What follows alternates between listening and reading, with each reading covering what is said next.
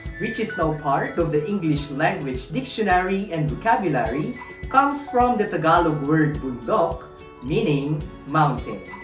Catch Aral TarlakHenyo every Monday to Friday from 8:30 a.m. to 5:30 p.m. over Radyo Pilipino DCTC 828 and streamed live on Facebook page and YouTube channel of RTV Tarlac, Channel 26.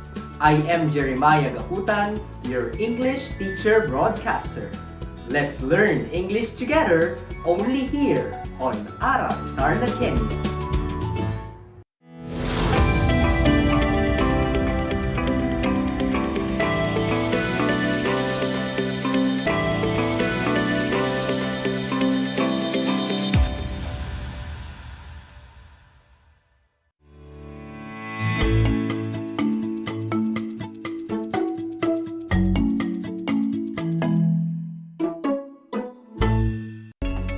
Hello, grade 8 learners! Welcome to another journey of learning. This is Aral TarlakHenyo here on RTV Tarlac Channel 26, simulcast over DZTC 828 Radyo Pilipino Tarlac. I am Ma'am Jonna Maika D. Rodriguez, broadcasting live here in San Rafael, Tarlac. And it is my pleasure to be with you in this exciting learning journey in English 8. Be prepared to an exciting way of learning, even at the comfort of your homes. Make sure you are seated comfortably, geared with your paper, pen, learning activity sheets, and of course, with a ready mind. Before we proceed to our discussion, I want you to prepare your pen, learning activity sheets, and self-learning modules. Today, we will discuss about recognizing positive and negative messages conveyed in a text. At the end of this lesson, you are expected to recognize positive and negative messages conveyed in a text. In the previous episode with Teacher Stanley, you learned about comparing and contrasting own opinions with those presented in familiar text. So, before we proceed with today's lesson, let us recall what you learned in the previous discussions. Let us have Activity 1 entitled Let Us Recall on your learning activity sheets. Identify statements that show comparison and contrast. Read each sentence carefully and choose the correct letter of your choice. Are you ready? For question number 1, what is the process of establishing similarities between things and people? If your answer is letter A, comparing, you are correct. Question number 2, when comparing between things and people, which graphic organizer is the most appropriate to be used for comparing? If your answer is letter B, Venn diagram, then you got it. Question number 3, what do you call a text that contains facts about people, places, things, or events? The correct answer is letter D, report. Question number 4, before expressing your opinion based on a text that compares and contrasts, what should you do first? That's right, it's letter D, identify similarities and differences. Last question, in order for the writer to write his or her opinion based on any topic or issue, his or her opinion should be based on blank. Great! It should be based on letter A, evidence. Congratulations! You did a great job in accomplishing your test. You are now ready for the next part of the lesson. Do not forget to apply what you learned from the previous lesson. We shall now proceed to the lesson proper. Are you ready? Go to Activity 2 entitled Let Us Take Note on Learning Activity Sheets. Listen as I discuss the concepts on recognizing positive and negative messages conveyed in a text. Are you ready? Let's start. What is a positive message? Positive message express gratitude, motivation, or encouragement. It also provides good news, acceptance, greetings, agreement, and congratulatory remarks. Here are some of the examples of signal words and expressions commonly used to express positive messages. When expressing gratitude, you may say thank you and I appreciate you. You may also say I value and respect your opinion, as well as a million thanks in expressing someone's deepest gratitude. Another good expression in expressing gratitude is you are such a blessing. The next time you see your good friend, you may say this expression to him or her. Let us take a look of these expressions that use in sentences which express positive message. Number 1. You work so hard as a frontliner.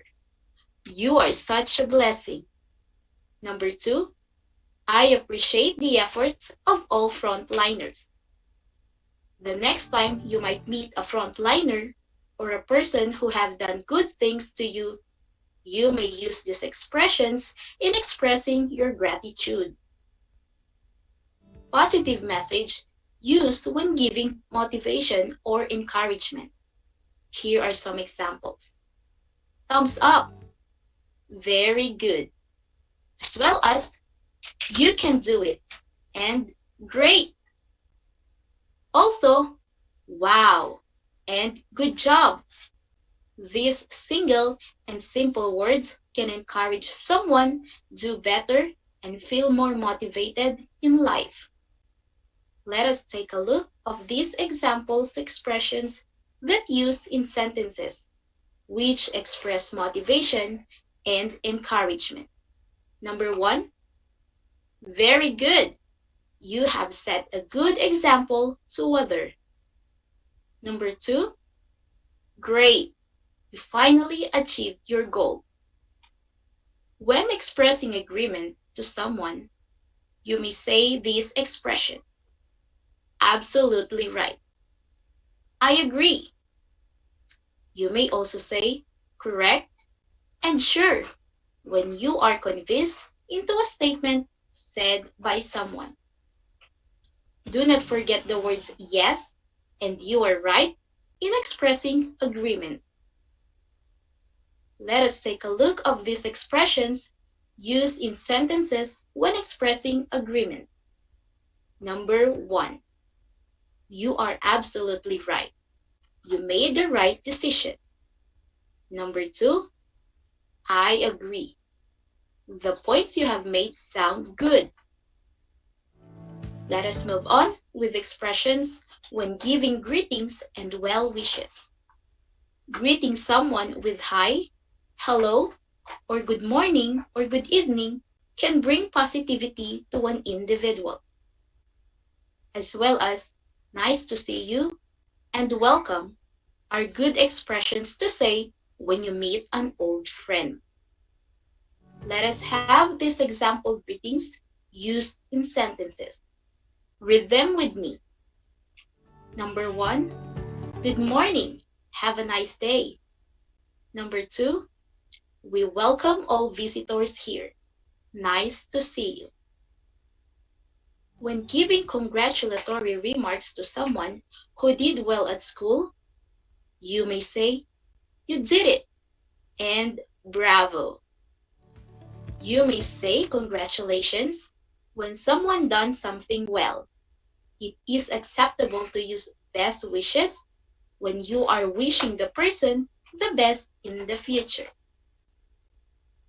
Let us take a look on how these expressions were used in sentences. Read them with me. You made it to the honor list. Congratulations, young man. Bravo. You have done an excellent job. Remember, my dear learners, saying something nice to someone has the power to brighten their day. Sharing a compliment or an encouraging thought can have a huge effect. It can even change their course of their life. Let us move on to negative message. What is a negative message? It conveys unpleasant information such as negation, disappointment, anger, or disagreement. When expressing negative expressions or negation, you may use words like neither or never, and no one and nobody. Negation refers to contradiction or denial of something. None and nor also express negative expressions. Let's read the sample sentences using words that express negation. None of these bad incidents could have happened if the children had listened to their parents. Online class is not possible for all students. Let's take a look of the words like bitter and disillusion. These words mean disappointment in someone or something that one discovers to be less good than one had believed. Also, words like dismayed and sad to note express negation when someone used dismayed refers to showing feeling of upset and worriedness because of some unwelcome situation. Let us take a look on how they are used in sentences. Sad to note, the parents allow the boy to work for the family. It is natural for people to feel bitter when things do not go their way. When expressing anger or disagreement, you may use expressions like I disagree and I don't think so. More examples like I doubt, which use as a response to a question or statement about something that you think isn't true or unlikely. When you want to tell someone that something is impossible, you may use no way. Let's take a look of these sample sentences using words that express disagreement. I disagree when people insist to go out even during curfew hours. I doubt the effectiveness of the vaccine. Remember, negative messages are informative messages that you probably do not want to hear. Also, focusing on negative messages may lead to decreased motivation and can make someone upset. Therefore, be mindful to what you say to other people. Congratulations! I hope that everything is clear when recognizing positive and negative messages. Now that we are done with the lesson, let's read a short text and find out what is it all about. Let us put your learnings into action by reading a short text. Listen as I read it. Are you ready? Because of an accident, Tita could not move her arms and legs. Then one day, she became one of the lucky learners who would learn to operate a special computer by speaking to it. Tita felt nervous when she saw her new teacher coming toward the computer laboratory, but she really wanted to learn how to use this computer.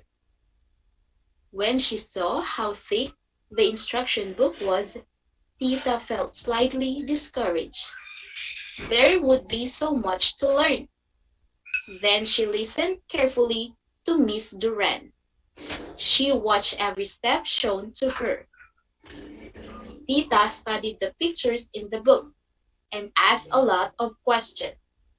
Finally, Tita figured out all the steps all by herself. She felt proud when the computer responded to her voice. Very good, Miss Duran exclaimed with a smile. You've done it, Tita. Let's check if you really understood the story. Let's answer the following questions about the story. What is the text all about? Very good. The text is all about Tita and her successful task operating the special computer. Next question. Have you found positive and negative expressions used in the text? Absolutely right. There are positive and negative expressions found in the text. To test you more further, let's answer the activity on Let's Take Note. Go over your learning activity sheet and answer the activity with me. Read the following sentences carefully to identify whether they convey positive or negative messages. Write like if the sentence is positive and dislike if the sentence is negative. Are you ready? You can do it. Item number 1. Tita felt slightly discouraged. Item number 2. Miss Duran exclaimed with a smile. You've done it, Tita. Item number 3. She became one of the lucky learners who would learn to operate special computers. Item number 4. Tita felt nervous when she saw her new teacher coming toward the computer laboratory. Item number 5. She felt proud when the computer responded to her voice. Very good, Miss Duran exclaimed with a smile. Now let us check if you got them right. The answer on item number 1 is dislike, because the word discourage conveys negative message. The answer on item number 2 is like, because of the expressions you've done it, conveys encouragement. The answer on item number 3 is like, because of the word lucky, it conveys positive message. The answer on item number 4 is dislike, because of the word nervous. Lastly, the answer on item number 5 is like, because of the expression very good. It expresses motivation. Good job, grade 8 learners! I can see that you really listened and understood our lesson. To check further your knowledge about the lesson, let us apply what you learned on the next activity. Read the following statements carefully, complete the following statements with appropriate words, and circle the letter of your answer to each item. Item number 1. It is blank to see you in my birthday party. A. Great. B. Sad. C. Bad. D. Unfortunate. Item number 2. It is a big blank. You shouldn't drink alcohol and smoke. A. Yes. B. No. C. Sure. D. Of course. Item number 3. Blank. Your ideas made our project extraordinary. A. I'm sorry. B. No way. C. Thank you. D. I doubt. Item number 4. You are a blank friend. You made my day complete and memorable. A. Great. B. Bad. C. Awful. D. Terrible. Item number 5. You always lie to me. I'm blank happy about it anymore. A. Super. B. Absolutely. C. Very. D. not. Let us check your answer, grade 8 learners.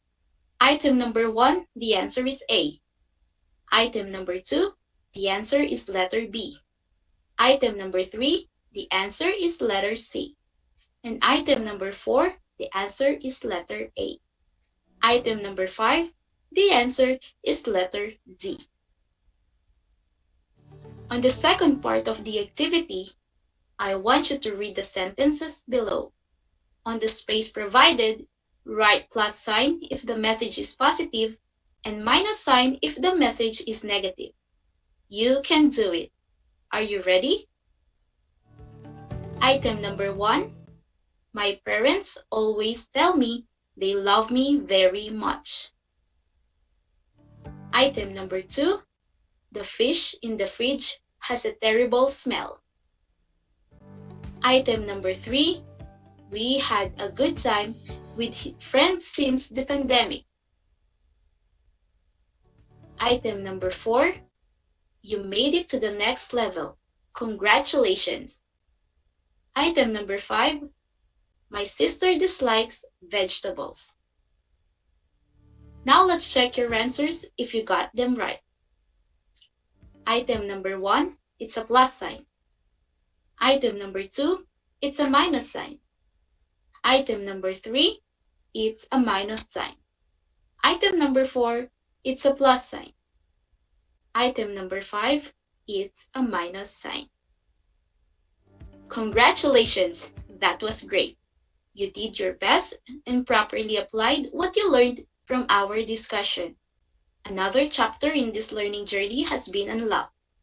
Now, apply what you have learned through a more complex yet interesting test. I will give you an activity that you will accomplish while watching and listening to this session. Are you ready? You can find this test on your learning activity sheets. Look for activity 4, let us strengthen.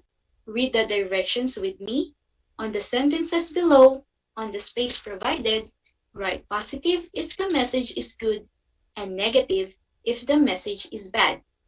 Then underline the word that signals the positivity or negativity of the message conveyed. Are you ready? Number 1. Nothing is left for the guests to eat. Number 2. I had a wonderful time talking with you. Number 3. Wow, you can paint well. Number 4. I do not want to see you again. Number 5. She unfriended him on Facebook. Let's check your answers on items 1 to 5. Item number 1. The sentence conveys negative message. The underlined word is nothing. Item number 2. The sentence conveys positive. The underlined word is wonderful. Item number 3. The sentence conveys positive. The underlined word is wow. Item number 4. The sentence conveys negative. The underlined word is not. Item number 5. The sentence conveys negative. The underlined word is unfriended. Now, let's proceed on items 6 to 10. What you did was amazing. I failed the final exam. Number 8. She loves playing tennis with her friends. Number 9. The jeepney did not arrive on time. Number 10. Good afternoon, grade 8 students. Now let's check your answers on items 6 to 10. Item number 6. The sentence conveys positive message. The underlined word is amazing. Item number 7. The sentence conveys negative message. The underlined word is failed. Item number 8. The sentence conveys positive message. The underlined word is loves. Item number 9. The sentence conveys negative. The underlined word is not. Lastly, item number 10. The sentence conveys positive. The underlined word is good afternoon. You did a great job today, grade 8 learners. To end our discussion, let me lead you to this quotation by Yehuda Burge. Words have energy and power with the ability to help, to heal, to hinder, to hurt, to harm, and to humiliate, and to humble. Therefore, be careful with your words. Once they are said, they can only be forgiven, not forgotten. Serving you fun ways of learning together with Aral TarlakHenyo here on RTV Tarlac Channel 26, simulcast over DZTC 828 Radyo Pilipino Tarlac. This is Ma'am Jonna Maika D. Rodriguez. It has been a great time learning with you.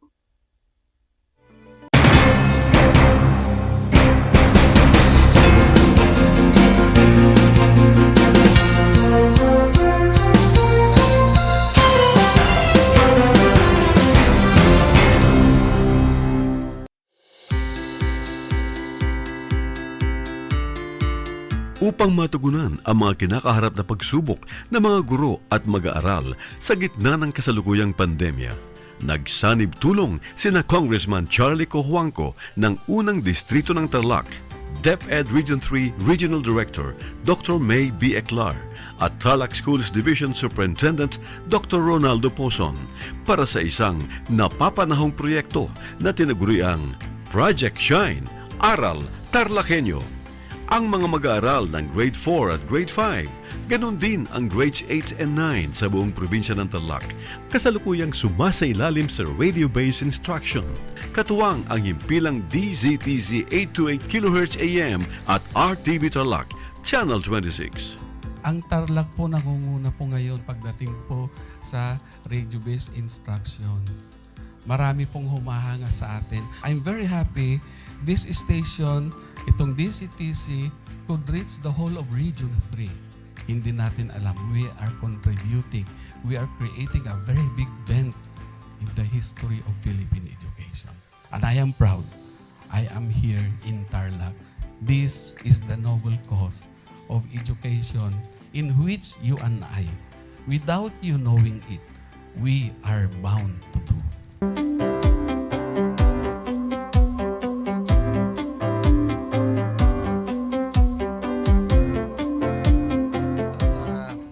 Project natin na Project Shine is a natural consequence dahil sa nangyari sa buong mundo. Let's continue to work together. I think it's very Filipino to practice bayanihan in anything or most of the things that we do. And this is a manifestation of that. No? We have private sector, we have DEPED, we have local government, all working together. And I hope the parents of some of these children, especially the parents that did not graduate from school or hindi nakapag-aral nung sila ay bata, sana naman gamitin na nila itong opportunity na mag-schooling na rin sila kasama ng mga anak nila para mag-bonding pati ang mga magulang sa mga bata. I look at this as doing God's work. Diba? So if you do God's work, it feels right. It's righteous. It's for good, not for evil. Good morning and happy learning, grade 4. Welcome to Aral TarlakHenyo here on RTV Tarlac, Channel 26. Simulcast over DZTZ 828, Radyo Pilipino Tarlac. I am Teacher Mercy Pacheco Bognot. This is Alistair Aidatu. I am Marie Josephine B. Andrade. I am Teacher Princess Marie M. Dueñas, and I will be your teacher broadcaster for today.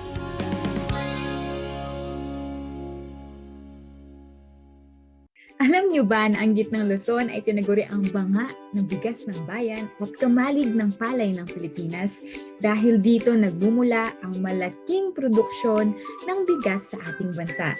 Ito ay binubuo ng mga lalawigan ng Aurora, Bataan, Pampanga, Nueva Ecija, Zambales at Tarlac. Ugaliin nating manood ng Aral TarlakHenyo Lunes hanggang Biyernes alas 8:30 ng umaga hanggang alas 5:30 ng hapon. Ako si Binibining Pia Izrin Capiral, ang inyong teacher broadcaster sa Araling Panlipunan dito sa Project Shine Aral TarlakHenyo.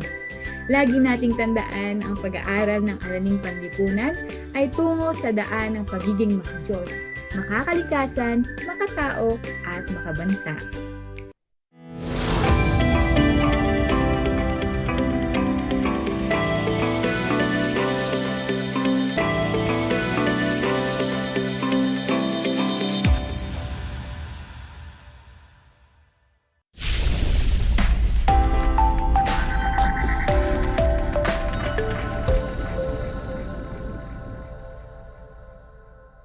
Sa ating Aral TarlakHenyo sa Schools Division of Tarlac Province sa RTV Tarlac Channel 26, DZTZ Radio Pilipino Tarlac. Magandang araw! Naririto tayo at nagsisikap at nagpupunyagi na maging makadiyos, makatao, makakalikasan at makabansa. Kamusta kayo mga ginigiliw kong mag-aaral? Ang aking pagbati at paghanga sa inyong masidhing pagpupunyagi sa patuloy na pag-aaral sa himpapawid upang matuto sa kabila ng hamon ng pagkakataon, ang COVID-19 pandemic. Ako ang inyong guro sa Aralin Panlipunan Grade 8, Ginoong Arvin Lee, upang samahan at gabayan kayong maunawaan ang nilalaman ng ating aralin, kung saan nasusuri ang pag-usbong at pag-unlad ng mga klasikong kabihasnan sa Africa, Amerika, at mga pulo sa Pacific. Sa lahat po ng mga magulang at mag-aaral sa ikawalong baitang na kasalukuyang nakasubaybay sa ating live broadcast. Kung kayo po ay may mga katanungan o nais linawin ukol sa ating paksa ngayong araw, ay maaari kayong mag-text sa aking numero 0938-0789-207. Kaya text na! Mga giliw kong mag-aaral, pinapaalala kong muli ang ating kasunduan bago simula ng ating talakayan. Una, siguraduhin na kayo ay nasa komportableng lugar habang nakasubaybay sa ating Aral TarlakHenyo. Pangalawa, ihanda ang CD ng inyong module, papel at ballpen na gagamitin sa ating pag-aaral. At panghuli, iwasan ang paggawa ng ibang bagay at ituon ang sarili sa paksang tatalakayin. Batid ko na kayang-kaya ninyo yang gawin. Balikan muna natin ang paksang tinalakay noong nakaraang linggo. Subukan ninyong sagutin ang 5 tanong na aking ibibigay ukol sa kabihasnang Minoan, Mycenaean at kabihasnang klasiko ng Greece, at maging yung mga kontribusyon ng kabihasnang Rome. Para sa balik-aral, ihanda ang inyong papel at ballpen at isulat sa sagutang papel ang sagot sa aking 5 katanungan. Handa na ba kayo? Kung ganon, magsisimula na tayo sa ating balik-aral. Para sa unang tanong, inihalal sila na may tungkuling pangunahan ang hukbo, ingatan ang salapi ng pamahalaan, at tumayo bilang kahuli-hulihang hukom at may terminong 1 taon. Ang sagot ay consul. Para naman sa ating ikalawang tanong, ito ay tagapagbatas na binubuo ng 300 kinatawan mula sa mga patrician. Sa ilalim ng republika, pinakamakapangyarihan, sila ay inihalal at may terminong panghabang buhay. Ang pangunahing gawain nila ay ang magbigay ng payo sa consul. Ang sagot ay Senate. Para naman sa ating ikatlong tanong, nilikha ito upang kumatawan sa karaniwang tao. Pagsapit ng 451 BCE, ang mga batas ay inukit sa 12 tabletang tanso. at inilagay sa forum upang mabasa ng lahat? Ang sagot ay Assembly of Tribes. Para naman sa ating ika-4 na tanong, binubuo sila ng 10 pinuno mula sa mga plebyan na magsusulong ng mga karapatan ng mga plebyan sa pamahalaan. Ang sagot dito ay tribute. Para naman sa ating panghuling tanong, ito ay batas para sa lahat. Ito ang ginamit upang alamin ang mga krimen at tansyahin ang kaukulang parusa. Nakasaad dito ang mga karapatan ng mga mamamayan at ang pamamaraan ayon sa batas. Ang sagot dito ay 12 tablets. Ilan ang nakuha mong tamang sagot? Patid ko na marami. Kung hindi man, may pagkakataon ka pang makabawi sa mga susunod nating gawain. Tinalakay natin sa nakaraang aralin ang tungkol sa kontribusyon ng kabiasnang Romano. Kung sa nakaraang talakayan, tinalakay ang tungkol sa kontribusyon ng kabiasnang Romano, ngayon ay handa na ba kayo sa ating bagong aralin? Game na ba kayong mag-aral at matuto dito pa rin sa ating Aral TarlakHenyo? Atin namang tatalakay ngayong araw ang pagpuspong at pag-unlad ng mga klasikong kabihasnan sa Africa, Amerika, at mga pulo sa Pacific. Ang daigdig sa klasiko at transisyonal na panahon. Inaasahan natin na pagkatapos ng leksyong ito ay kaya na ninyong maisa-isa at masuri ang mga advokasya na nagsusulong na pangalagaan at mabigyan ng pagpapahalaga ang natatanging kontribusyon ng mga klasiko at transisyonal na panahon. Handa na ba kayo? Pero bago natin simulan ang ating talakayan, ay magkakaroon muna tayo ng kalinawan ukol sa 3 salita. Una, ang Mesoamerica, ikalawa, ang Maya, at ikatlo, ang Pyramid. Ano nga ba ang kahulugan ng salitang Mesoamerica? Ano nga ba ang kahulugan ng Maya? At ano nga ba ang kahulugan ng salitang pyramid? Pag-uusapan natin ngayon ang mga kahulugan ng 3 konsepto dito pa rin sa ating Aral TarlakHenyo. Para sa unang salita, ang Mesoamerica ay hango sa katagang meso na nangangahulugang gitna. Ito ang lundayan ng unang kabihasnan ng Amerika.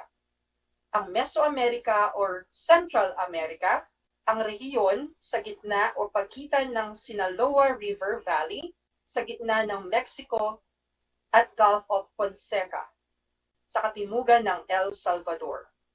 Sa kasalukuyan, saklaw ng Mesoamerica ang malaking bahagi ng Mexico, Guatemala, Belize, El Salvador at kanlurang bahagi ng Honduras.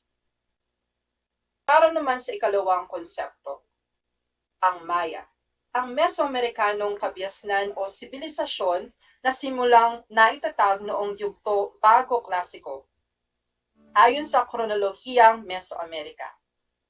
Ang pyramid naman ay isang salita na nagmula sa sinaunang Greece at nagmula din ito sa Latin na salita na pyramis, na ang literal na kahulugan ay tadsulok o hugis, tadsulok.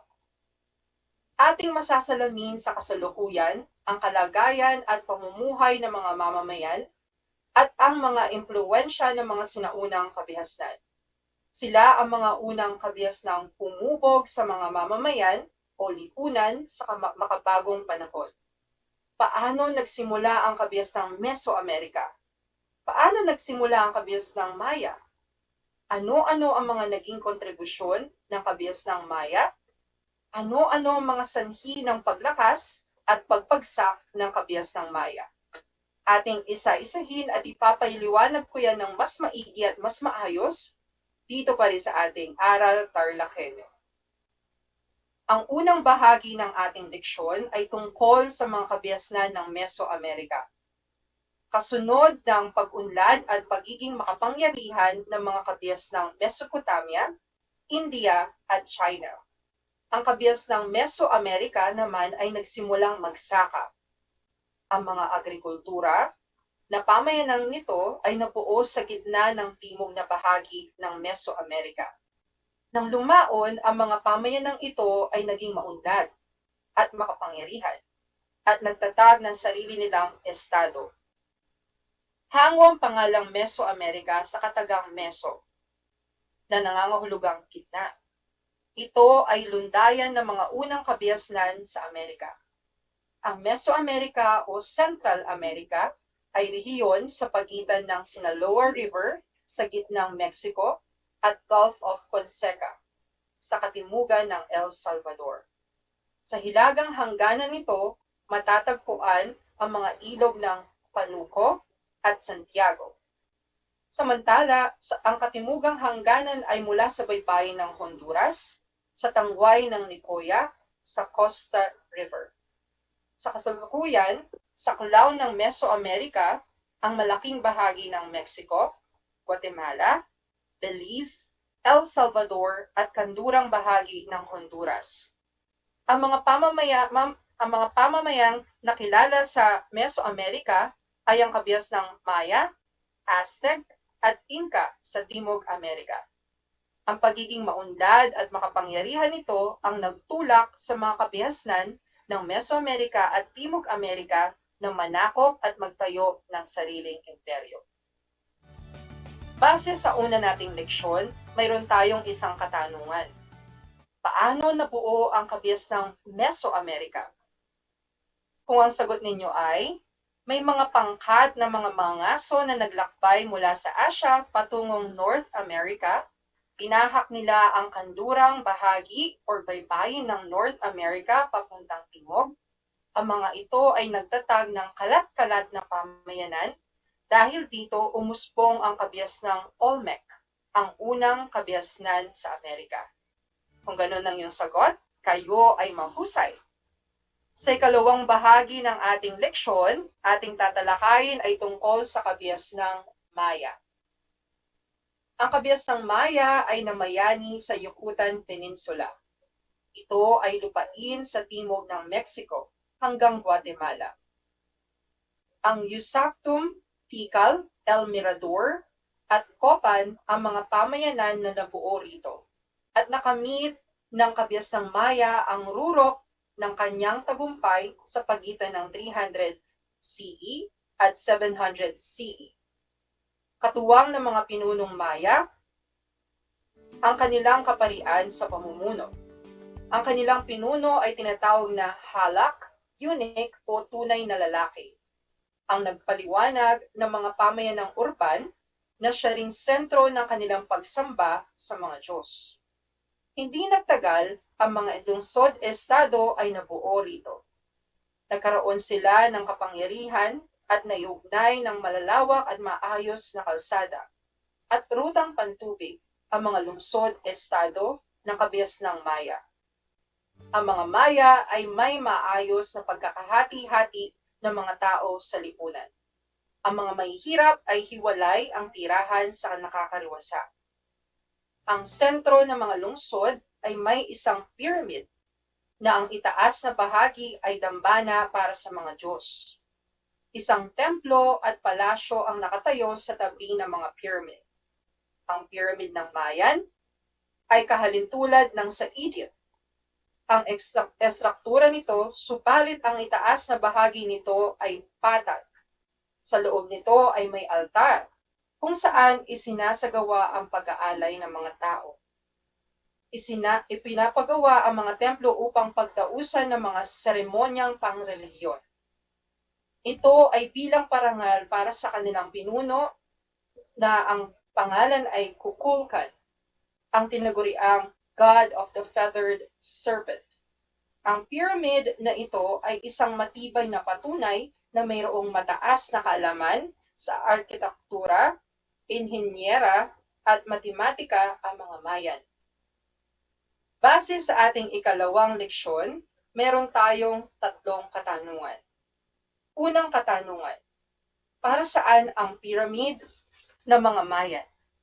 Kung ang sagot ninyo ay, Ang itaas na bahagi nito ay isang altar, kung saan isinasagawa ang pag-aalay at pinagdarausan din ito ng mga seremonyang panrelihiyon bilang parangal kay Kukulkan, ang god of the feathered serpent. Ang mga Mayan ay mga ngalakal. Kabilang sa mga produkto nila ay ang pangangalakal ng mais, asin, tapa, pinatuyong isda, pulot-pukyutan, kahoy, at balat ng hayop.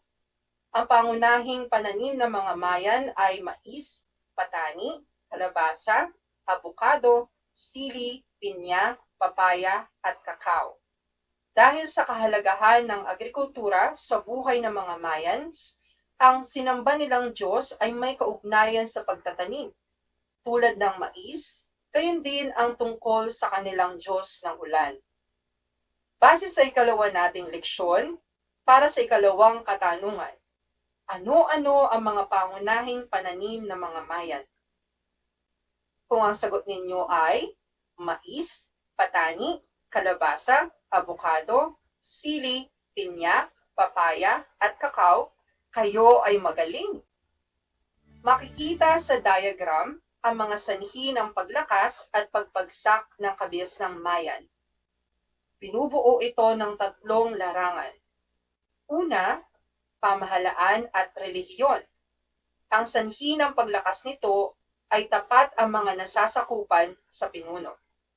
Ang pinuno ay namumuno sa pamahalaan at relihiyon.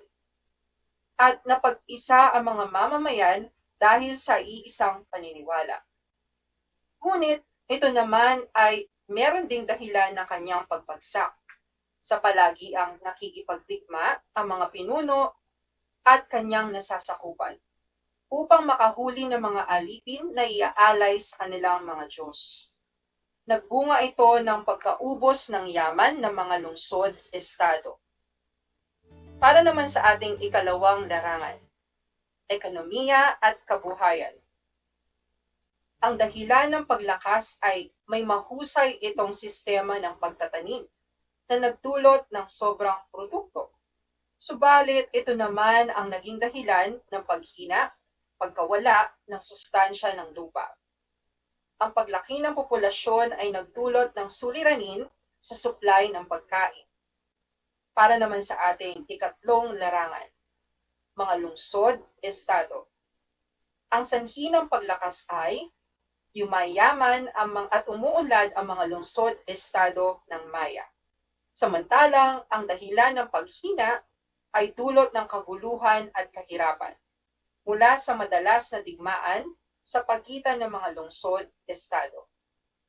Base sa ikalawang leksyon, ito ang ating pangatlong katanungan. Ano-ano ang mga naging dahilan ng paghina ng kabias ng Mayan? Kung ang sagot ninyo ay ang palagiang pakikipagdigma, pagkawala ng sustansya sa lupa dahil sa pagkakaabuso nito mula sa dumaraming populasyon, at ang matinding kaguluhan at kahirapan, kayo ay magaling. Ngayong tapos na ang unang bahagi ng ating aralin, natutunan natin ang salitang Meso na nangangahulugang sentro.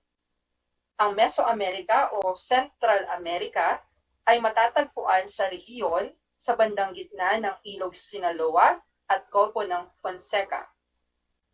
Mga lugar na parehong matatagpuan sa gitnang Mexico at katimugan ng El Salvador. Sa hilagang parte nito, matatagpuan ang dalawang malalaking ilog ng Panuco at Santiago. Sa katimugan naman, ang baybayin ng Honduras at Atlantiko na umaabot hanggang Nicaragua at Costa River. Ayon sa mga siyentista, mga ngaso na galing sa Asya ang sinaunang naninirahan sa Amerika. Una dito ay ang Olmec, na kilala sa tawag ng mga taong goma dahil sa paggamit nila ng dagta ng goma. Sila ay marunong din sa sining at paglililok ng mga higanting ulo na yari sa bato. Hieroglipiko ang sistema ng kanilang pagsulat at ginagamit sa paggawa ng sinaunang kalendaryo. Sa paglipas ng siglo, sila rin ay humina at bumagsak. Samantala, Ang mga Mayan naman ang sumunod. Ang grupong ito ang nagpatigil sa paggamit ng kalendaryo. Gumawa sila ng mga piramid na nagsilbing alay sa kanilang mga Diyos. Ito ang naging sentro ng bawat lungsod. Ang mga sibilisasyon dito ay mahilig sa sining, matematika, estruktura at astronomiya. Nakakalungkot mang isipin na sa pagtatapos ng ating aralin, malinaw na pinapakita nito na ang lahat ng bagay sa mundo ay may simula at ito din ay may hangganan o katapusan. Gaano man kaganda o kaayos ang isang bagay, gaano man kayaman, katanyag ang isang bagay sa mundo, lagi nating tatandaan na lahat ng bagay sa mundo ay may hangganan. At sa bawat hangganan, may bagong liwanag ng pagsisimula. Bilang buhay at may magagawa pa tayo, sikapin nating mamuhay na may kabutihan sa ating puso. Ang kabutihan ay isang bagay na pwede nating maibahagi sa iba. Ika nga nila, you can never go wrong with kindness. Isa pang aral na napulot natin sa ating leksyon ay ang status discrimination sa pamagitan ng pagkakahati-hati ng tao sa lipunan. Ang may hirap ay hiwalay sa tirahan sa mga mayaman. May malaking pagkakaiba sa kanilang pamumuhay na hanggang sa ngayon ay nararanasan pa rin ng lahat ng tao. Sistema na bahagi na ng ating kultura. Hindi natin kasalanan kung pinanganak tayong mahirap. Nasa sa atin kung mananatili tayong mahirap. Sana ay naunawaan ninyo ang huling bahagi ng ating talakayan. Patungkol sa mga kabihasnan sa Mesoamerica at ang kabihasnan ng Maya. Ngayong tapos na natin ang unang bahagi ng ating leksyon, oras na para tasahin o sukatin ang inyong kaalaman ukol sa mga kabihasnan sa Mesoamerica at ang kabihasnan ng Maya. Ihanda ang inyong kwaderno at papel para sa inyong gawain. Isulat ang inyong pangalan, antas at pangkat at petsa ngayong araw. Magsisimula na tayo. Para sa ating unang gawain, tukuyin kung tama o mali ang mga pangusap base sa ating leksyon. Una, kasunod ng pag-unlad at pagiging makapangyarihan ng mga kabihasnang Mesopotamia, India at China ang kabihasnang Mesoamerica. Ang sagot ay tama. Para naman sa ating ikalawang pangusap, ang mga pamayanang nakilala sa Mesoamerica ay ang kabihasnang Maya, Aztec at Indus sa Timog Amerika. Ang sagot ay mali. Ito ay mali dahil ito ay Inca at hindi Indus. Para naman sa pangatlong pangusap, ang pagiging maunlad at makapangyarihan nito ang nagtulak sa mga kabihasnan ng Mesoamerica at Timog Amerika na manakop at magtayo ng sariling imperyo. Ang sagot ay tama. Para naman sa ating ikaapat na pangusap, ang kabihasnang Maya ay namayani sa Yucatan Peninsula. Ito ay lupain sa timog ng Mexico hanggang Guatemala. Ang sagot ay tama. Para naman sa ating panghuling pangusap, ang mga Mayan ay nangangalakal, kabilang sa mga produkto nito ay ang pangangalakal ng mais, asin, tapa, pinatuyong isda, pulog-pukyutan, kahoy at maging ang balat ng hayop. Ang sagot dito ay tama.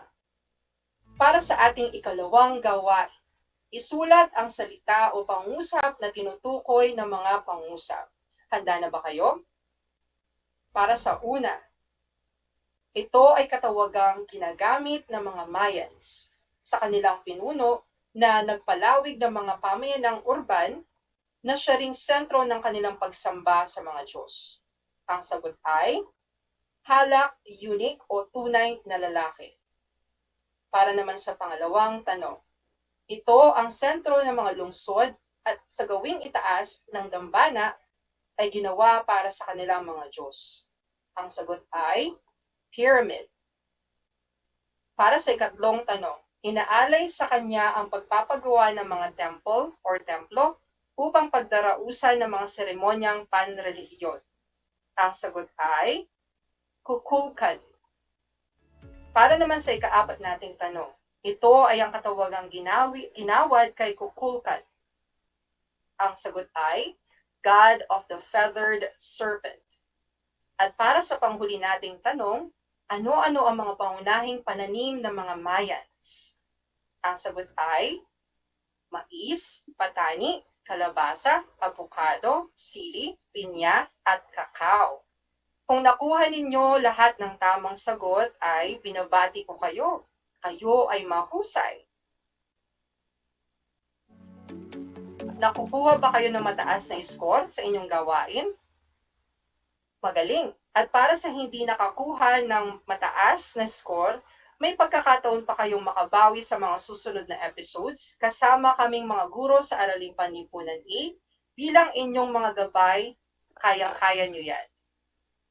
Isang bahagi na ng ating leksyon ang ating natapos talakayin. Upang magkaroon kayo ng idea sa susunod na talakayan, maaari ninyong basahin ang mga pahina 192 hanggang 200 para maging handa kayo sa susunod nating leksyon.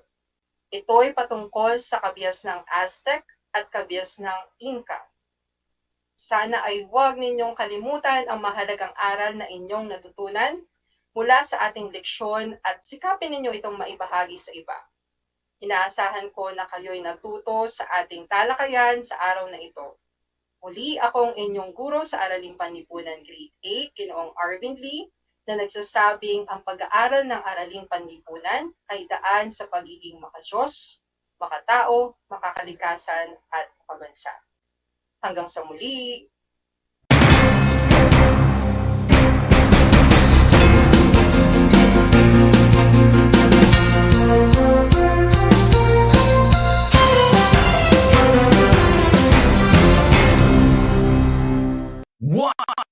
One FM. This is your one. My only one. One lang yan. The only one. One FM. 96.1 Tarlac, 98.3 Lucena, 88.3 Legazpi, 96.1 Surigao, 95.9 Butuan, 92.1 Mindoro, 96.7 Tacloban, 99.3 Baler, 95.1 Puerto Princesa, Palawan. This is your one. Your only one. Your only one. One FM. One FM.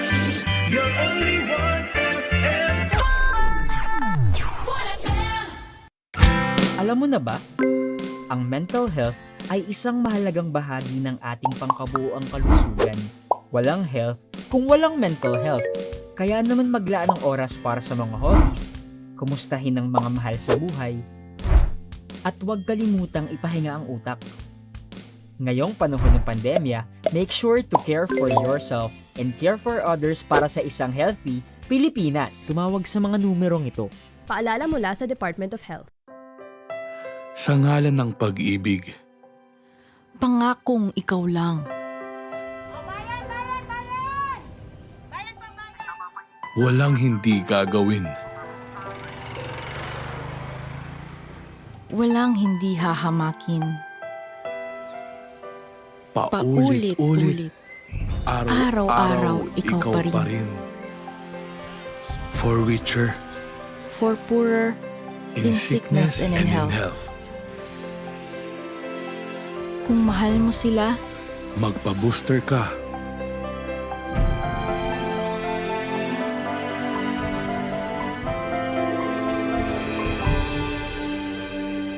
promise. X-Man. Ligtas para sa lahat.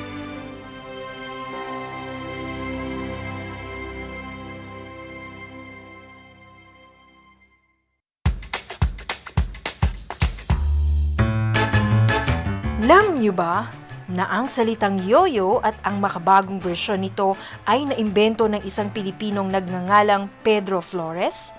Taong 1920s nang dinala ni Flores ang laruang ito sa Estados Unidos.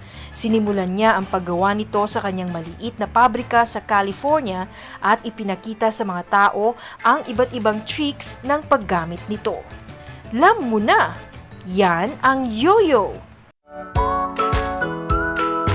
How are you today? Hello, everyone. Hello, learners of Tarlac. Good morning, Math Talino Grade 4 learners! Welcome to Aral TarlakHenyo here on RTV Tarlac Channel 26. Simulcast over DCTC Radio Filipino Tarlac.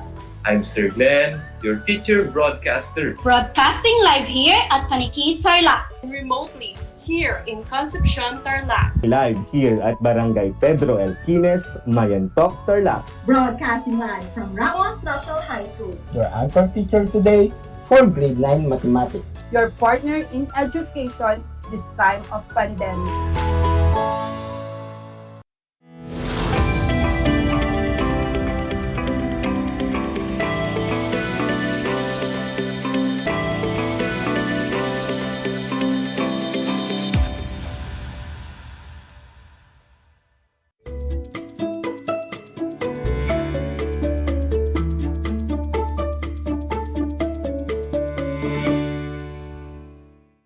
Hello, TarlakHenyos, and good afternoon. Welcome to Aral TarlakHenyo, here on RTV Tarlac, Channel 26. Simulcast over DCTC 828 Radio Filipino Tarlac. Broadcasting live here in Quezon National High School, Herona Tarlac, via remote live broadcast. I am Teacher Dalia Dancel Ignacio, and I will be your teacher broadcaster for TLE Grade 8 Caregiving. How are you doing today, Grade 8 learners? I hope you're doing well and in good health while learning with us. I'll be with you for the next 25 minutes. So join me for another exciting learning adventure in caregiving. Before anything else, I want you to get your Self-Learning Module 1 in Caregiving, learning activity sheets, paper, and pen. Also, I want you to be in comfortable place, free of distractions, so that you can hear me loud and clear. And lastly, I'm inviting you to actively participate in our session today. If you are watching our FB Live, you can type your answers on the comment section.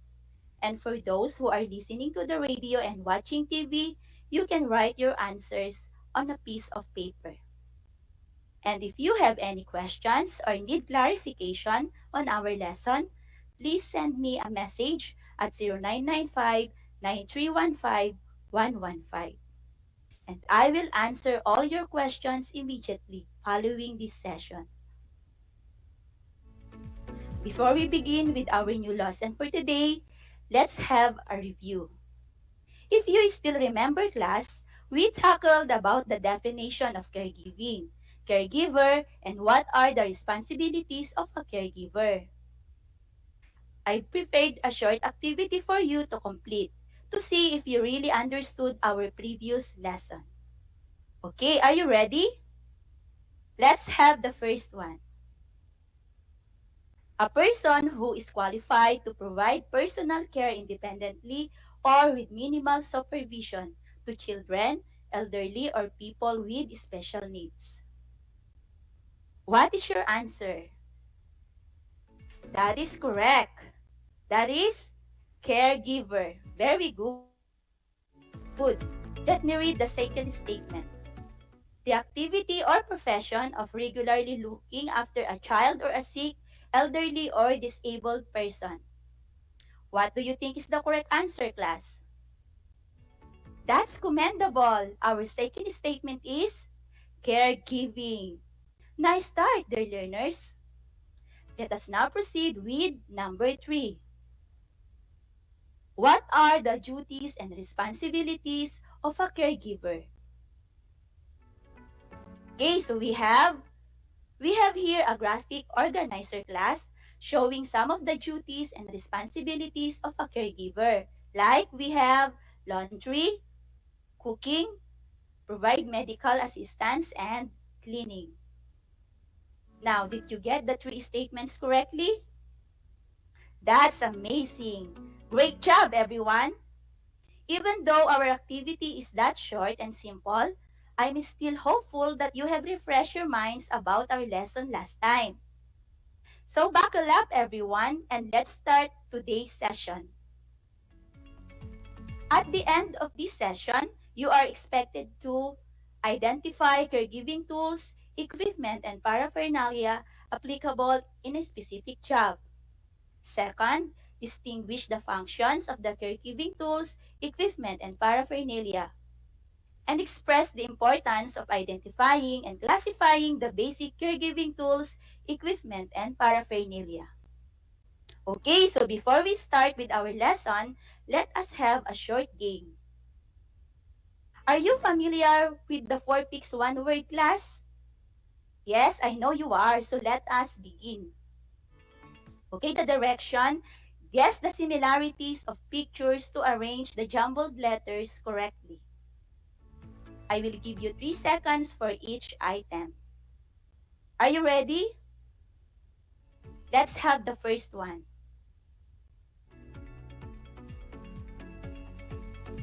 What is your answer? Very good. The answer is meal preparation. Now, can you identify the objects in the picture, class? So we have here the tongue, the ladle, the chopping board, and the microwave oven. These objects are used for meal preparation. Now, moving on with the second picture. What is your answer? Yes, excellent. That is cleaning. The different objects that you can see in the picture is used in cleaning, like the duster, the broom, the dustpan, and the vacuum cleaner. I know, class, that you are familiar with these objects because you have it at home. Now let us try number 3. So what do you think the answer, class? The jumbled letter is washing. Nice one. You are doing great. What are the objects that belongs here? Can you name some? Yes, very good.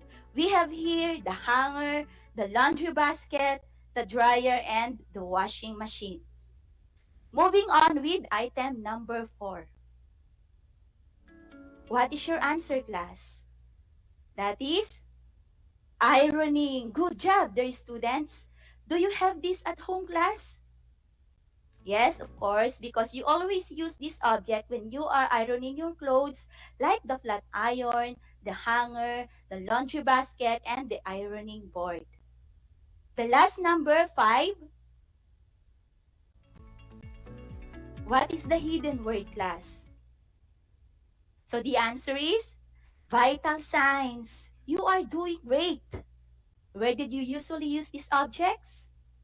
Yes, in the hospital or clinic or even at home. Can you name some? We have here the thermometer, the stethoscope, and BP apparatus, which are used in taking vital signs. Good job, dear students. You unlock the hidden words in 4 picks 1 word game. Again, we have the meal preparation, cleaning, washing, and ironing, and vital signs also. The objects that you have identified a while ago are the tools, equipment, and paraphernalia in caregiving.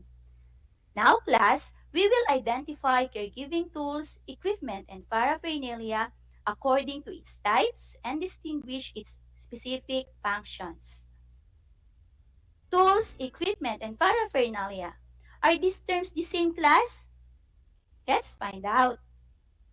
Tools, equipment are terms that are often used interchangeably without knowing the actual difference between tools and equipment. But in fact, they have different definitions.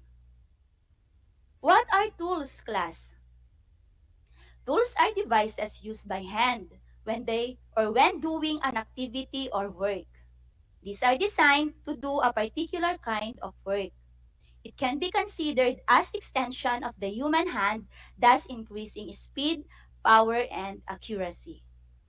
On the other hand, equipment usually denotes a set of complements that are used to provide a specific service or function, which include any machine powered by electricity. Whereas paraphernalia are commonly referred to a group of apparatus for a particular activity. These basic materials need always to be sterilized to make them free from bacteria or other microorganisms. I hope to jot down the information shared to you, grade 8 learners, for your future reference. To continue, tools, equipment, and paraphernalia used in caregiving are classified according to functions. These functions are namely used for meal preparation, used for cleaning, washing and ironing, and used for taking vital signs. Always remember that there is a need to familiarize the tools, equipment, and paraphernalia in caregiving so that we can contribute to the well-being of the persons we are caring. To be more acquainted with caregiving tools, equipment, and paraphernalia, here are the different classification and its function. Okay, caregiving tools, equipment, and paraphernalia used in meal preparation. Let's have the first one, the air pot. An air pot is a vessel quality or usually rounded which is used for holding liquid to maintain heat or coldness. However, in rural areas or in barrios, some of us are familiar in using thermos in keeping a drink or any liquid hot. Next, we have the blender. It is a kitchen and laboratory appliance which is used to mix, to puree or emulsify food and other substances. Next, we have the coffee maker. It is an electric countertop appliance that brews hot coffee automatically. Then we have the chopping board. A chopping board is a flat wooden or plastic board where meats or vegetables can be cut. Electric knife. It is a kitchen device which is used for slicing food. It requires less physical effort than an ordinary knife and makes neater slices. But you can still use ordinary knives, dear students, in slicing foods if that tool is not available. We have also electric can opener. This is a very useful device which is used to open canned goods with ease and accuracy. Food processor. It is a multitasking tool which is used to slice, dice, or whip food ingredients. Then we have the tongs. A food tong is an instrument with two hinge or sprung arms for grasping and holding. Then we have the ladle. It is a long handled spoon with a deep bowl at the end for serving food, especially broth or soup. Then we have microwave oven. A microwave oven is an oven that uses microwave to cook or heat the food. Then the stove. It is an appliance in which electricity or gas is utilized to supply heat to be used for cooking or reheating. There you have it, the different caregiving tools, equipment, and paraphernalia used in meal preparation. Now, let's find out the tools, equipment, and paraphernalia used for cleaning, washing, and ironing. Okay, class, let's have first the bottle sterilizer. An apparatus used to destroy microorganisms in a container like baby's bottle through boiling. Then broom. It is a tool which is used for sweeping dirt. It consists of twigs and bristles bound together and attached to a handle. Clothes hanger. A hanger resembles to the shape of person's shoulders and used to hang garments on. Then we have dishwasher. This is a mechanical device for cleaning dishes, eating utensils, and pots. It automatically washes the dishes like plates, the fork, and spoon. The dryer. A dryer is a machine or apparatus that removes moisture through the ventilation or heat. Then we have dustpan. A dustpan is a handled pan or scoop into which dust is swept from the floor. Next, the duster. A duster is a cloth or brush which is used in removing dirt and dust from the furniture. We have also the flat iron. A flat iron is an electric appliance which is used along with ironing board to iron or press clothing and other fabrics. We have also ironing board. This is a long, narrow, padded board, often with folded supporting legs, used as a working surface for ironing. Then we have the laundry or sorting basket. A laundry basket is a hamper that is used for holding dirty clothes for washing or wet clothes for drying. It may also be used for sorting clean clothes to be folded. Then we have the vacuum cleaner. It is an electrical appliance which is used for cleaning floors, carpets, and furniture by suction. Then the last one is the washing machine. A washing machine is an electric appliance which is used for washing clothes and linen. Now let's have the common tools, equipment, and paraphernalia in taking vital signs. But first, let us define, class, what is vital signs. Vital signs is a reflect essential body functions. It is a sign that an individual or a person is still alive because of our heartbeat, body temperature, pulse rate, breathing rate, and our blood pressure. The first item, class, is the BP apparatus aneroid or the sphygmomanometer. It is a mercury-free and consists of a cuff that can be applied with one hand for self-testing. A valve that inflates and deflates automatically with the data displayed on an easy-to-read gauge that will function in any position. Okay, next we have the BP apparatus digital.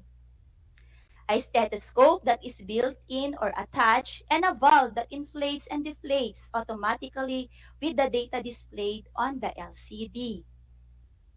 Next, we have the BP apparatus mercury.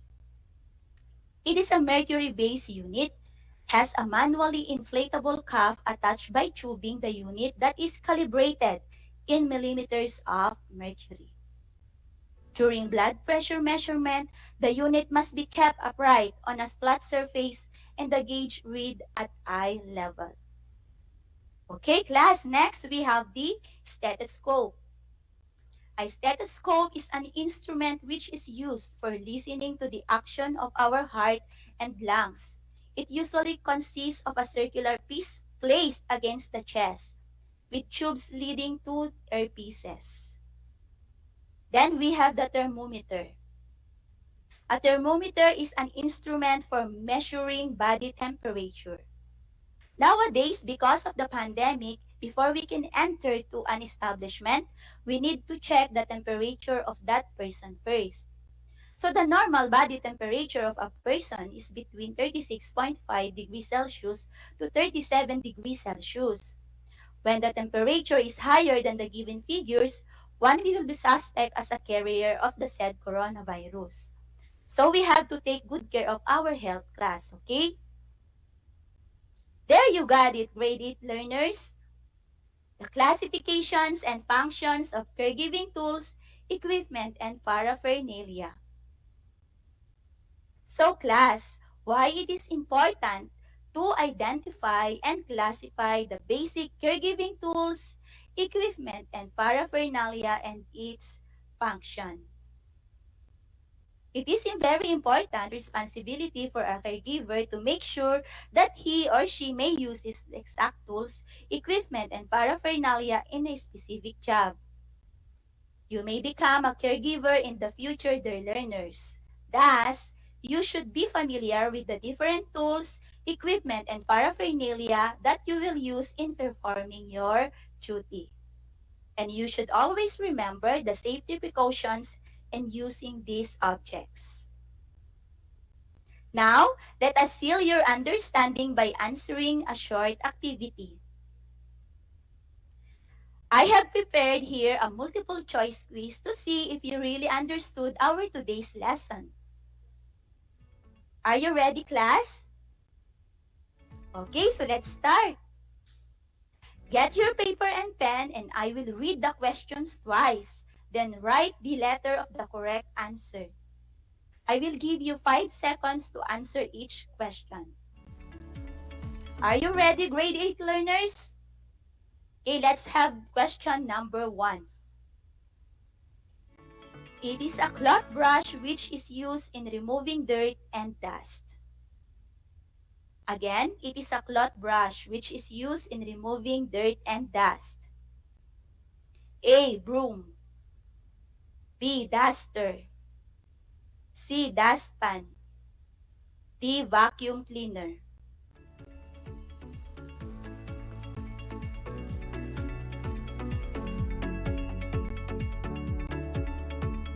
Okay, so let's move to question number 2. Which of the following caregiving tools, equipment, and paraphernalia is used to cook and heat food?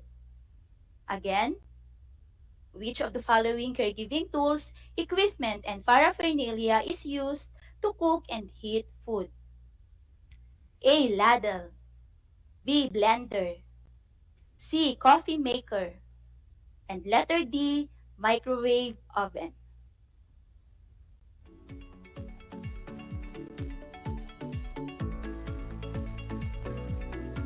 Next, we have number 3. This device usually found in a clinic, hospitals, or in a barangay health centers used for listening the heart and lungs action. Again, this device usually found in a clinic, hospitals, or in a barangay health centers used for listening the heart and lungs action. Letter A is sphygmomanometer, B thermometer, C pyrometer, and letter D stethoscope.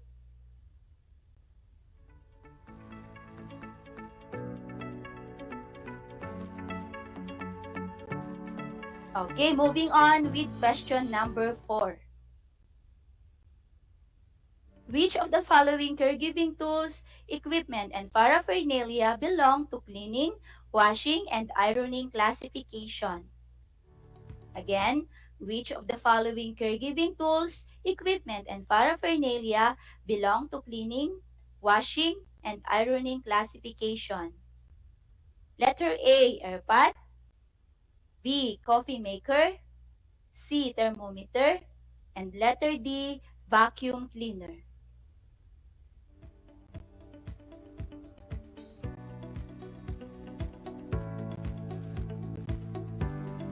Okay, last number, we have number 5. Which of the following caregiving tools, equipment, and paraphernalia used for holding and carrying the laundry basket and after wash? Again, which of the following caregiving tools, equipment, and paraphernalia used for holding and carrying the laundry before and after wash? Letter A, flat iron. B, clothes hanger. C, laundry or sorting basket. And letter D, washing machine.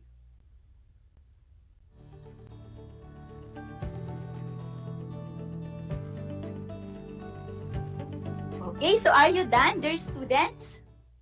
Now, let us check your answers. Let's have number 1. What letter? That is letter B, duster. Number 2, letter D, microwave oven. Number 3, letter D, stethoscope. Number 4, letter D, vacuum cleaner. And number 5, we have letter C, laundry or sorting basket. Okay, so you can count your scores now. So for those who got a perfect score, congratulations, you did a great job. For those who got 3 to 4, very good. And for those who got 2 and below, don't feel bad, but you have to study harder, okay? So that was a great learning experience with you, dear grade 8 learners. Hopefully, you enjoyed our lesson for today. Thank you for listening and for being active in answering our activity. I will be glad to be with you again on our next episode for another exciting topic. This is Project Shine, Aral TarlakHenyo, brought to you by the Department of Education, Division of Tarlac Province, in cooperation with DCTC 828 AM station. sponsored by our ever-supportive Congressman, Honorable Charlie Cuangco of 1st District. Always remember our hashtag. We aim for skills, knowledge, and progress in TLE. I am Teacher Dalia Dansal Ignacio, your Grade 8 TLE teacher broadcaster. Don't forget to follow our health protocols. Stay safe until next time.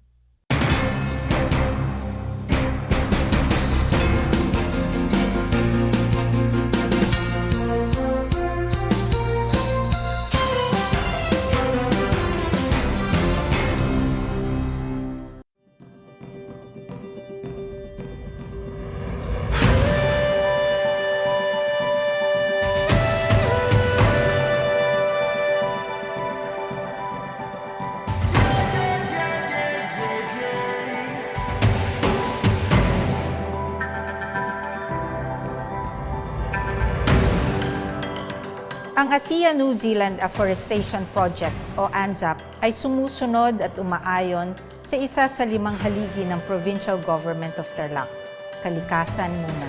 Although Tarlac is landlocked, the province is teeming with natural resources and beauty, and we TarlakHenyos are the stewards of this bounty.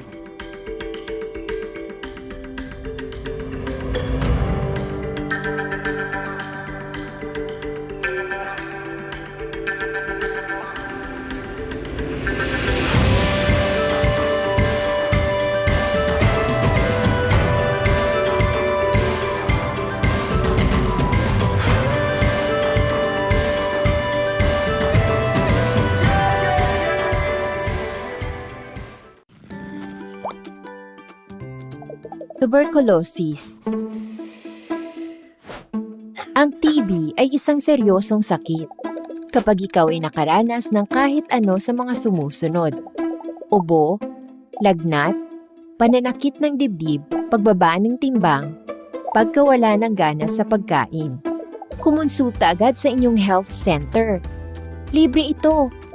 Hindi ito dapat ikahiya dahil ito'y nagagamot na. Maging bahagi ng TB-Free Pinas. Konsul tayo sa ating mga primary care provider para sa Healthy Pilipinas. Paalala mula sa Department of Health. How are you today? Hello, everyone. Hello, learners of Tarlac. Good morning, Math Talino Grade 4 learners! Welcome to Aral TarlakHenyo Here on RTV Tarlac Channel 26. Simulcast over DCTC Radio Filipino Tarlac. I'm Sir Glenn, your teacher broadcaster. Broadcasting live here at Paniki Tarlac. Remotely here in Concepcion, Tarlac. Live here at Barangay Pedro Elquines, Mayantok, Tarlac. Broadcasting live from Ramos National High School. Your anchor teacher today for grade 9 mathematics. Your partner in education this time of pandemic. Alam niyo ba, ang Balanggiga Bells ay kinuha ng mga sundalong Amerikano bilang war trophies pagkatapos ng Balanggiga Massacre noong 1901? Matapos ang 117 years, na ibalik ng US noong December 11, 2018 ang iconic church bells sa Pilipinas. Ang church bells na ito ay naglalarawan ng kalayaan, katapangan, at pananampalataya ng mga Pilipino. Alam niyo na, yan ang Balanggiga Bells.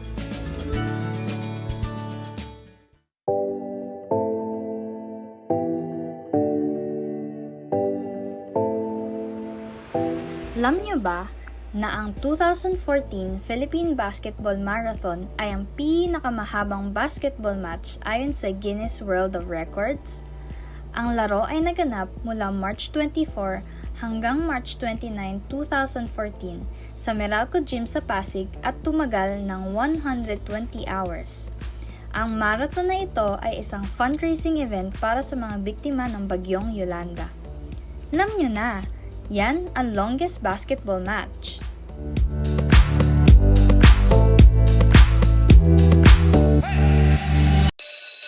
Gutom ka ba sa impormasyon? May namiss ka bang subject at leksyon? Gusto mo bang alalahanin ang nakaraan o dagdagan ang iyong kaalaman? Lahat yan alamin natin because the professor is in. Professor on air and online. Kasama si Professor Willie Perez. Isang oras na kaalaman, isang oras na makabuluhan. Professor on air. Mamangha at tumawa sa mga tips at trivia. Sa gabay at tanong, sagot ka rin niya. Professor on air and online. Kasama si Professor Willie Perez. Tuwing Sabado, alas 10 hanggang alas 11 ng umaga. Mapapakinggan sa Radyo Pilipino at mapapanood sa RTV Tarlac Channel 26. Professor on air. How are you today? Hello, everyone. Hello, learners of Tarlac. Good morning, Math Talino Grade 4 learners! Welcome to Aral TarlakHenyo Here on RTV Tarlac Channel 26. Simulcast over DCTC. Radyo Pilipino Tarlac. I'm Sir Glenn, your teacher broadcaster. Broadcasting live here at Paniki Tarlac. Remotely here in Concepcion, Tarlac. Live here at Barangay Pedro Elquines, Mayantok, Tarlac. Broadcasting live from Ramos National High School. Your anchor teacher today for grade 9 mathematics. your partner in education this time of pandemic.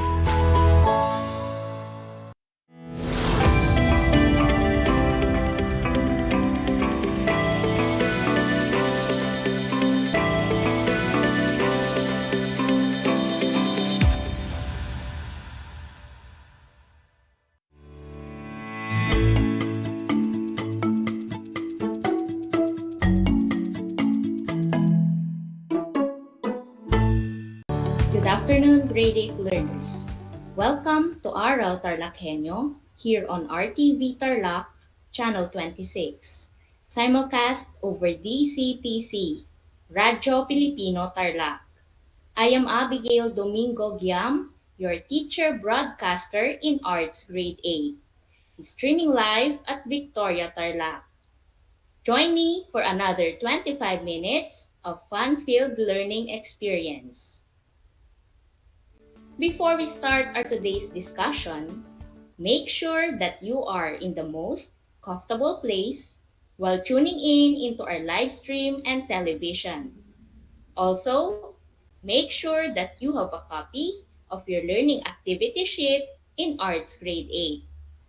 Finally, you can write your answer or you may ask questions by typing in the comment section in our live stream on Facebook. Today's discussion is continuation of the lesson about arts and crafts of East Asia. To check if you still remember our previous lesson, answer this activity. Are you ready? Let's begin. Question number 1. It is regarded as the highest form of Chinese painting.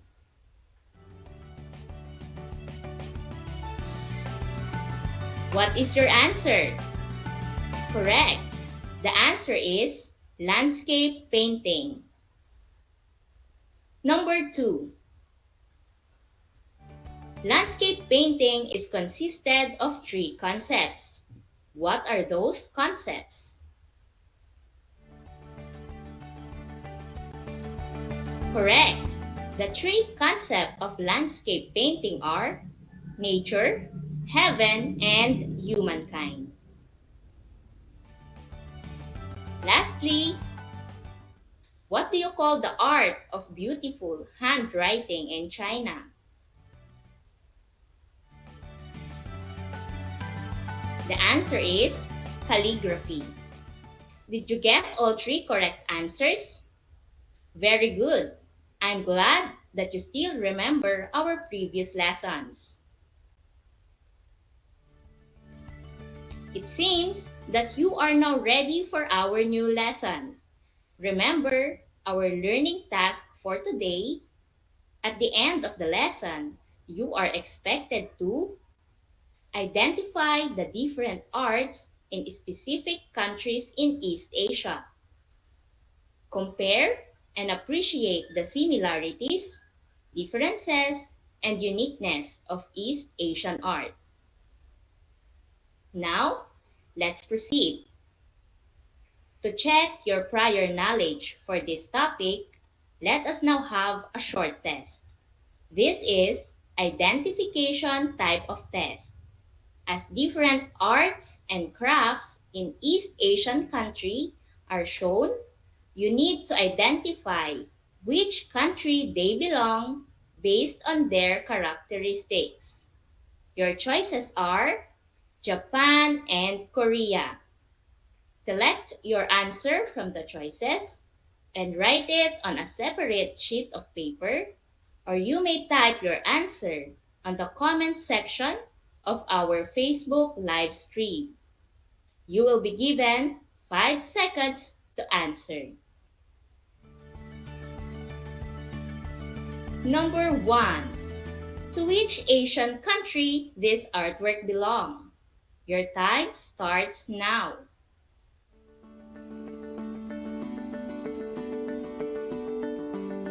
Time is up. Let's reveal the answer. This artwork belongs to Japan. Number 2. To which Asian country this artwork belong? Is it from Japan or Korea? Your time starts now.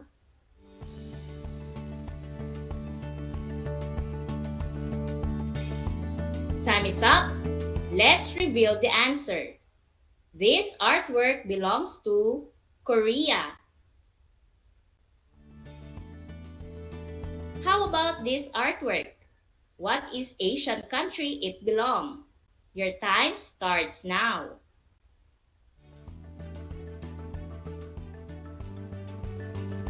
Time is up. Let's reveal the answer. This artwork belongs to Japan.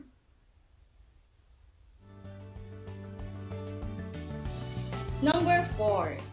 To which Asian country do you think this artwork belong? Your time starts now. Time is up. Let's reveal the answer. This artwork belongs to Japan.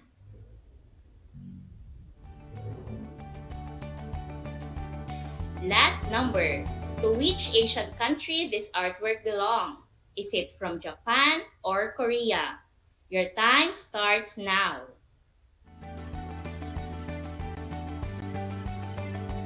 Let's reveal the answer. This artwork belongs to Korea. Now, can you name again the 2 countries we have introduced? Very good. Japan and Korea belong to East Asian region, which is our primary focus in our lesson. The arts of East Asia. Are you ready to travel and appreciate the culture, tradition, and arts of Japan and Korea? Let's begin. Let's start with Japan. Do you know that there is a unique artistic expression related to painting in Japan known as woodblock printing? To begin with, woodblock printing is a technique for printing text, images, or patterns used widely throughout East Asia. It originated in China as a method of printing on textiles, but eventually became a method for printing on paper. This method was adopted in Japan during the Edo period and became one of their oldest and most highly developed visual arts. The most common theme in Japan for printmaking describes scenes from everyday life. It narrates the scene and is often packed with figures and details. Here are some samples of woodblock prints. You can see also the sample of woodblock printing on the learning activity sheet, figure A in discussion portion. Ukiyo-e is best known and most popular style of Japanese art. Ukiyo-e which is Japanese for pictures of the floating world, and it is related to the style of woodblock printmaking that shows scenes of harmony and carefree everyday living. Ukiyo-e art was produced in a diversity of different media, including painting, and became an art domain of the upper classes and royalty, but later was also produced by the common people. Did you know the ukiyo-e woodblock print is not something created by just one artist? It takes the cooperation of three people. One to draw the design, one to carve it, and one to print the image to finish one work. Hokusai and Hiroshige are the well-known ukiyo-e artists. Hokusai is known to his creation, which is the Great Wave of Kanagawa, and Hiroshige is known to his creation named the 53 Station of the Tokaido. Now, let's move to the next traditional art of Japan. Painting is indeed one of the highest forms of arts in East Asia. Do people from East Asia use other materials as canvas for painting? Let's find out as we move on the different festivals and theater performances in East Asia. Performers of kabuki in Japan use their faces as the canvas for painting, while mask painting is done in Korea. Kabuki makeup or kesho is already in itself an interpretation of the actor's own role through the medium of the facial features. On stage, the interpretation becomes a temporalization of makeup in collaboration with the audience. The result is a decoding of the drama traced out in the graphic designs of the painted face. Kabuki makeup is also another way of face painting, which has two types: standard makeup and kumadori makeup. Standard makeup is applied to the most actors or the supporting cast of the show, while the kumadori makeup is mostly applied to the villains and heroes in the show. Kumadori is composed of very dramatic lines and shapes using colors that represent certain qualities. Dark red symbolizes passion or anger. Dark blue symbolizes depression or sadness. Pink symbolizes youth. Light green symbolizes calm. And black symbolizes fear. And purple symbolizes nobility. Now, let's proceed to another traditional art of Japan. Do you remember the times when you were making plane and boats using folded papers? In Japan, when you make art using folded paper, it was called origami. The term origami came from ori meaning folding and kami meaning paper. It is traditional Japanese art of paper folding, which started in the 17th century AD and was popularized internationally in the mid-1900s.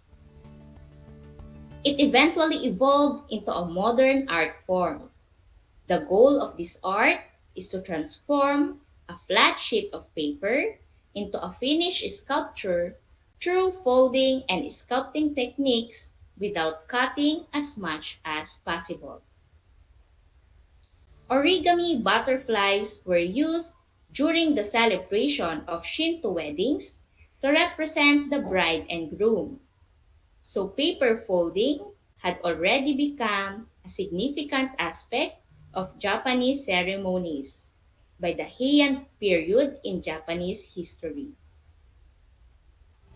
Flowers, animals, birds, fish, geometric shapes, and dolls are the common models used in Japanese origami.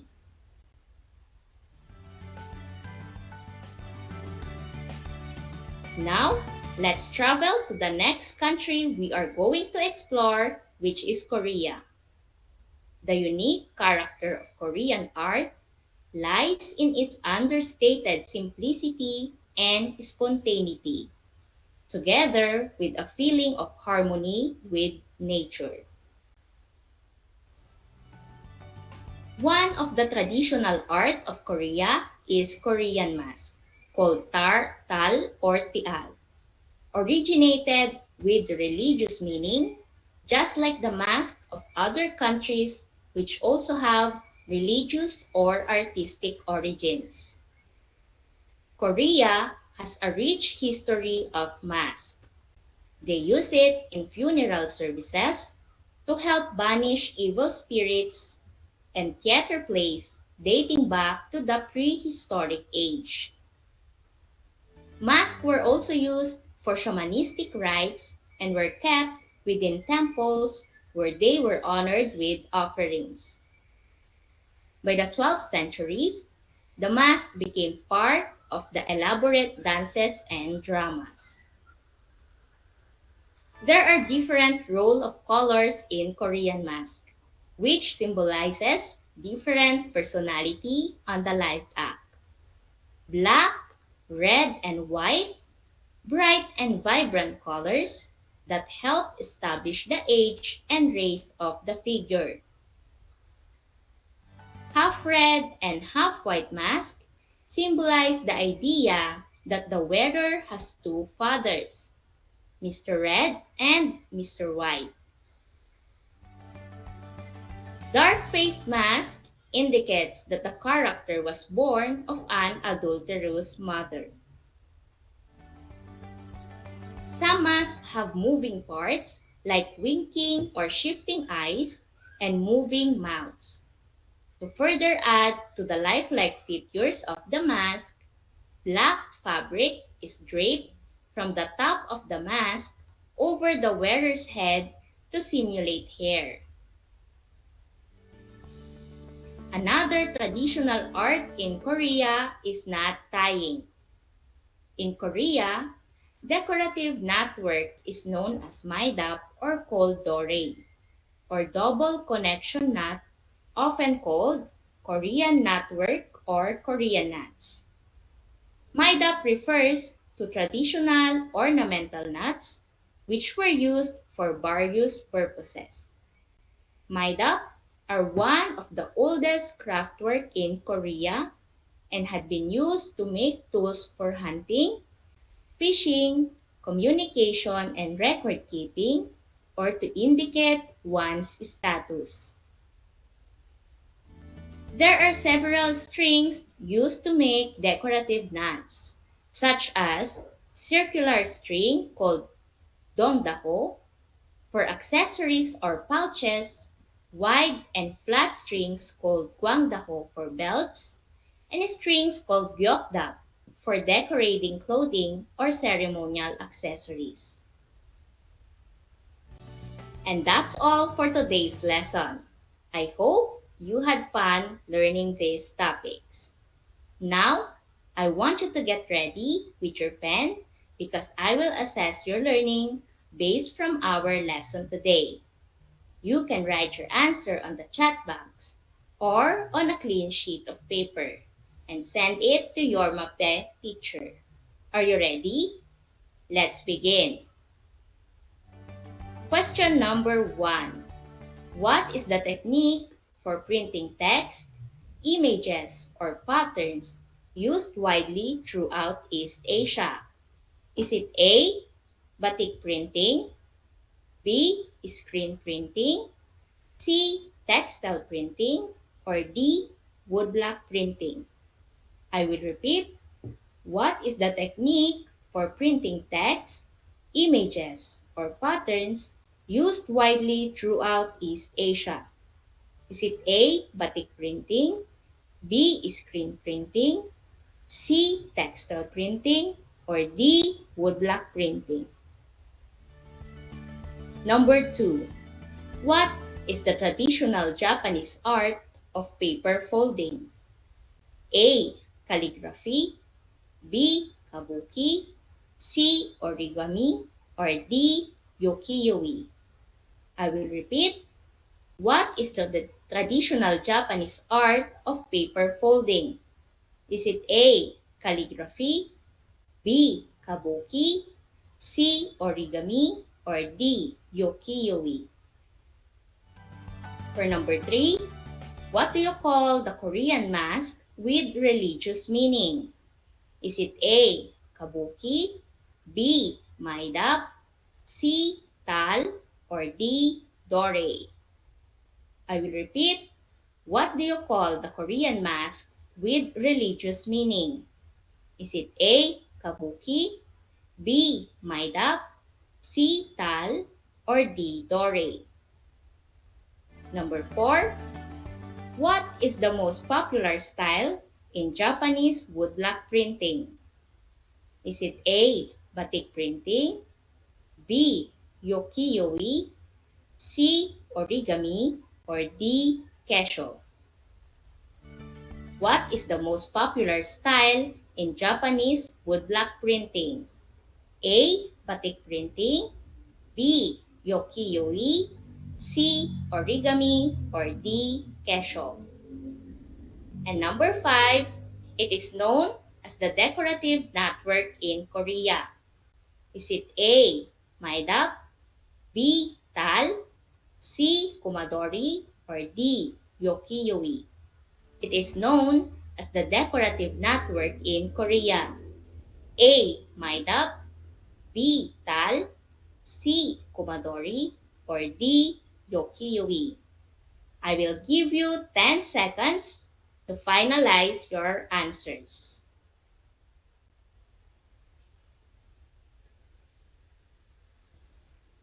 Now, let's check your answers. For number 1, the answer is letter D, woodblock printing. For number 2, the answer is letter C, origami. Number 3, the answer is letter C, tal. Number 4, the answer is letter B, ukiyo-e. And lastly, number 5, the correct answer is letter A, maida. Congratulations! You did great on your assessment. And now, for our final activity, we are going to make an origami. You will just need a piece of paper, and I will instruct the steps in doing both origami. Do you have a piece of paper with you now? Okay, let's start. Step 1. Fold the paper on half and unfold it. Step 2. Fold the paper in half again.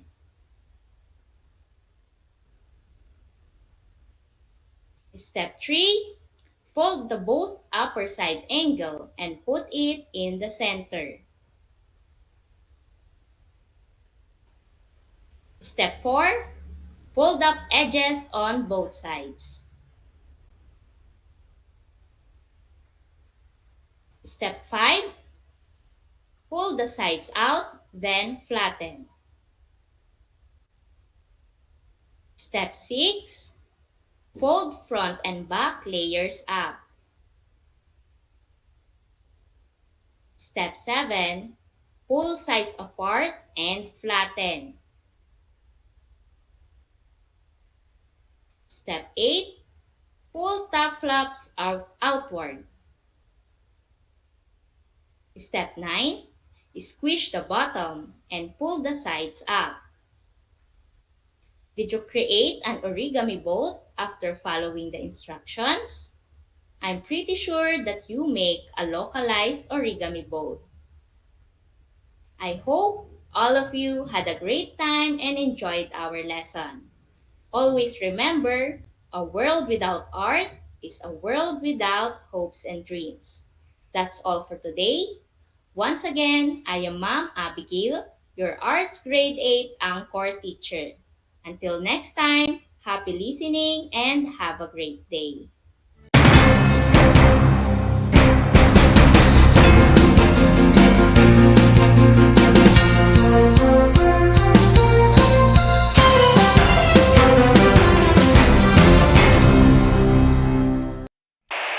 Bahagi mo Radyo Pilipino saan mang bahagi ng Pilipinas, saan mang bahagi ng mundo, anumang uri ng pamumuhay, kabahagi mo Radyo Pilipino. Radyo Pilipino sumasahim papawid sa DWPR 1296 Dagupan, DZTC 828 Tarlac, DZLT 1188 Lucena, DZYM 1539 Mindoro, DWRL 1080 Legazpi, DWRN 657 Naga, DYRB 540 Cebu, DYRL 1035 Bacolod, DYRN 1134 Dumaguete, DXCO 1044 Cagayan de Oro, DXGS 765 General Santos, DXOC 1494 Ozamis, DXOW 981 Davao at Radio Filipino Podcast Center Manila. Ito ang kabahagi mo Radyo Pilipino, napapakinggan on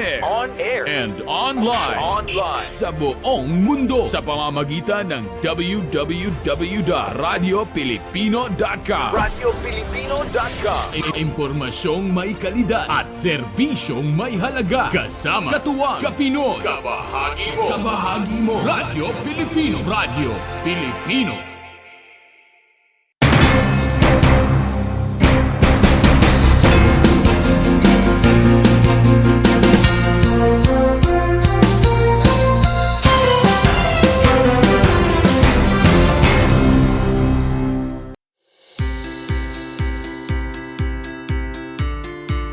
Upang matugunan ang mga kinakaharap na pagsubok ng mga guro at mag-aaral sa gitna ng kasalukuyang pandemya, nagsanib tulong sina Congressman Charlie Cojuangco ng unang distrito ng Tarlac, DEPED Region 3 Regional Director Dr. May B. Eclar at Tarlac Schools Division Superintendent Dr. Ronaldo Pozon para sa isang napapanahong proyekto na tinaguriang Project Shine, Aral TarlakHenyo. Ang mga mag-aaral ng Grade 4 at Grade 5, ganon din ang Grades 8 and 9 sa buong probinsya ng Tarlac, kasalukuyang sumasailalim sa radio-based instruction. Katuwang ang himpilang DZTZ 828 kHz AM at RTV Tarlac, Channel 26. Ang Tarlac po nangunguna po ngayon pagdating po sa radio-based instruction. Marami pong humahanga sa atin. I'm very happy this station, itong DCTC, could reach the whole of Region 3. Hindi natin alam, we are contributing. We are creating a very big dent in the history of Philippine education. And I am proud. I am here in Tarlac. This is the noble cause of education in which you and I, without you knowing it, we are bound to do.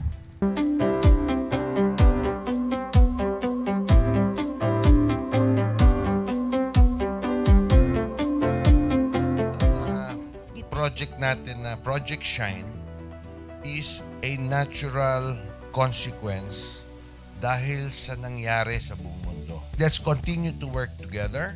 I think it's very Filipino to practice bayanihan in anything or most of the things that we do.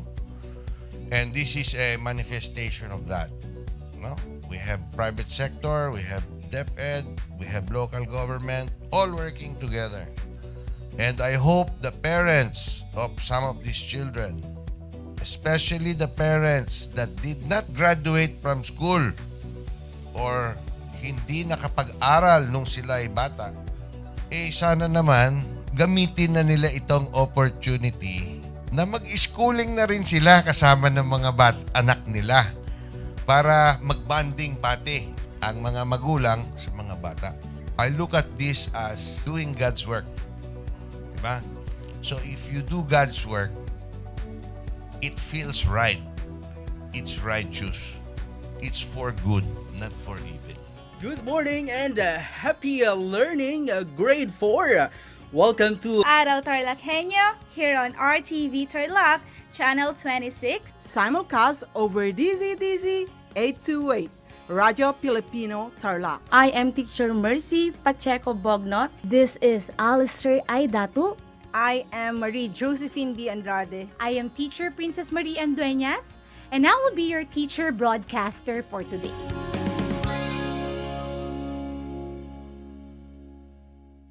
The word boondocks, which is now part of the English Language Dictionary and Vocabulary, comes from the Tagalog word bundok, meaning mountain.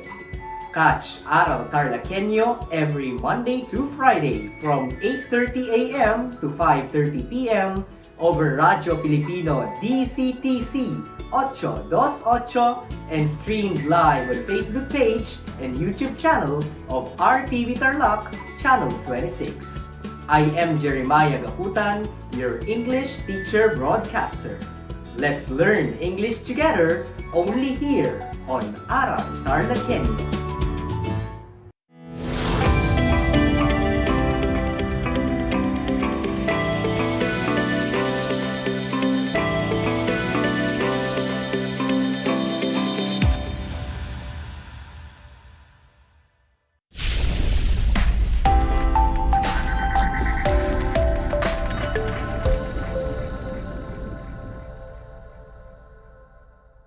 Hello, grade 9 learners! Welcome to another journey of learning. This is Aral TarlakHenyo here on RTV Tarlac Channel 26, simulcast over DZTZ 828 Radio Filipino Tarlac.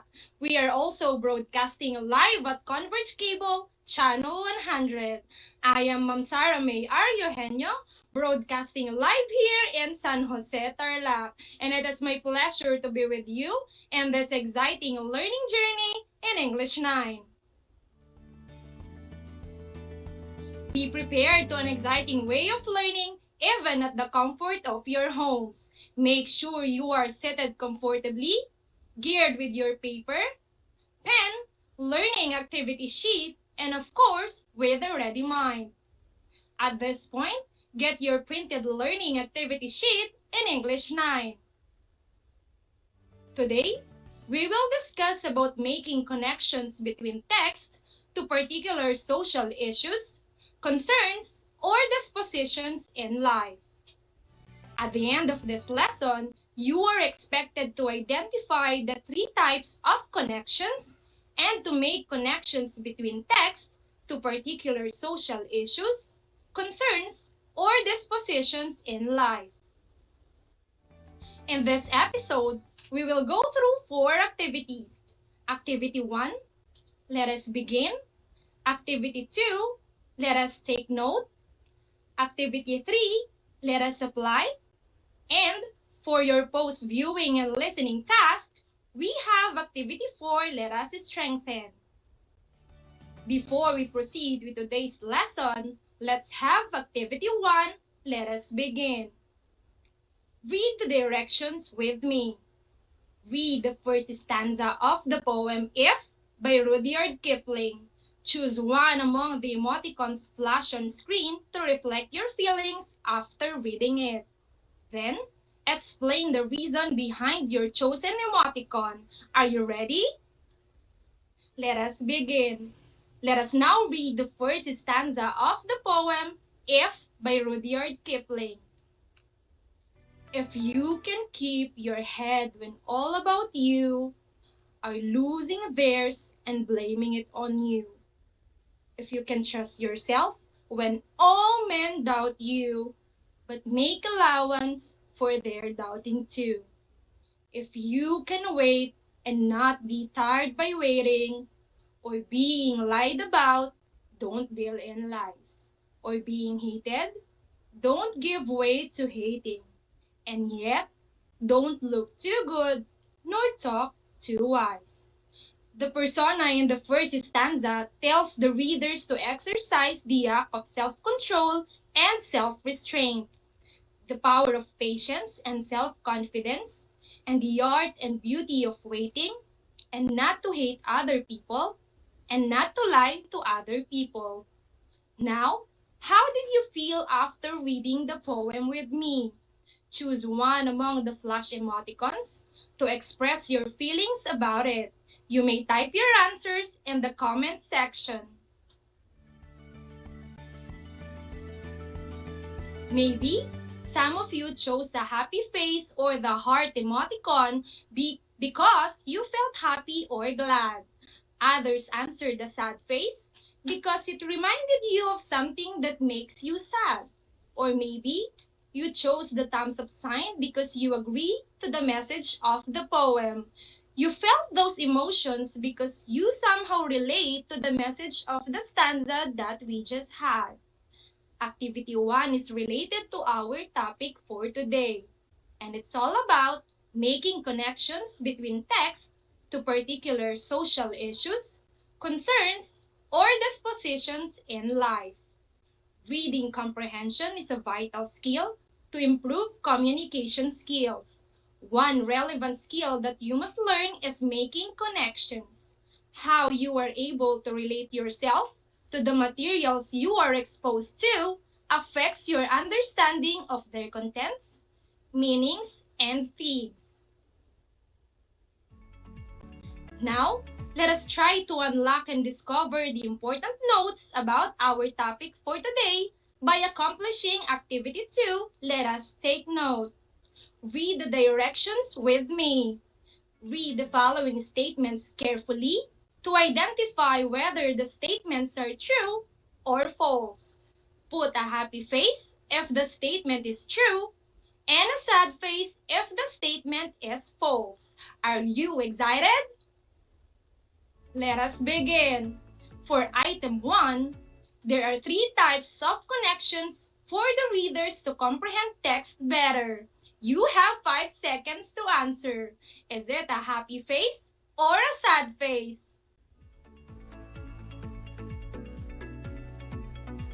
For our item 1, if your answer is a happy face, you are right. This statement is true. There are 3 types of connections. First, we have text-to-self connections. Second, text-to-text connections. And third, text-to-world connections. Now, let's move on to item 2. For item 2, text-to-self connections are personal connections that the reader makes between himself and the selection he is dealing with. Choose between a happy face and a sad face. You have 5 seconds.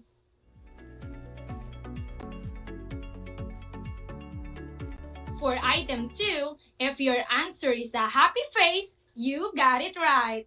In text-to-self connections, the reader makes personal connections between himself and the material he is reading. The reader's previous personal experiences, opinions, and emotions are somewhat similar to what he is reading. To help you in making text-to-self connections between yourself and the material, you may ask yourself of the following questions. What does this remind me of in my life? How is this similar to my life? How is this different from my life? Another is, has something like this happened to me? And how does this relate to my life? That's it for text-to-self connections. Let's proceed to item 3. In the lines, if you can meet with triumph and disaster and treat those 2 imposters just the same. Triumph means success and disaster means failure. You have 5 seconds. Alright, if you commented a happy face, you are correct. Now, try to make connections between yourself and these particular lines. Let's read the second stanza of the poem, If. If you can dream and not make dreams your master, if you can think and not make thoughts your aim, if you can meet with triumph and disaster and treat those 2 imposters just the same, If you can bear to hear the truth you've spoken, twisted by knaves to make a trap for fools, or watch the things you gave your life to broken, and stoop and build them up with worn-out tools.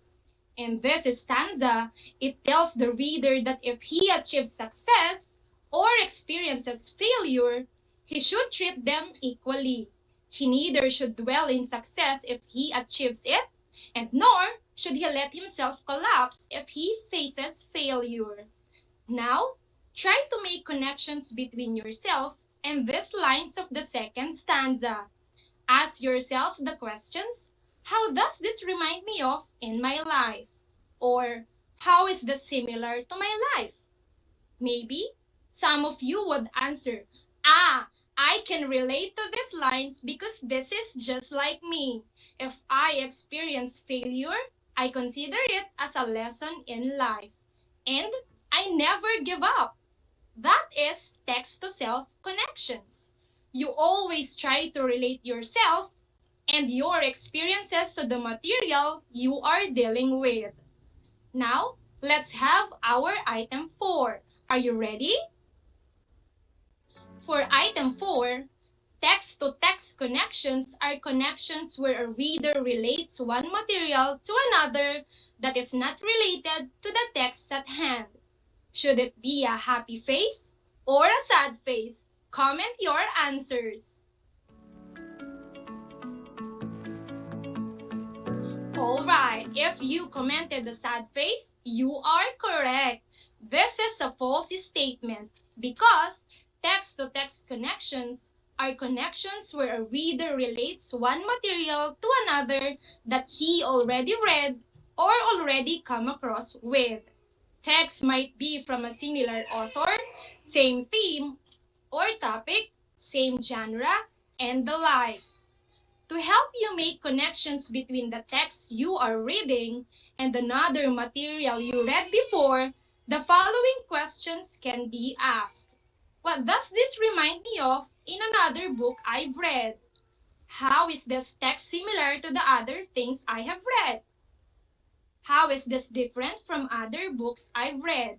And have I read about something like this before? That is all about text-to-text connections. Now, let's have item 5. Be ready! For item 5, the lines, and so hold on when there is nothing in you, except the will which says to them, hold on. Demonstrate the art of letting go and giving up. A happy face or a sad face? Comment your answers. Great! If your answer is a sad face, you are right. This is a false statement because these lines from the third stanza of the poem If are not about letting go or giving up. These lines are about perseverance and the courage to start again. Later on, let's try to make text-to-text connections. But before that, let's first read the third stanza of the poem If.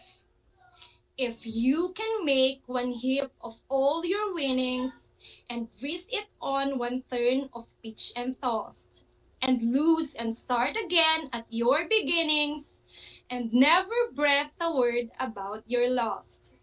If you can force your heart and nerve and sinew to serve your turn after they are gone, and so hold on when there is nothing in you, except the will which says to them, hold on.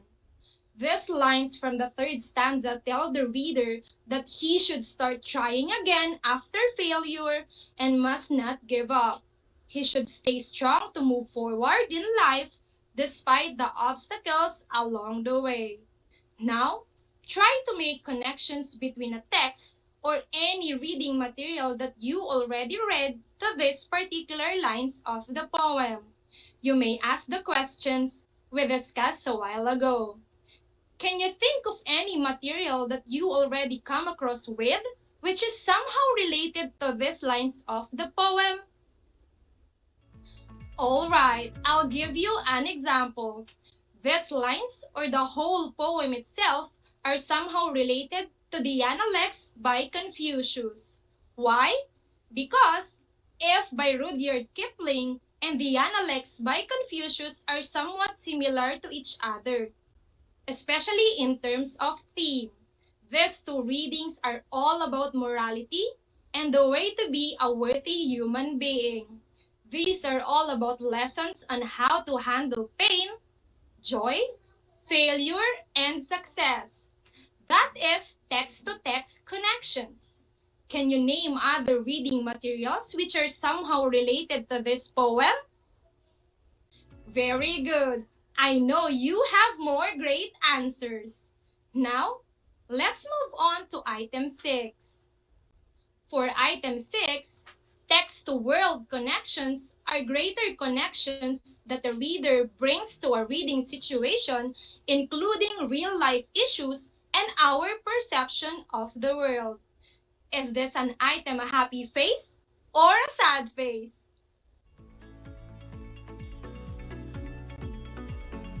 Very good.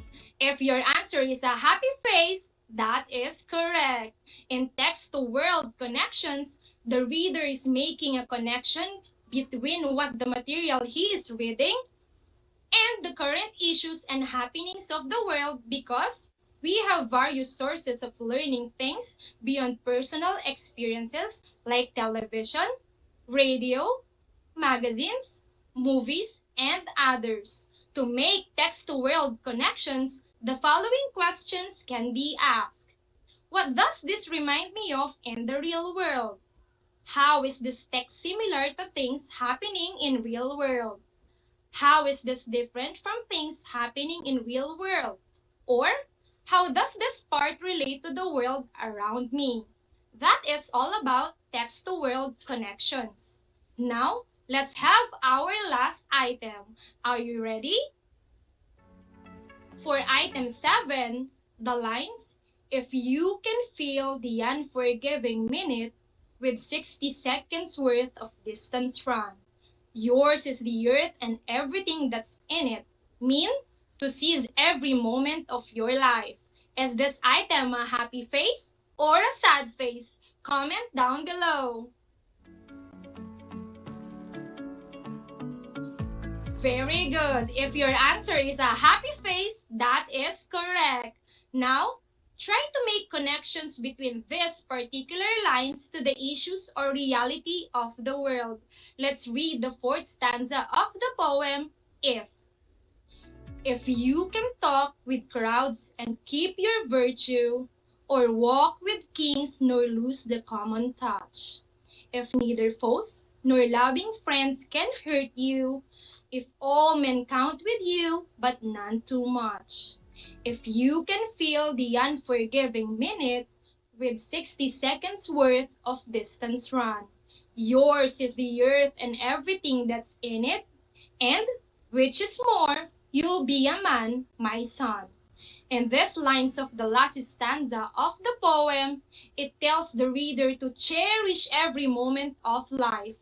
It asks the reader to make good use of his time, and if he acts upon the given advice, the world and everything herein will belong to him. Now, try to make connections between these lines of the last stanza to the reality of the world. You may ask the questions we discussed a while ago.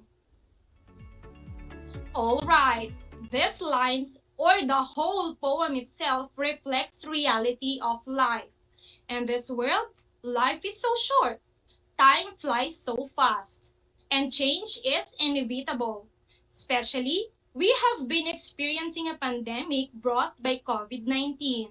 We must always cherish our lives and live it to the fullest.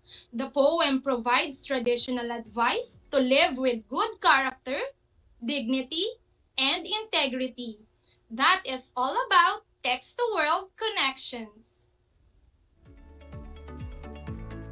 Congratulations! Always remember that we have 3 types of connections which are text-to-self, text-to-text, and text-to-world connections. Now, that we are done with the lesson, it's time to check what you have learned. Make sure to apply all the concepts that we learn in our discussion. Let's put your learnings into action by accomplishing the following activities. You can do it. Ready? Go to activity 3 entitled Let Us Apply on Your Learning Activity Sheets. Read the directions with me. Read each item carefully. Choose the letter of the correct answer and write your answers on the space provided before each number. Number 1.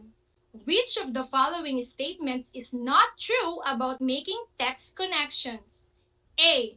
In text-to-self connections, the reader's emotions are somewhat similar to the ones present in the material. B.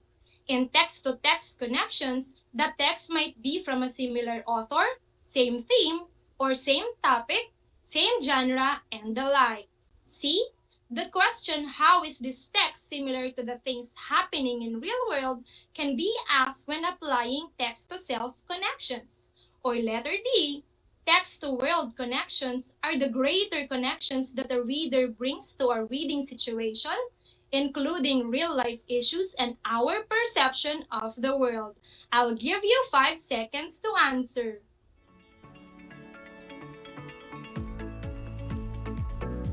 If your answer is letter C, you are correct because the question, how is this text similar to the things happening in real world, can be asked when applying text-to-world connections and not text-to-self connections. Next item, number 2. Based on the following lines, what is your conclusion about the speaker's values? If you can wait and not be tired by waiting or being lied about, don't deal in lies. A. The speaker values curiosity and creativity. B. The speaker values patience and honesty. C. The speaker values good looks and political debates. And letter D. The speaker values the opinions of other people. What is the answer? If your answer is letter B, you are correct. In these lines of the first stanza of the poem, the speaker values patience and honesty. Item number 3.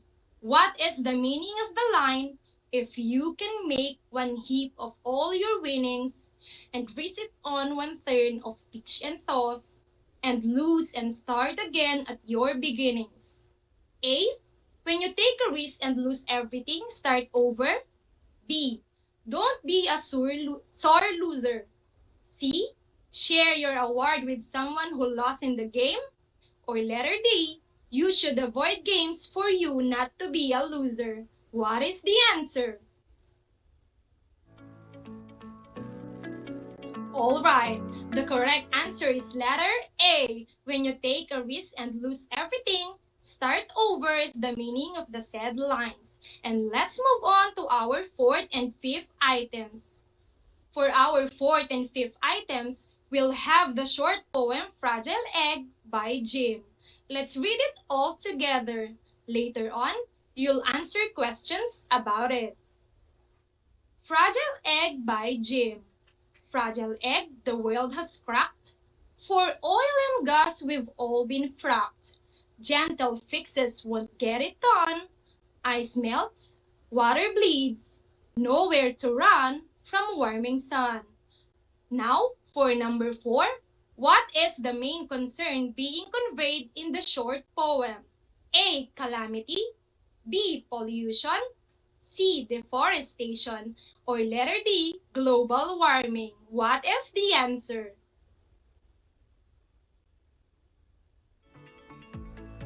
Alright, the correct answer is letter D. Global warming. From the lines, ice melts, water bleeds, nowhere to run from warming sun. We could tell that this is all about changes in the environment brought by global warming. And let's have the last item. Are you ready? Number 5. What does the speaker desire to emphasize in the poem? A. The Earth is no longer prone to extinction, for damage can be fixed easily. B. The species are not affected by the melting of ice and the warming of sun. C. All the species have somewhere to run aside from the Earth. And letter D. The increase of Earth's average temperature and the damage of the resources are mainly due to humans' harmful activities. What is the answer? Alright, if your answer is letter D, you are correct. The persona in the poem wants to emphasize that the increase of the Earth's average temperature and the damage of the resources are mainly due to the humans' harmful activities. Congratulations! It's really a job well done. You properly applied what you learned from our discussion. Another chapter in this learning journey has been unlocked. Now, apply what you've learned through more complex yet interesting tasks. For activity 4, let us strengthen. I'll give you an activity that you'll accomplish after watching and listening to this episode. Apply your learnings to accomplish your task. Are you ready? For your activity 4, let us strengthen. Let's read the directions together. Read the poem How Do I Love Thee? Or the Sonnet 43 by Elizabeth Barrett Browning. Make connections between the text to particular social issues, concerns, or dispositions in real life. Accomplish this by writing an essay. Choose among the 3 types of connections in writing your essay and be guided by the provided rubrics in your learning activity sheets. Now, this is the poem How Do I Love Thee? Or the Sonnet 43 by Elizabeth Barrett Browning. This is also included in the last part of your learning activity sheets. Indeed, you've done a great job today, grade 9 learners. I hope that you'll be able to apply what you learned in this episode. Like Vincent van Gogh said, what is done in love is done well. So love life and cherish every moment of it.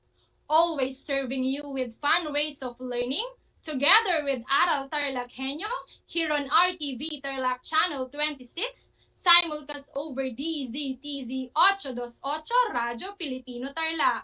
This is Ma'am Sara May Henyo. It has always been a great time learning with you.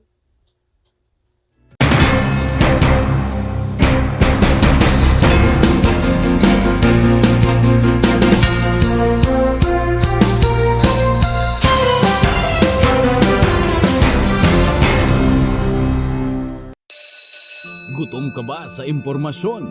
May namiss ka bang subject at leksyon? Gusto mo bang alalahanin ang nakaraan o dagdagan ang iyong kaalaman? Lahat yan alamin natin because the professor is in. Professor on air and online. Kasama si Professor Willie Perez. Isang oras na kaalaman, isang oras na makabuluhan. Professor on air. Mamangha at tumawa sa mga tips at trivia. Sa gabay at tanong, sagot ka rin niya. Professor on air and online. Kasama si Professor Willie Perez. Tuwing Sabado, alas 10 hanggang alas 11 ng umaga. Mapapakinggan sa Radyo Pilipino at mapapanood sa RTV Tarlac Channel 26. Professor on air. Alam niyo ba na ang Great Barrier Reef ay ang pinakamalaking living structure on Earth? Matatagpuan ito sa baybayin ng Queensland sa Australia.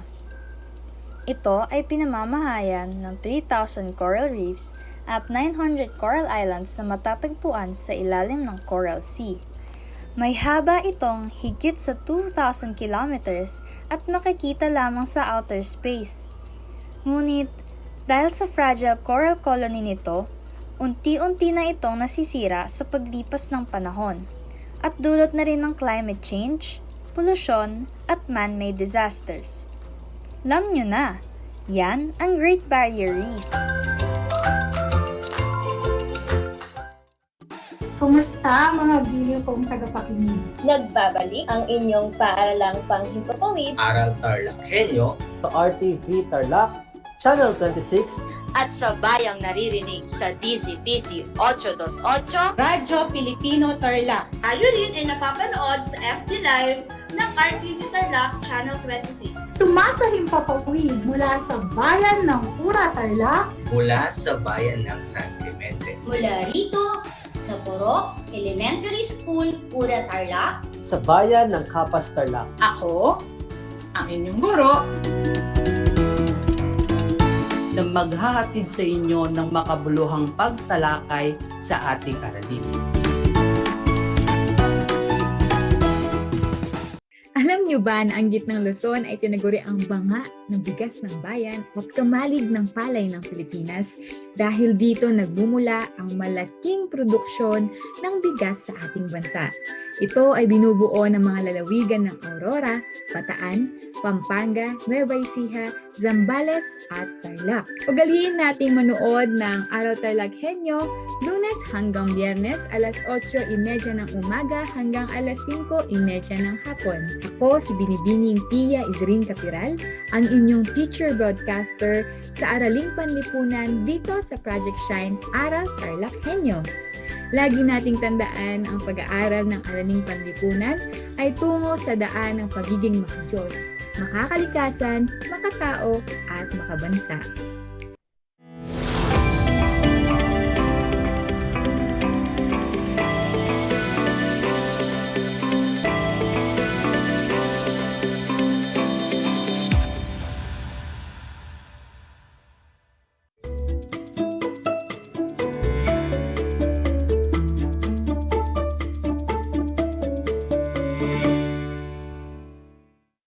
Welcome sa ating Aral TarlakHenyo ng Schools Division of Tarlac Province. Hatid sa inyo ng RTV Tarlac Channel 26 at ng DZTC 828 Radyo Pilipino Tarlac. Magandang araw! Narito na naman tayo, nagsisikap at nagpupunyagi na maging makadiyos, makatao, makakalikasan, at makabansa. Kumusta na kayo, mga ginigiliw ko mag-aaral? Narito na naman ako, ang inyong gurong ekonomista, Ginang Geraldine P. Bandales, upang muling maghatid sa inyo ng araling sosyal, kaugnay sa Araling Panlipunan, Grade 9, broadcasting live mula dito sa Vargas High School. Narito ako upang samahan at gabayan kayong muli sa pagpapatuloy ng ating talakayan.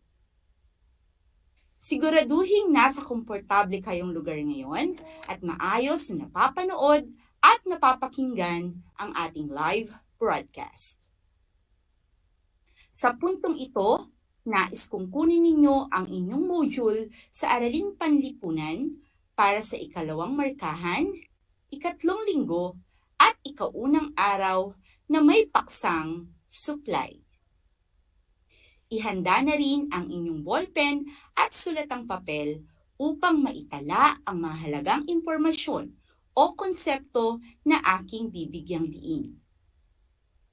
Bago tayo magsimula sa ating talakayan ngayong araw, ay alalahanin muna natin ang ating natutunan sa ating naging panimulang pag-aaral kaugnay sa konsepto ng supply noong nakaraang episode sa pamamagitan ng isang maikling gawain. Ang pamagat ng ating gawain ay You Complete Me. Punan ng tamang salita ang mga patlang upang mabuo ang kahulugan ng supply at bibigyan ko kayo ng 10 segundo upang gawin ito.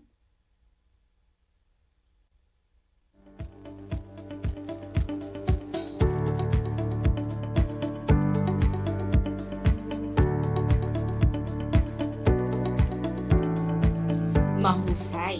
Sa nakalipas na pag-aaral ay natutunan natin na ang supply ay tumutukoy sa dami ng produkto o serbisyo na nais at handang ipagbili ng supplier o producer sa pabago-bagong presyo sa isang takdang panahon. Para sa pagpapatuloy ng ating talakayan, kayo ay inaasahan pa rin mailalapat ang kahulugan ng supply batay sa pang-araw-araw na pamumuhay ng bawat pamilya. Sa puntong ito ay sukatin muna natin ang inyong paunang kaalaman ukol sa ating paksa. Ihanda na ang inyong panulat at papel. Tukuyin at isulat sa inyong sagutang papel ang titik ng tamang sagot. Para sa unang bilang, ito ay isang talaan na nagpapakita ng dami ng kaya at gustong ipagbili ng mga producers sa iba't ibang presyo. A. Supply function. B. Schedule ng supply. C. Kurba ng supply. O D. Batas ng supply. Ang tamang sagot ay letrang B. Para sa ikalawang bilang, ano ang grapikong paglalarawan ng kaugnayan ng presyo sa dami ng supply ng isang produkto o serbisyo? A. Supply function. B. Schedule ng supply. C. Kurba ng supply. O D. Batas ng supply. Kung ang iyong sagot ay C, tama ka. Ikatlong bilang. Ito ay ang matematikong paglalarawan ng ugnayan ng presyo at dami ng supply ng isang produkto o serbisyo. A. Supply function. B. Schedule ng supply. C. Kurba ng supply. O D. Batas ng supply. Kung ang iyong sagot ay A, tama ka. Ikaapat na bilang. Alin sa mga sumusunod na pahayag ang tama kaugnay sa relasyon ng presyo at quantity supplied? A. Ang quantity supplied ang nakaaapekto sa presyo. B. Hindi nakaaapekto ang presyo sa quantity supplied. C. Ang presyo ay ang pangunahing salik na nakakaapekto sa quantity supplied. D. Wala sa nabanggit. Ang tamang sagot ay C. Ikalimang bilang. Aling salita ang naglalarawan ng ugnayan ng presyo at quantity supplied? A. Positibo. B. Negatibo. C. Pantay. D. Walang ugnayan. Ang tamang sagot ay A. Ilang katanungan kaya ang nasagot mo ng tama? 3, 2, o 1? Huwag kayong mag-alala dahil sa ating talakayan, inyong matututunan ang mga tanong na hindi nyo nasagot ng tama. Halina't simulan natin ang pagtalakay sa 3 pamamaraan ng pagpapakita ng ugnayan ng presyo at quantity supply, bilang ang presyo ang pangunahing salik na nakaaapekto sa dami ng supply. Ang unang pamamaraan ng pagpapakita ng ugnayan ng presyo at quantity supplied ay sa pamamagitan ng schedule ng supply. Ang schedule ng supply ay isang talaan na nagpapakita ng dami ng kaya at gustong ipagbili ng mga producers sa iba't ibang presyo. Mapapansin na umaayon ito sa isinasaad sa batas ng supply na kapag tumataas ang presyo, ay tumataas din ang quantity supplied at kapag bumababa naman ang presyo ay bumababa rin ang quantity supplied. Ang ikalawang pamamaraan ng pagpapakita ng ugnayan ng presyo at quantity supplied ay sa pamamagitan ng kurba ng supply, kung saan ito ay ang grapikong paglalarawan ng ugnayan ng presyo at dami ng supply. Ang mga datos mula sa schedule ng supply ay ating ilalapat sa isang grapiko upang mabuo ang kurba ng supply. Sa grapikong paglalarawang ito, higit na maipapakita ang pagbabago sa kilos at pasya ng producer kaugnay sa dami ng gusto at kaya niyang ipagbili bunga ng pagbabago sa presyo na nire-representa ng kurba.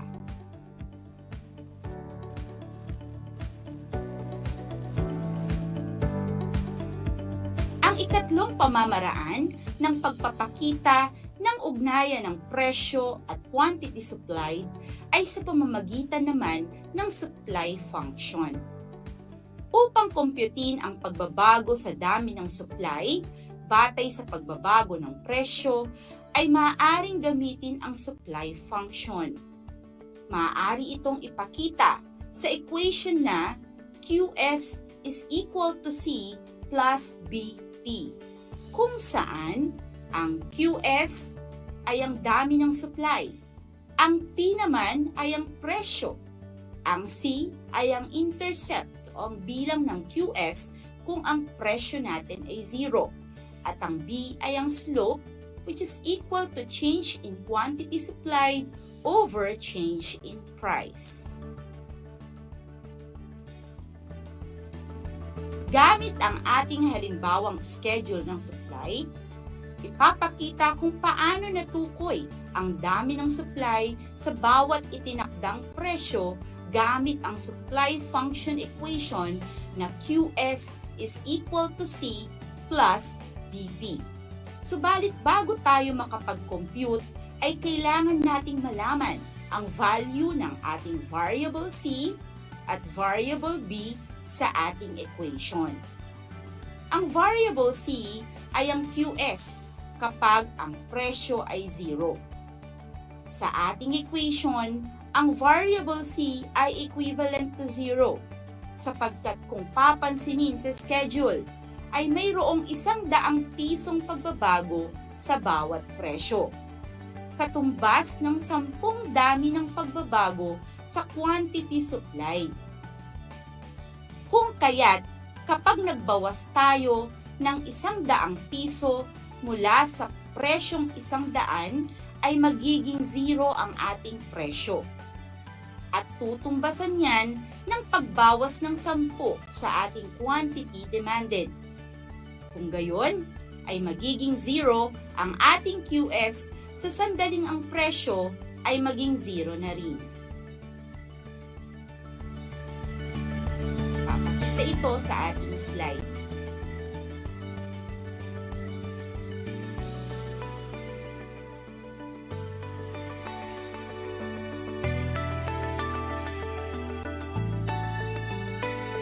Samantala, ang variable B sa ating equation ay 0.1.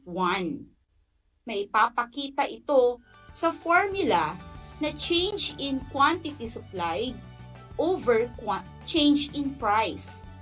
Mapapansin na mayroong naidadagdag o na naibabawas na 10 sa bilang ng QS sa tuwing nagkakaroon ng 100 pisong pagbabago sa presyo.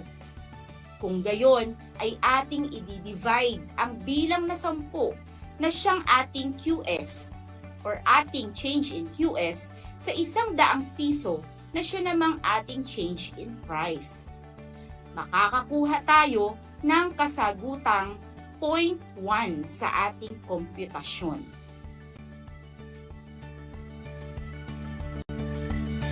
Ngayon ay subukan nating ipakita ang komputasyon ng ating QS para sa face mask sa bawat 100 pagbabago sa presyo nito na ipinapakita sa ating schedule ng supply. Ang ating supply function ay QS is equal to C plus B times P. QS is equal to 0 plus 0.1 times 500. That is QS is equal to 0 plus 50, kaya po nakuha natin ang QS na 50. sa presyong 500 pesos. Ang ating QS naman sa presyong 400 ay 40. Ipinapakita ito sa ikalawang komputasyon kung saan QS is equal to 0 plus 0.1 times 400. So QS is equal to 0 plus 40, ang QS natin ay magiging 40. Next po, ang ating QS or dami ng supply sa halagang 300 ay 30. Ipinapakita yan sa komputasyon na QS is equal to 0 plus 0.1 times 300. QS is equal to 0 plus 30. So, ang ating magiging QS ay 30. Punta po tayo sa dami ng supply na 20 sa halagang 200 pesos. Pinapakita yan ng komputasyon na QS is equal to 0 plus 0.1 times 200. QS is equal to 0 plus 30. So, ang ating QS po ay 20. At panghuli, ang dami ng supply natin sa halagang 100 piso ay 10. Ipinapakita naman yan sa komputasyon na QS is equal to 0 plus 0.1 times 100. QS is equal to 0 plus 30 plus 10.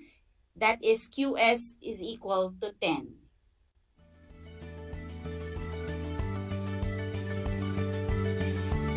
Inaasahan ko na naging ganap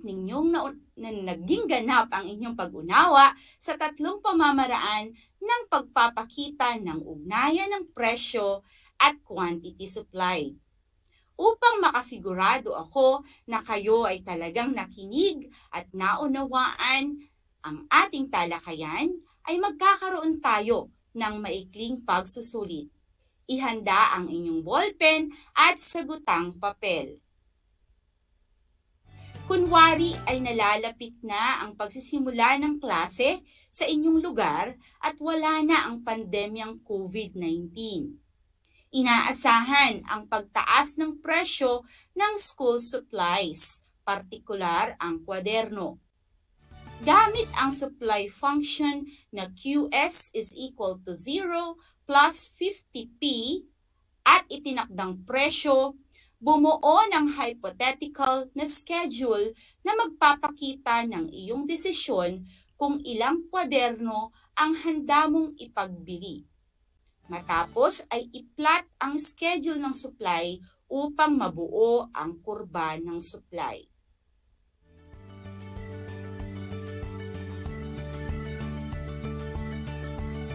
Gumamit ng talaan at grapo sa pagpapakita ng kasagutan gaya ng nakikita mong halimbawa.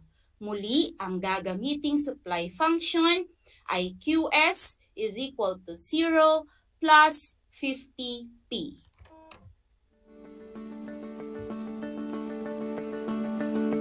Bibigyan ko kayo ng 2 minuto.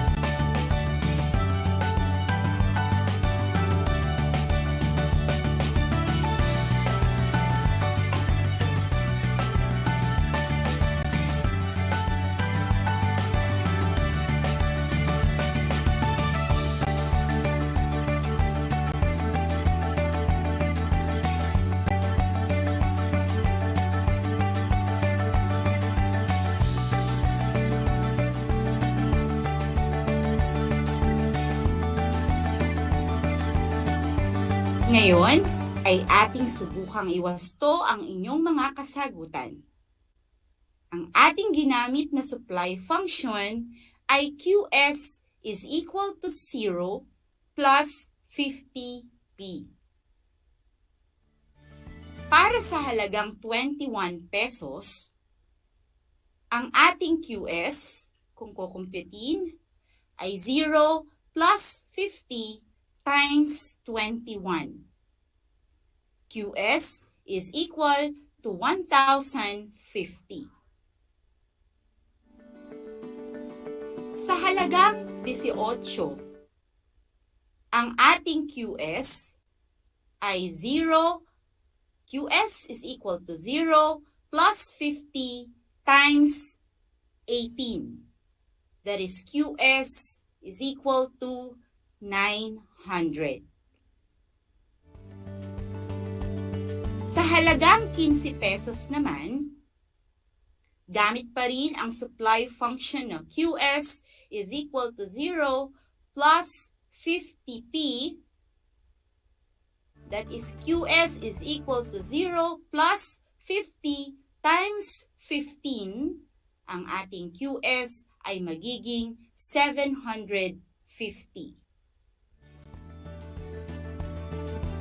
Sa presyong 12 pesos, ang ating QS is equal to 0 plus 50 times 12 pesos. And that is QS is equal to 600. At ang ating presyong 9 pesos, ilan kaya ang ating quantity supplied? That is QS is equal to 0 plus 50 times P, which is 9 pesos. So, ang ating QS ay 450. Samantala, pagmasdan naman natin ang ating mabubuong kurba ng supply batay sa ating schedule ng supply. Sa pagbubuo nito, kailangan lamang nating ilapat ang nilalaman ng ating schedule ng supply sa isang grapikong paglalarawan.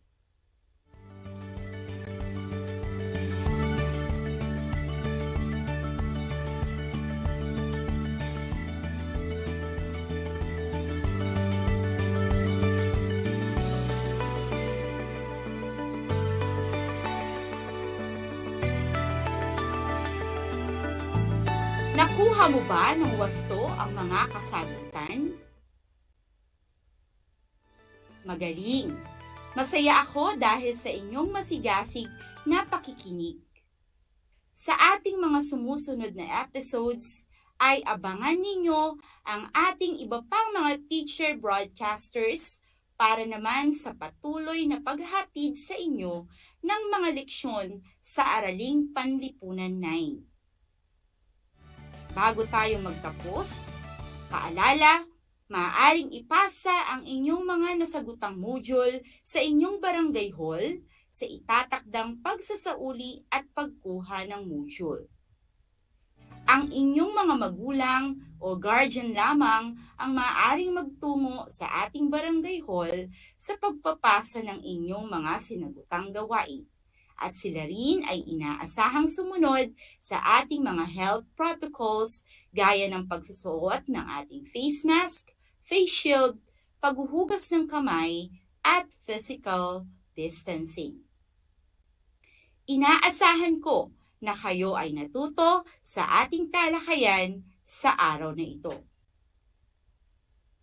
Muli, ako ang inyong guro sa Araling Panlipunan Grade 9. Ginang Geraldine P. Bandales, broadcasting live mula dito sa Vargas High School, na nagsasabing ang pag-aaral ng Araling Panlipunan ay daan tungo sa ating pagiging makadiyos, makatao, makakalikasan, at makabansa. Muli, maraming salamat. Paalam!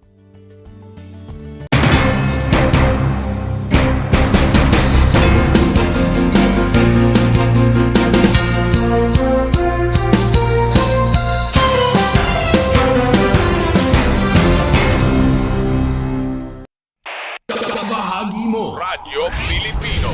Saan mang bahagi ng Pilipinas, saan mang bahagi ng mundo, anumang uri ng pamumuhay. Ito ang kabahagi mo, Radyo Pilipino. Napapakinggan on air, and online, sa buong mundo sa pamamagitan ng www.radiopilipino.com. Radiopilipino.com. Impormasyong may kalidad at serbisyong may halaga. Kasama, katuwang, kapinoy, kabahagi mo, Radyo Pilipino. Radyo Pilipino.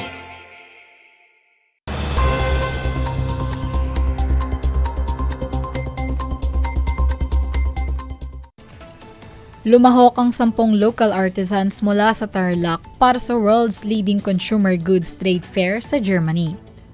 Sa isang Facebook post na ibinahagi ni Tarlac Province Governor Susan A. Yap, pinakilala nito ang 10 local artisans na kalahok sa Ambiente Fair sa Germany. North Shine Lightings, Pascasio Pottery, Pomici Unlimited Ventures, Oricon Corporation, JCS Beauties Trading Inc., Car Ofel Woodworks, Gracia Zamoratan Products, Red Slab Pottery, Betty's Crafts Inc., at Loriza Furniture Center. Aniya, world-class talaga ang galing ng Pinoy at hinikayat ng lahat na suportahan ng 30 artists na magre-representa ng Pilipinas.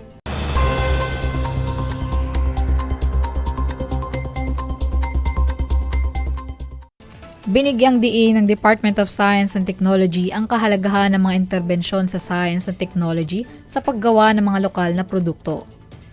Sa kanyang pagbisita sa Golden Crown Petals and Herbs, kinilala ni DOST Secretary Renato Solidom ang potensyal ng mga lokal na produkto na nakikipagkompetensya sa buong mundo sa paggamit ng mga naaangkop na teknolohiya. Ang GCPH ay isang benepisyaryo ng Small Enterprise Technology Upgrading Program ng ahensya. Ang SETUP ay nagbibigay daan sa mga MSME na gumamit ng mga teknolohiya na maaaring itaas ang kanilang mga negosyo, mula sa kitchen scale hanggang sa world-class na negosyo. Sa kanyang bahagi, ibinahagi ng may-ari ng GCPH na si Fe Esperanza Sabado na ine-export na nila ngayon ang kanilang mga produkto sa 15 bansa sa buong Asia, Australia, Amerika, Europe at Africa na binubuo ng 99% ng merkado nito. Sa pamamagitan ng SETUP, nakuha ng GCPH ang mga teknolohiya ng solar power na nagbibigay daan sa paggamit ng mga sustainable at renewable na pinagmumula ng enerhiya, kaya nagbibigay daan sa kumpanya na matugunan ang lumalaking pangangailangan nito sa produksyon.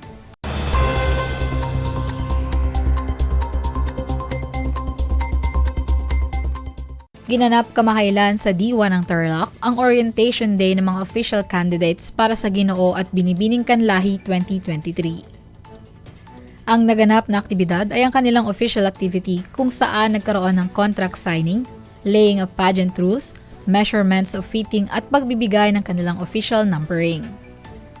Dagdag pa rito, formal nang pinakilala mga candidates sa publiko kung saan ibinigay rin ang kanilang mga official sash at nagkaroon din ng press presentation.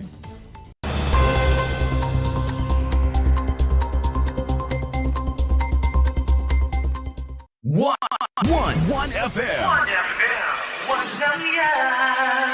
This is your one. My only one. One lang yan. The only one. One FM. 96.1 Tarlac, 98.3 Lucena, 88.3 Legazpi, 96.1 Surigao, 95.9 Butuan, 92.1 Mindoro, 96.7 Tacloban, 99.3 Baler, 95.1 Puerto Princesa, Palawan.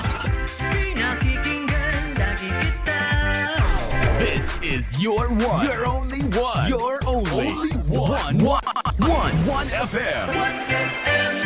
Your only one FM.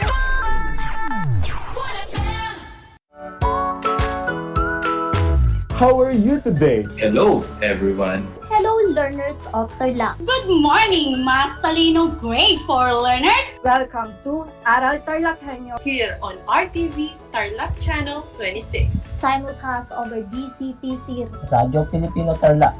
I'm Sir Glenn, your teacher broadcaster. Broadcasting live here at Paniki Tarlac. Remotely here in Concepcion, Tarlac. Live here at Barangay Pedro Elquines, Mayantok, Tarlac. Broadcasting live from Ramos National High School. Your anchor teacher today for grade 9 mathematics. Your partner in education this time of pandemic.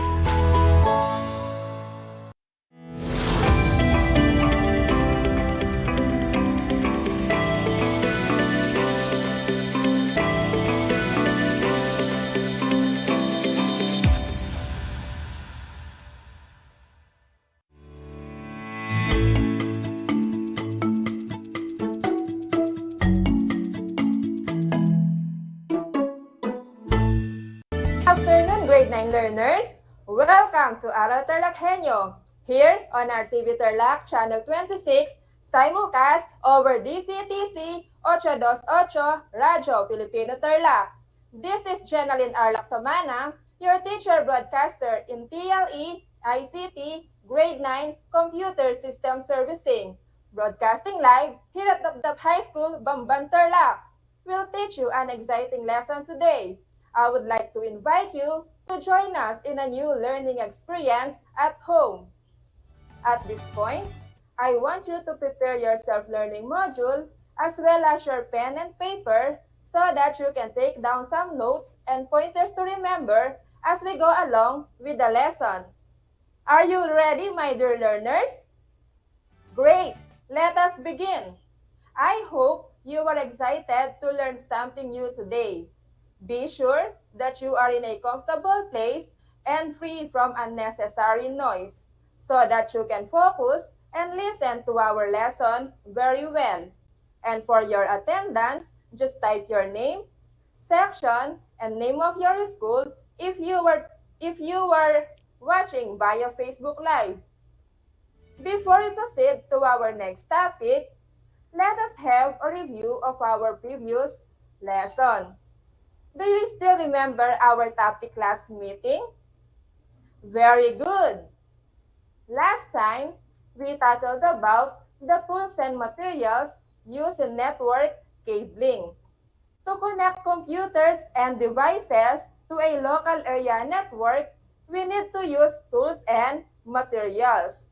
Class, do you still remember the tools and materials needed in creating Ethernet cable? Very good. Now, let us recall.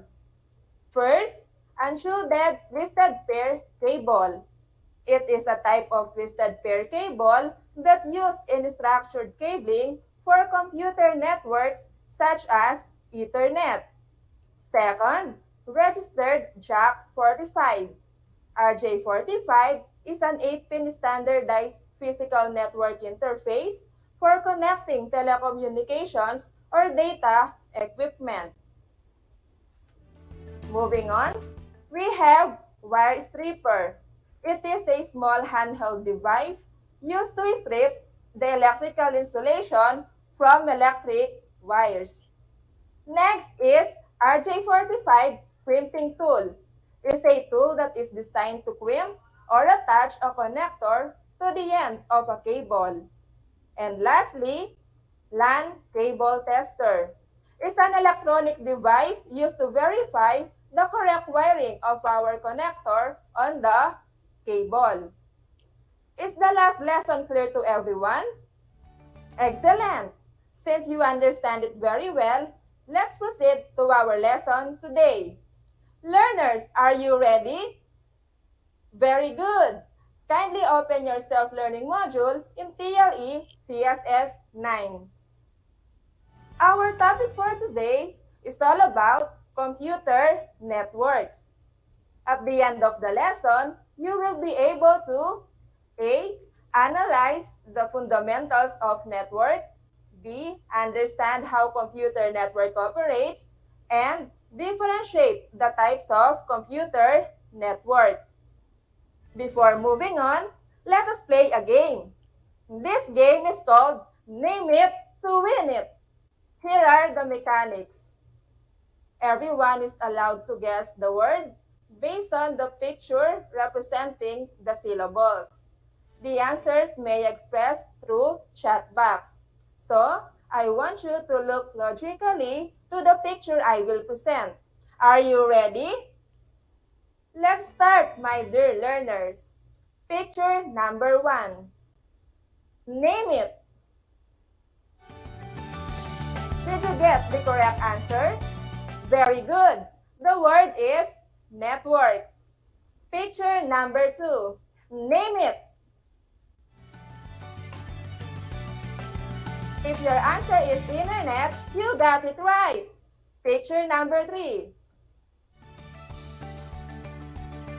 Excellent. The word is server. Picture number 4. If your answer is a smartphone, you are absolutely right. And last picture, number 5. Very good. You got the correct answer. The word is computer.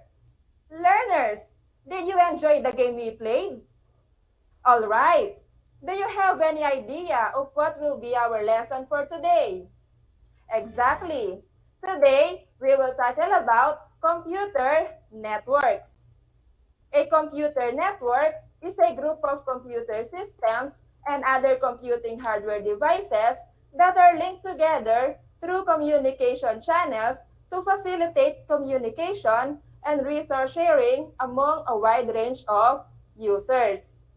Network may be classified according to a wide variety of characteristics such as a medium to transport the data, communications protocol use, scale, topology, and organizational scope.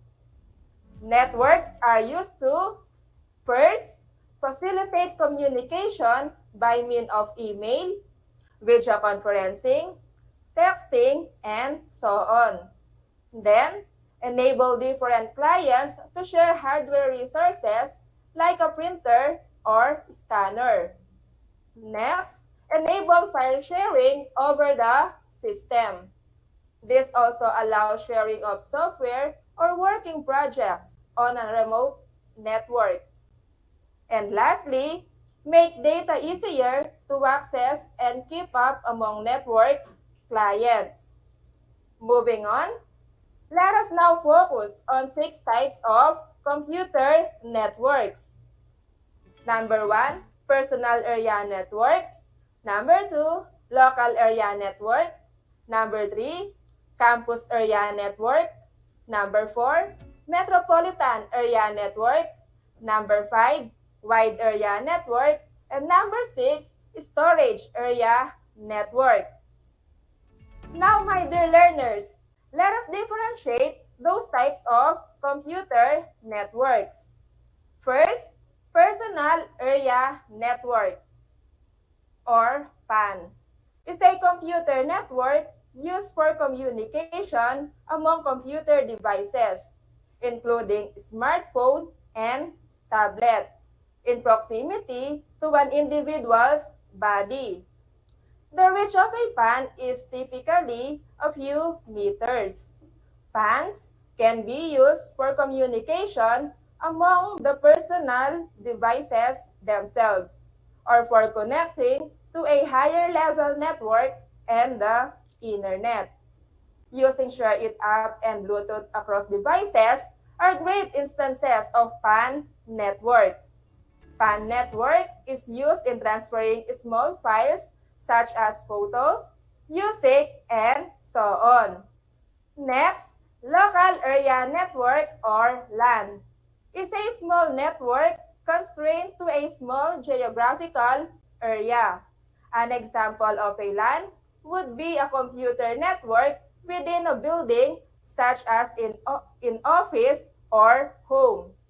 LAN operates with a small geographical area. It allows multi-access to transfer speed media, controls network under a local administration, and provides full-time availability to local services. The most common type of LAN is the Ethernet LAN, where 2 or more computers are connected to Ethernet cable using a switch. Moving on, campus area network It is a computer network made up of an interconnection of local area network within limited geographical area. A CAN could be a university that has a multiple building that is connected to each other to form a larger network. So these buildings could be different departments on the university property, each building having their own LAN in department. And then the building is connected to form a campus area network. The networking equipment, switches, routers, and transmission media such as optical fiber, copper plant, category cabling are almost entirely owned by the campus tenant, an enterprise, university, and government. Next, Metropolitan Area Network is a hybrid between a LAN and a WAN. Like a WAN or wide area network, it connects two or more LANs in the same geographical area. A MAN, for example, might connect two different buildings or offices in the same municipality. It is larger than campus area network. Moving on, storage area network is a dedicated storage network that provides access to consolidated block level storage. It is a special high-speed network that stores and provides access to larger amount of data. SANs are used primarily to make storage devices such as disk arrays, tape libraries, and optical jukeboxes, accessible to servers so that the devices appear are locally attached to the operating system. A SAN typically has its own that is generally not accessible through the regular network by a regular devices. And finally, Wide Area Network or WAN is a computer network that covers a broad area. It is largest type of network. Example, any network whose communication like cross-metropolitan, regional, or national boundaries. This is in contrast with personal area network, local area network, campus area network, or metropolitan area network, which are usually limited to a room, building, campus, or a specific metropolitan area respectively. Computers connected to a wide area network are often connected through public networks such as the telephone system. They also can be connected through leased lines or satellites.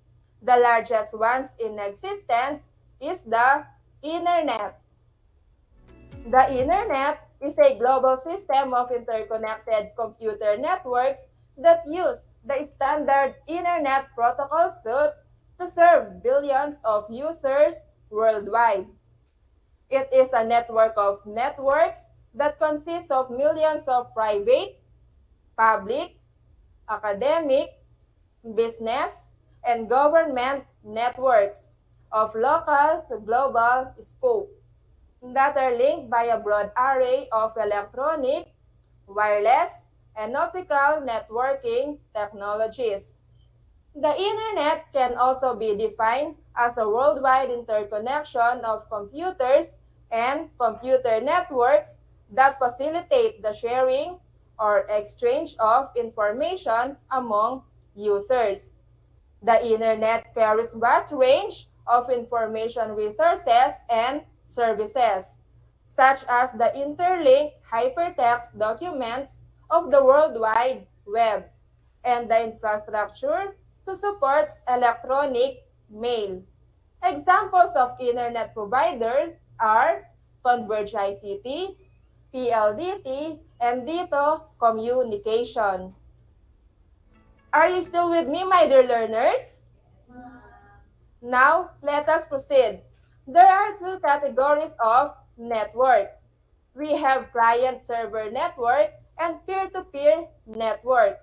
Learners, I want you to listen carefully so that you will be able to compare which of these categories is better to use. The first one is client-server-based network. The term client-server refers to the concept of sharing the work involved in processing data between the client computer and the most powerful server computer. The client-server computer network model is made up of client computers and server computers. Now, we need to understand the term client and server. Let's see the difference between client computer and server computer. A computer that seeks any resource from another computer is a client computer. You can think of a client as computer in your network, where a network user is performing some network activity like downloading a file from a file server or browsing in the internet. The network user normally uses a client computer to perform his day-to-day work.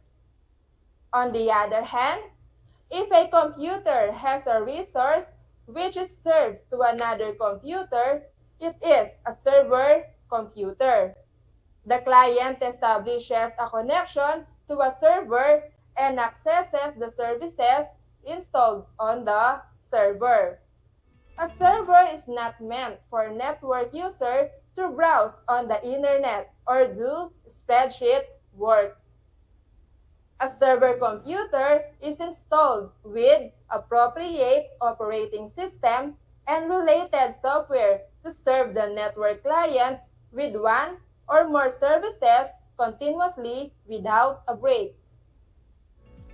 The second category of network is peer-to-peer network.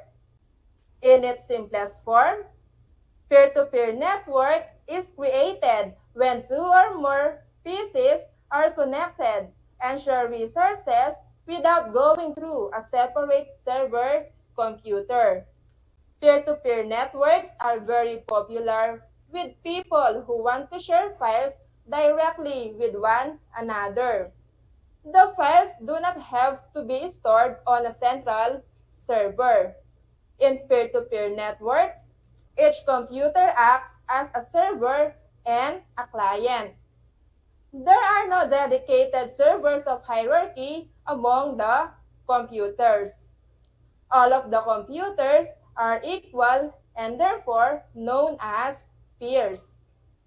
Peer-to-peer networks are good for small business organizations such as a small pharmacy outlet, an automobile service center, a small clinic, and computer shop. But there are main disadvantages of peer-to-peer network.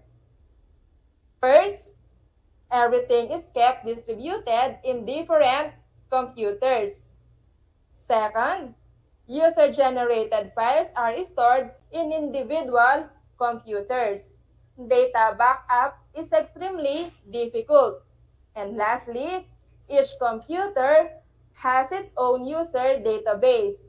There is no centralized user and user privilege management. Users need to remember their user IDs and passwords in every computer. Managing network users is difficult. Always remember, class, as the organization's network grows, they must gradually upgrade their peer-to-peer network to client-server-based network. Are the types and categories of computer networks clear to everyone? Do you have any questions? Okay, since there is none, let's proceed to evaluation. Now, my dear learners, I would like you to get a sheet of paper for a short quiz. The type of test is multiple choice. What you will do, write the letter of the correct answer in your answer sheet. I will read the statement and you have 5 seconds to answer. Learners, are you ready? All right, here are the questions. Question number 1.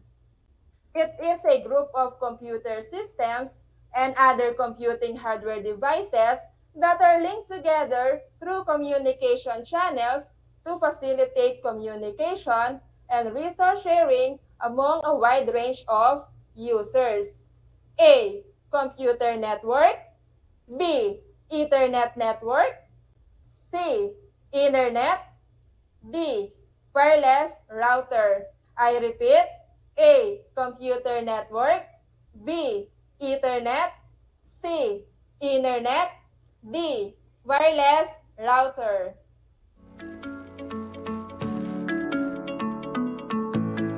Let's proceed. Question number 2. What type of computer network is usually a small network constrained to a small geographic area? A. Local area network. B. Metropolitan area network. C. Personal area network. D. Storage area network. I repeat. A. Local area network.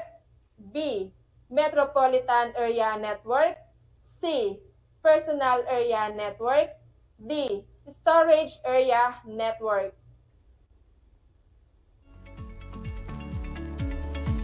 Question number 3. It is a hybrid between a LAN and a WAN. It connects 2 or more LANs in the same geographical area. A. Campus area network. B. Local area network. C. Metropolitan area network. D. Personal area network. Question number 4. This computer network used for communication among computer devices in proximity to an individual's body. A. Local area network. B. Personal area network. C. Storage area network. D. Wide area network. Again, A. Local area network. B. Personal area network. C. Storage area network. D. Wide area network. And last number, question number 5. Which of these is a computer network that covers a broad area? A. Campus area network. B. Metropolitan area network. C. Storage area network. D. Wide area network. Again, A. Campus area network. B. Metropolitan area network. C. Storage area network. D. Wide area network.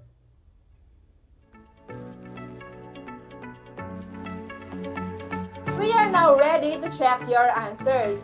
Here are the correct answers. Number 1, A. Number 2, A. Number 3, C. Number 4, B. Number 5, D. Did you get all the correct answers? Great! Okay, count the number of your correct answers. For those who got a perfect score of 5, excellent! Job well done! You listen carefully to our today's lesson.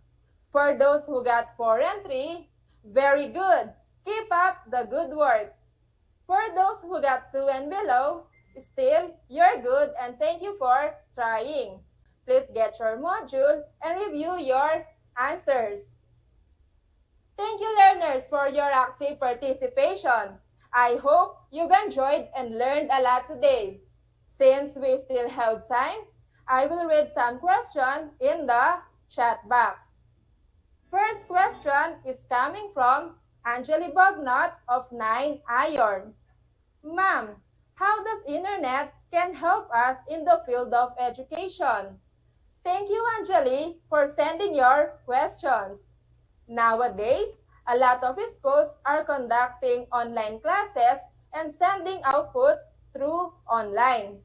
Moreover, there are different websites, applications, platforms, and softwares that are beneficial in your studies.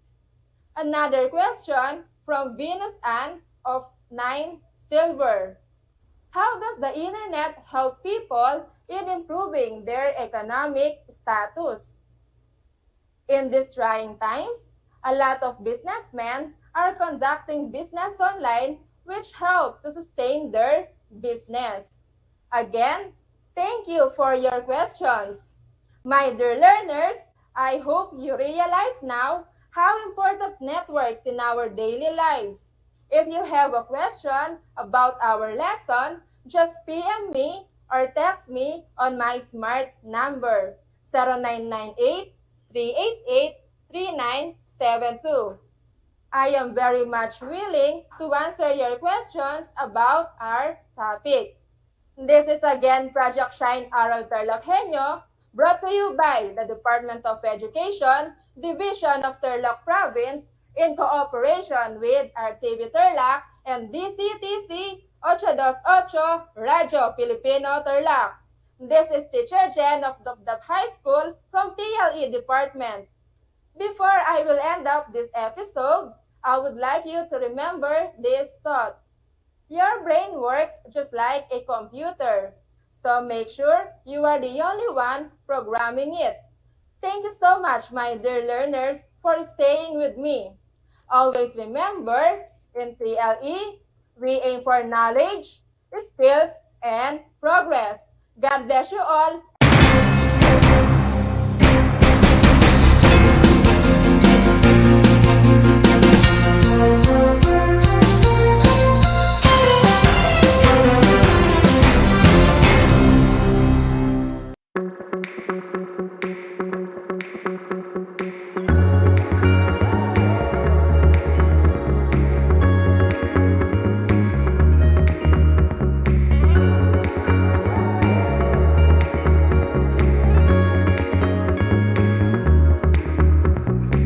Travel to Herona and see how big North Shine has grown.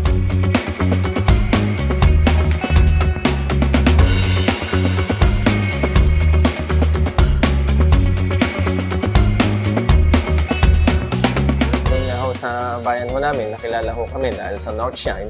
Nakita man yun, dati ho, parol capital ho kami dati ng Tarlac.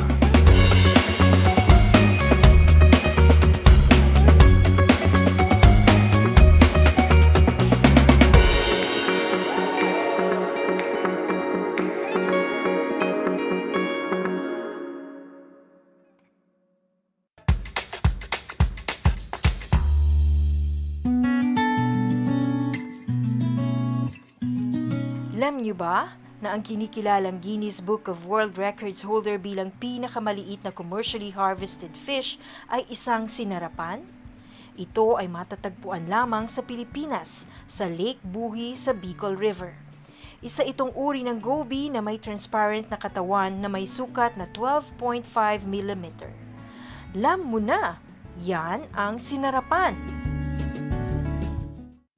Kumusta mga giliw kong tagapakinig? Nagbabalik ang inyong paaralang panghimpapawid. Aral TarlakHenyo sa RTV Tarlac, Channel 26 at sa bayang naririnig sa DZTC 828 Radyo Pilipino Tarlac. Tayo rin ay napapanood sa FB Live ng RTV Tarlac Channel 26. Sumasahimpapawid mula sa bayan ng Pura Tarlac, mula sa bayan ng San Clemente, mula rito sa Purok Elementary School, Pura Tarlac, sa bayan ng Kapas Tarlac. Ako, ang inyong guro,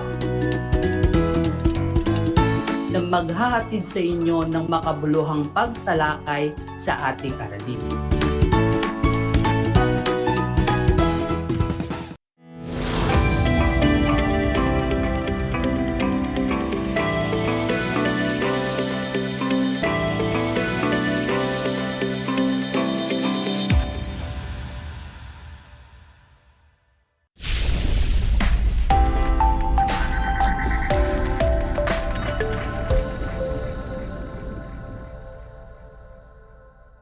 Good afternoon, grade 9 learners.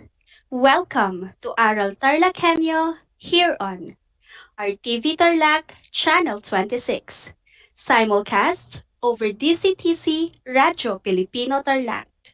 Time checked, it is 4:30 in the afternoon. Broadcasting live here in Moncada, Tarlac, I am Julian Gamorot Lacamento, your remote teacher broadcaster for Arts Grade 9. Before we start with the new lesson, let us first have a quick review of our lesson last session. Last time, we had the topic about the Baroque period of arts with our teacher broadcaster, Sir Manuel Santa Cruz. To see if you can still remember the lesson, I will give you questions and you will have 5 seconds to answer each. Are you ready? Let's start. Question number 1.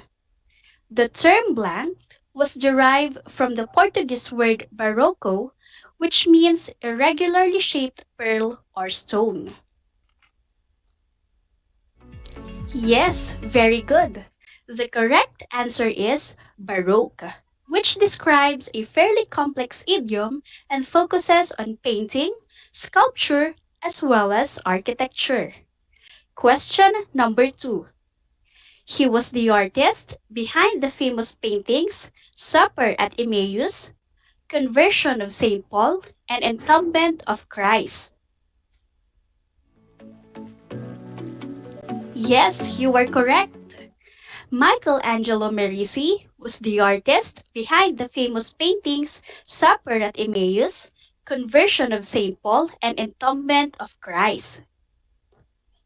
For our third question, the famous Ecstasy of St. Teresa and Colonnade of the Piazza at St. Peter's, Rome, was this artist's greatest achievement. Yes, that's right. Lorenzo Bernini was the artist behind the Ecstasy of St. Teresa and the Colonnade of the Piazza at St. Peter's, Rome. For our fourth question, he was well known for his paintings of mythical and figurative subjects, landscapes, portraits, and Counter-Reformation altarpieces. Yes, you are correct. He was Peter Paul Rubens. And for our fifth and last question, he was the artist behind the artwork Las Meninas, or the Maid of Honor. You got it right. Diego Velasquez was the artist behind the work Las Meninas. Good job, grade 9 learners. I am glad that you have mastered the lesson last session. Let us now have our new lesson for today. But before we start, make it sure that you are in your most comfortable place while watching or listening to this broadcast. Also, hold your pen and your printed module so you can follow as I go along the discussions. Hands off to all distractions. Lend me your ears and stay focused to our lesson. At the end of the module, you are expected to identify the influences of the Baroque period on Philippine art forms. Are you ready to listen? Let us start and talk about the Baroque art forms in the Philippines. Are you familiar with this type of architectural feature? Where do we usually see them? Yes, you are correct. These are bell towers we can usually see in churches. The building of bell towers was one of the common architectural features during the Baroque period and was one of the influences brought to us by the Spaniards. As we go on with the discussion, you will have a deeper understanding and appreciation of how Baroque period of arts influenced the Philippine art forms, specifically in architecture. The Baroque started in the 16th century as a new artistic style after the Renaissance. It was promoted by the Catholic Church to show its power in response to the Protestant Reformation, and it became known for its abundance of ornaments and combination of different arts.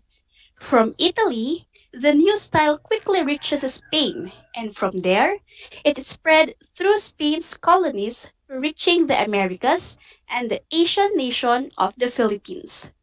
The Baroque style was carried by the Spaniards and the Portuguese to our country, where it became the prominent style of building for large and small churches. During the 300 years of Spanish colonization, the Philippine architecture was dominated by Spanish influences. They have built large Baroque churches to signify their presence and commitment to establish Catholic faith in our country. These churches also became places for their paintings, used as religious propagandas in spreading Catholicism. These Baroque churches of the Philippines represent a fusion of European church design, which is the Baroque style, and local construction techniques and decorations. Their common qualities are having qualities of a fortress, which are massive, solid, and sturdy. The reason behind is the intention to seek protection from intruders and invaders. Another problem was the fact that the Philippines lies in the Pacific Ring of Fire, which means earthquakes happen frequently. This led to the integration of prominent buttresses. Also, the separation of bell tower from the main structure and more design interventions. This unique architectural style became known as Earthquake Baroque. Here are some of the Baroque churches in the Philippines. We have San Agustin Church in Paway, Ilocos Norte, San Agustin Church in Intramuros, Manila, Santa Maria Church in Santa Maria, Ilocos Sur, Santo Tomas de Villanueva Church in Miagao, Iloilo, and Baclayon Church in Bohol. Now, let us have a tour and take a closer look at these Baroque churches. Our first stop, San Agustin Church in Paway, Ilocos Norte. Also known as Paway Church, it has been declared as a National Historical Landmark in 1973 and National Cultural Treasure in 1993. The same year, it has been declared as a UNESCO World Heritage Site. The parish was founded by Augustinian missionaries in 1593 to spearhead the spiritual conquest in Ilocos. In 1694, the construction of the Baroque-style church started, and it was partially completed in 1710. The building had to be used before its full completion, so people under the joint auspices of the church and the town officials kept on building on and repairing the church, and was officially completed in 1894. Paway Church has also played its role in Philippine history by being a refuge during revolts. The tower was used as observation port by Katipuneros. Although the massive church building was damaged by earthquakes in 1706 and 1927, it was later restored to preserve its architectural features. Paway Church is built of large coral stones on the lower parts and bricks at the upper levels. Perhaps, the most striking feature of the church would be its massive buttresses at the sides and back of the structure. These buttresses are architectural solution to help the structure resist seismic forces during earthquakes. It was also worth noticing that the bell tower was built separate from the church itself.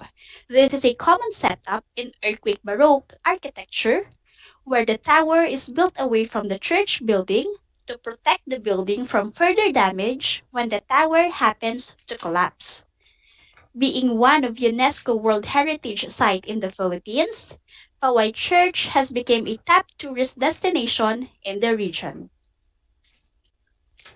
Let us now proceed to San Agustin Church in Manila, or also known as Immaculate Conception Parish. It is located inside the historic walled city of Intramuros, Manila, other than being listed as a World Heritage Site. San Agustin has also been declared as a National Cultural Treasure in 1973 and a National Historical Landmark in 1976. Plans of the church were approved in 1586, and the structure was completed in 1607, making it the oldest stone church in the Philippines. In fact, it is the only church building left intact with Intramuros after World War II. Its main composition is mostly adobe stones quarried from Megawayan, Binangonan, and Santa Mateo, Rizal. Due to lack of resources and manpower, San Agustin Church started its operation in 1604 before its completion in 1607. The church has also become part of our colonial history. It survived the British invasion in 1762, the Spanish-American War in 1898, and the Japanese invasion in 1942 during the Japanese occupation. The church was used as a concentration camp for prisoners where Japanese held Filipino captives. Although San Agustin managed to stay safe from battle, the structure is not exempted from earthquakes that occurred in Manila. A good thing, the structure was able to withstand major earthquakes in 1645, 1574, 1850, and 1880. The church was renovated in the year 1854. Its interior showcases magnificent trompe-l'oeil murals on its ceiling and walls. Trompe-l'oeil is an art technique that uses realistic imagery to create the optical illusion that the object exists in 3 dimensions. Another World Heritage Site is Santa Maria Church, or also known as the Church of Our Lady of Assumption. This Baroque church can be found in Santa Maria, Ilocos Sur. It has been declared as a National Historical Landmark in 1973 and the National Cultural Treasure in 2015. Santa Maria Church was founded in 1765. The actual completion of the present structure is undated, but it is worth noting that the church was razed to the ground in 1822 and was rebuilt thereafter. Unlike the usual setups of churches built across the town plaza or municipal hall, this brick church was perched on the top of a hill. It can be accessed by ascending 85 concrete steps leading to the top, where they also built a school and a bell tower separate from the church. The hexagonal bell tower was built in 1810 and still stands today. The church was remodeled in 1863 to 1871. As one of the mission churches of Spain, in the 1700s, Santa Maria has played a role in the Christianization of the northern parts of the zone. The church also served as retreat house for Augustinian missionaries and for sickly elderly friars. Interestingly, the buttresses protecting the massive structure from earthquakes are circular in shape. Its interior walls and barreled ceiling are painted in white. For those who just tuned in, you are listening to Aral TarlakHenyo here on RTV Tarlac Channel 26, simulcast over DCTC Radyo Pilipino Tarlac. This is your teacher broadcaster, Ma'am Julian, and our lesson is about the Baroque art forms in the Philippines.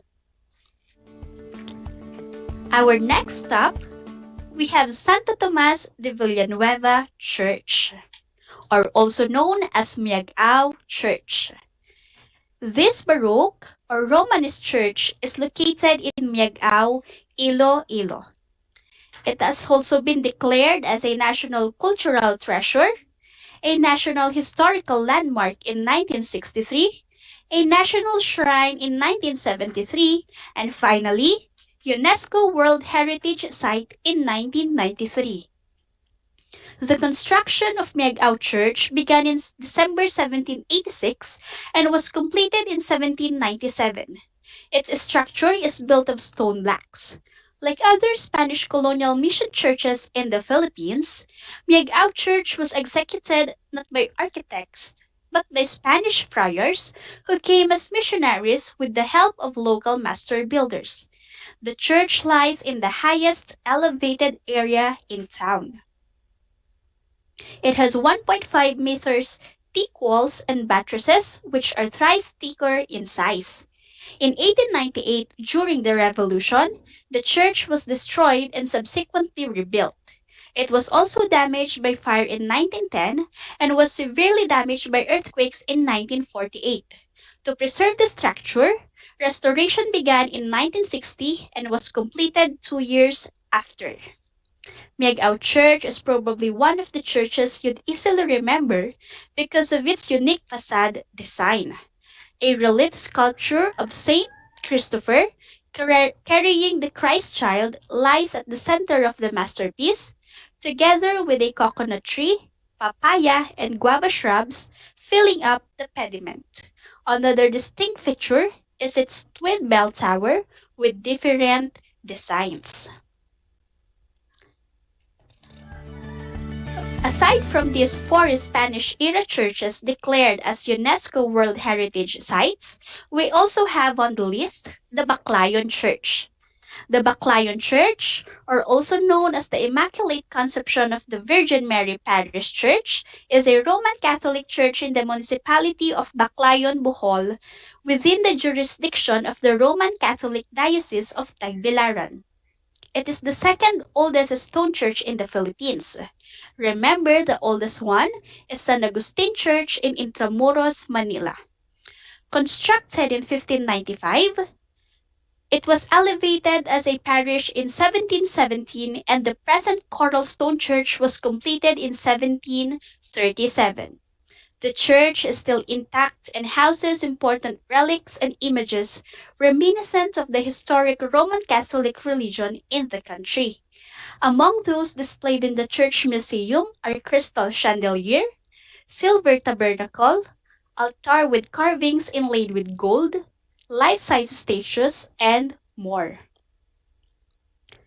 Baclayon Church was declared a National Cultural Treasure by the National Museum of the Philippines and National Historical Landmark by the National Historical Commission of the Philippines. Together with the churches of Maragondon, Lobok, Gian, the Baclayon Church was formally included for the UNESCO World Heritage Sites tentative list of the Philippines since 1993 under the collective group of Jesuit churches of the Philippines. However, due to its destruction, it was removed as a nominated site. It was reconstructed by the National Museum of the Philippines in the year 2013 due to a 7.2 magnitude earthquake the same year and was completed in 2017. And there you have it, the Baroque churches we have here in the Philippines. The Church of San Agustin in Manila, the Church of San Agustin in Paway, Ilocos Norte, Santa Maria Church in Santa Maria, Ilocos Sur, the Church of Santo Tomas de Villanueva in Miagao, Iloilo, and the Baclayon Church in Bohol. Churches that show evident features of Baroque style in architecture brought to us by the Spaniards. And that concludes our lesson for today, the Baroque art forms in the Philippines. Did you enjoy the lesson? Did you listen attentively to our discussion? Wow, that's great. Let me check if you really listened attentively and understood our discussion. I will give some activities for you to answer. Get your activity sheet and answer them. For our question number 1, how did Baroque style arrive in the Philippines? I repeat, How did Baroque style arrive in the Philippines? A. Baroque appeared in the Philippines at the same time it did in Europe.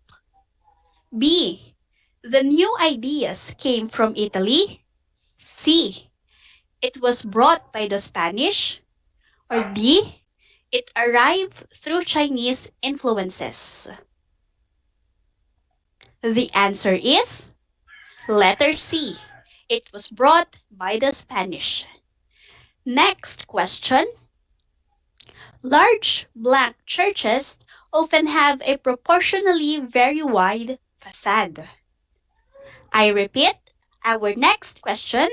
Large blank churches often have a proportionally very wide facade. Here are the choices. A. Renaissance. B. Baroque. C. Medieval. Or D. Classical. Yes, the correct answer is letter B, Baroque. Okay, for our third question. It became the prominent style of building for large and small churches in the Philippines. Question number 3, I repeat, it became the prominent style of building for large and small churches in the Philippines. A. Renaissance style. B. Baroque style. C. Medieval style. Or D. Classical style. Yes, the answer is letter B, Baroque style. Okay, so for our fourth question, it was used by the Spaniards to spread Catholicism throughout the Philippines. Again, for our fourth question, it was used by the Spaniards to spread Catholicism throughout the Philippines. Our choices: A. Paintings. B. Drawings. C. Posters. Or D. Cards. Again, A. Paintings. B. Drawings. C. Posters. Or D. Cards. Yes, the answer is letter A. Paintings. Okay, so for our fifth and last question. In the blank, the Baroque style was carried by the Spaniards and Portuguese to the Philippines. In the blank, the Baroque style was carried by the Spaniards and Portuguese to the Philippines. Here are the choices. A. 18th century. B. 17th century. C. 16th century. Or D. 15th century. Yes, you are correct. The answer is letter C, 16th century. Wow! Great job, 9th grade learners. Give yourself a hug for doing great today. Congratulations! So with that, I would like to say thank you for your time in listening to our discussion for today. For the submission of output, activity, or assignment, wait for further announcement from your teachers on how you can send them or submit your output via email, FB Messenger, etc. Keep updated in DZTC Radyo Pilipino Tarlac for the next airing of our lesson. Always remember that, like art, religion is a creative and imaginative effort to find a meaning and value in human life. I hope you learned a lot in our discussion and quick tour for today. I am Julianne Gamorot Lacamento, your Arts 9 Anchor teacher. Happy learning, everyone!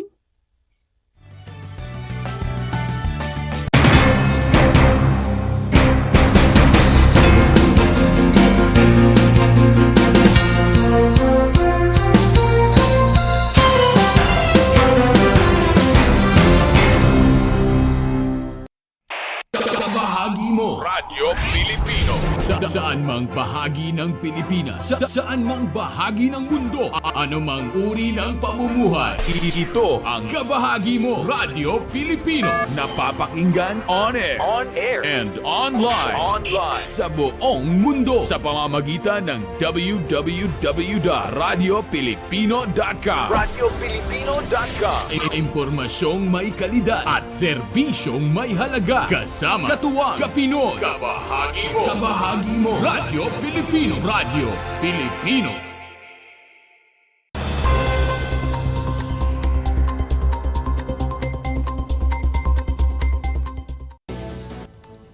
Isang medical mission ang isinagawa ng Tarlac Provincial Hospital kasabay ng selebrasyon ng kanilang 100 years of service. Ang nasabing aktibidad ay nakapagbigay tulong sa ilang mga Tarlakhenyo. Ibinahagi naman ni Tarlac Province Governor Susan Yap ang kanyang pasasalamat sa TPH sa kanyang Facebook post. Aniya, noon pa man ay pangako ng Tarlac Provincial Hospital na tiyakin ang kalidad at accessible na pangangalagang pangkalusugan sa mga Tarlakhenyo.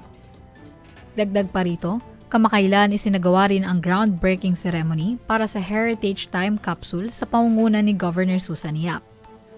Ayon kay Governor, ang paglalagay ng Heritage Time Capsule sa TPH ay upang maalala ng mga susunod na henerasyon kung paano nagsimula ang Tarlac Provincial Hospital at nang sa gayon ay magbigay inspirasyon sa mga susunod na Tarlakhenyo.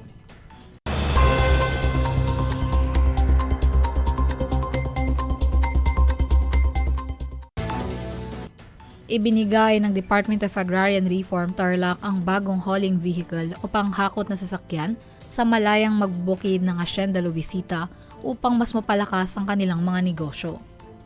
Ang Malaya, isang kooperatiba ng mga dating rebelde sa Hacienda Luisita, ay nakatanggap ng tulong sa pamamagitan ng Sustainable and Resilient Agrarian Reform Program ng DAR. Sinabi ni Tarlac Provincial Agrarian Reform Program Officer 2 Rogelio Marzan na ang programa ay resulta ng konsultasyon sa Provincial Task Force to End Local Communist Armed Conflict. Gayun din, ito ay bilang suporta sa pagtaas ng produktibidad at kita ng mga magsasaka sa pamamagitan ng pagtulong sa kanilang maayos na transportasyon ng kanilang mga ani mula sa sakahan patungo sa merkado. Bilang kinatawan ng kooperatiba, pinasalamatan ni Malaya Chairperson Florida Sibayan ang DAR at ang Northern Luzon Command sa kanilang pagsisikap sa pagbibigay ng livelihood assistance.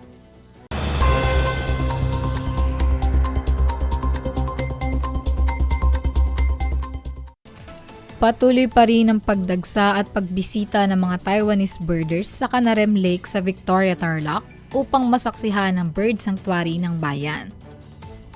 Ang nasabing pagbisita ng mga ito ay dahil sa Birding Adventure Philippines. Nakatanggap ang mga Taiwanese birders ng mga lokal na kakanin at mga produktong mula sa bayan. Dagdag pa rito, dahil sa isinusulong na sustainable ecotourism sa Canarem, ay makakatulong din ito sa mga local livelihood groups sa paraan ng pagpapakilala ng mga lokal na produkto ng Victoria.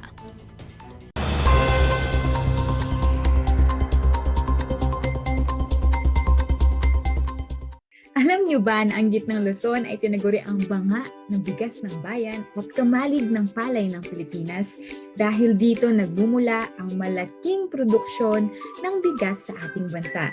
Ito ay binubuo ng mga lalawigan ng Aurora, Bataan, Pampanga, Nueva Ecija, Zambales at Tarlac. Ugaliin nating manood ng Aral TarlakHenyo Lunes hanggang Biyernes alas 8:30 ng umaga hanggang alas 5:30 ng hapon. Ako si Binibining Pia Isrin Capiral, ang inyong teacher broadcaster sa Araling Panlipunan dito sa Project Shine Aral TarlakHenyo. Lagi nating tandaan ang pag-aaral ng Araling Panlipunan ay tungo sa daan ng pagiging makadiyos, makakalikasan, makatao at makabansa.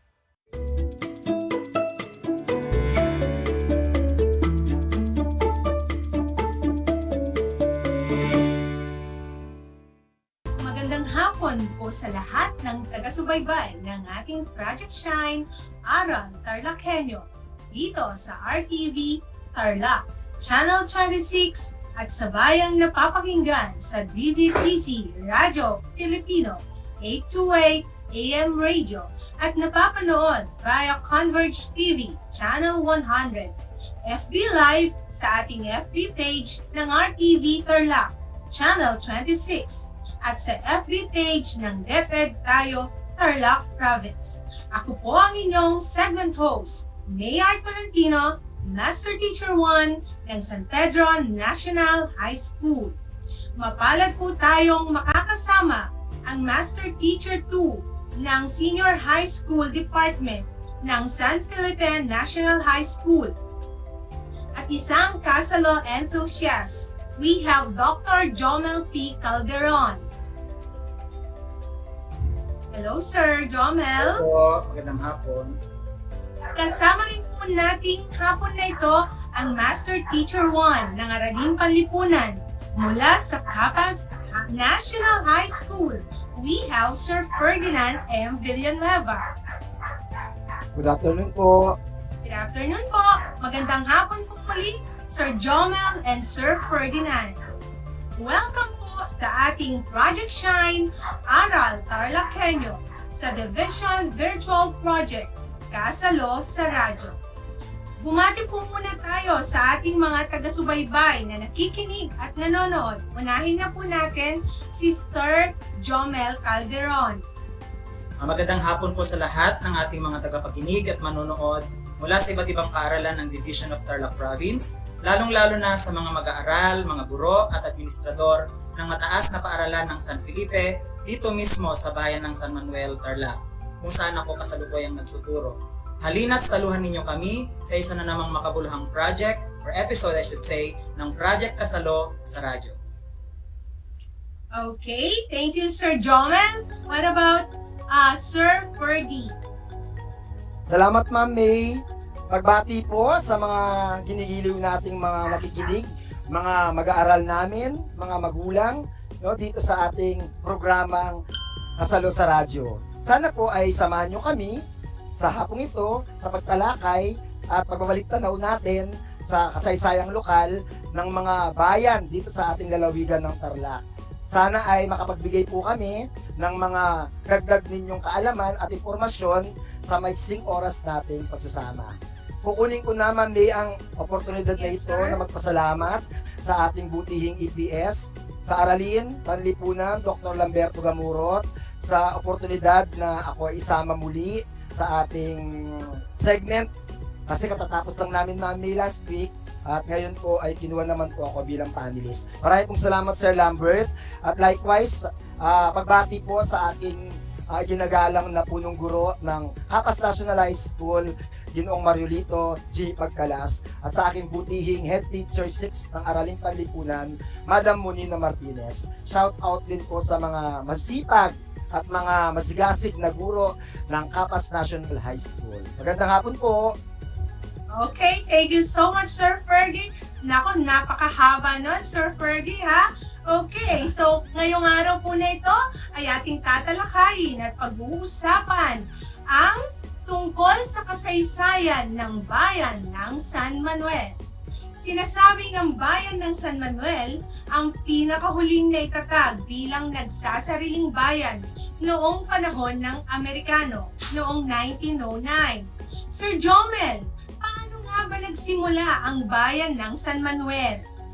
Okay, Ma'am May, noong taong 1760, ang bayan ng San Manuel ay isang kabubatan na kinatatagpuan ng makapal na talahib at damo. Ito rin ay may lawa at sapa. Actually, itong lawa na ito hanggang ngayon ay makikita pa rin kapag ikaw ay dadaan along MacArthur Highway. May ilap na hayop ang gumagala sa kapaligiran. Ito ay isang baryo na walang tiyak na bayang sumasakop. Ngunit taong 1902, ang San Manuel ay kinilala sa tawag na San Jose. Isa ay tinuturing na pinakamalaking baryo ng Canada. Noong 1909 naman, ang maunlad na baryong ito ay naihiwalay sa bayan ng Canada at naging nagsasariling bayan.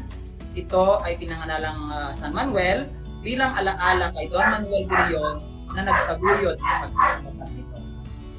Okay. Thank you so much, Sir Jomel. Gusto ko lang ding magdagdag sa kanyang mga sinabi na ang bayan ng San Manuel ay tinatawag na hiyas ng Tarlac. Kung titignan natin ang kanyang mapa, mapapansin natin na ito ay Hugis Marquis. Okay? Kaya naman tinatawag itong hiyas ng Tarlac.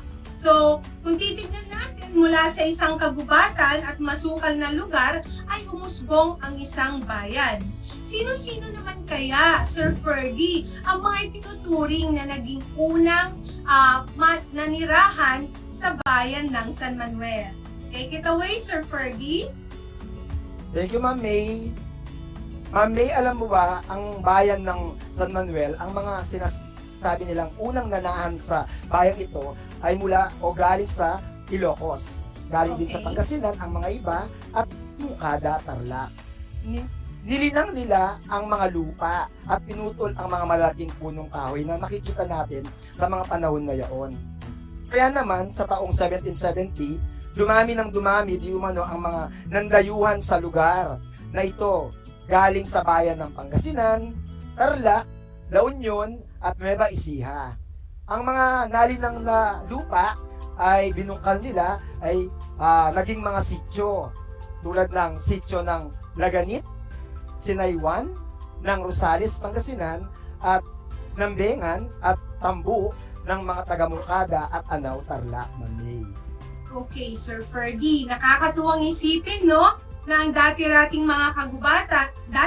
kagubatan at may makapal na talahib at damo ay naging tahanan ng mga tao mula sa iba't ibang lugar.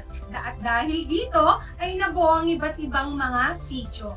Maaari mo bang isa-isahin, Sir Jomel, ano-ano itong mga sityo at barangay na umusbong sa bayan ng San Manuel? Okay, Ma'am May, sa taong 1796, ang mga sityong nabuo ng mga unang nanahan ay ang mga sumusunod.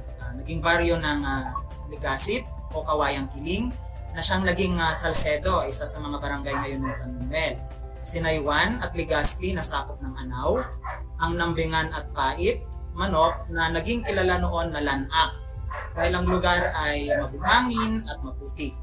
Nang lumaki ang populasyon, ang sityo ng Lanat ay naging baryo ng San Jose at ang sityo Litep ay naging baryo ng San Felipe. Ito yung barangay ngayon, no, kung saan nakatayo itong paaralan na aking pinaglilingkuran. Kilala sa tawag na Litep. Dahil sa ang mga mamamayan nito ay pangkat-pangkat, nagtayo ng mga bahay na naging sakop ng San Ramon. Ang San Ramon ay ang dating pangalan ng Mukada.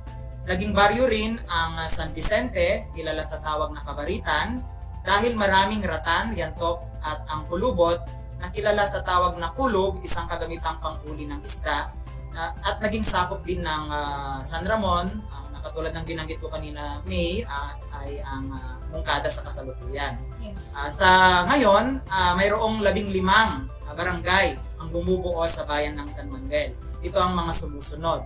Ang Barangay Kulubot, Lanat, Legazpi, Mangandingay, Mataranok, Akpako, Poblasyon, Salcedo, San Agustin, San Felipe, San Jacinto, San Miguel, San Narciso, San Vicente at Santa Maria. Dahil nga dito ako sa bayang ito nagtuturo sa kasalukuyan, Ma'am May, lahat ng 15 barangay na yan ay napuntahan ko na. Wow! Nakapunta ka dun, sir, dahil sa mga estudyante akong nag-aaral doon sa mga Gino-home visit. At syempre, parte na rin yan, di ba, ng pakikibahagi sa mga pangyayari, no, na mahalaga dito sa bayan ng San Manuel. Yes, sir. Tama. So, napaka-interesting, no, na nagsimula lang ang bayan ng San Manuel sa ilang sityo, pero kung titignan natin ngayon, kagaya ng nabanggit ni Sir Jomel, sa ngayon ay meron na itong 15 barangay na bumubuo sa nasabing bayan. So pagkatapos na makapagtatag ng mga sityo at iba't ibang baryo sa bayan ng San Manuel, atin namang alamin kung paano ba ang naging pamumuhay ng mga taga San Manuel noon. So Sir Ferdy, paano nga ba yung pamumuhay, yung uri ng pamumuhay ng mga tao sa bayan ng San Manuel noon. Ano yung kanilang kultura? Salamat, Ma'am May. Ang pamumuhay ng mga taga San Manuel ay makulay at masasabi natin maunlad ang kanilang kultura. Naririto ang ilang mga paraan ng pamumuhay ng mga taga San Manuel, Ma'am May. Ang hanap buhay ng mga unang nanahan sa San Manuel ay pagsasaka ng palay. Parang hanggang ngayon nga, maaari na siguro ating tanungin si Sir Jomel kasi nandun siya. Marami pa rin mga nagsasaka, no, ng mga kababayan natin sa bayan ng San Manuel. Tanong natin later. Bukod sa palay, Ma'am May, nagtatanim din ang mga kababayan natin sa San Manuel na unang nanirahan doon ng tabako at gulay. Ang mga iba naman ay mga nangingisda sila sa mga ilog at sapa. So may mayaman din sa yamang tubig ang San Manuel sa mga sapa o ilog na pinagkukuhanan nila ng makakain. Sa kagubatan, ang mga tao ay nangangaso sila dahil ang San Manuel that time ay mayaman sila sa mga mailap na hayop katulad ng usa, unggoy at ibon dahil nga noong mga panahon na yon ay magubat ang bahagi na ito at nilinis nga. So gumagamit ang mga tao ng sinasabi nilang paragos. Yung paragos ay hinihila ng mga kalabaw o kabayo na sa namang nagdadala ng kanilang mga produkto sa mga tindahan at pamilihan. So ganun ang mga pamumuhay nila that time. Samantala, ang mga karaniwang manggagamot sa health naman nila pag-uusapan ng kalusugan, noong mga unang mga panahon, malamang wala ang masyadong mga doktor that time, ang ating mga kababayan sa San Manuel ay they believe in mga herbularyo. Parang di ba, Ma'am May, parang ngayon may mga ilan pa rin tayo mga kababayan sa mga far-flung areas and even in some places in our province na naniniwala pa rin tayo sa mga herbularyo. Di ba, Ma'am May? Lalo yung mga marami pa rin. Malayo po sa mga hospital, gano'n. So noon pa man po, naniniwala na daw sila sa mga herbularyo. Ang gamot na kanilang ibinibigay ay mga tubig daw na may halong mga dugo ng manok na siya naman pinaliligo sa mga may sakit.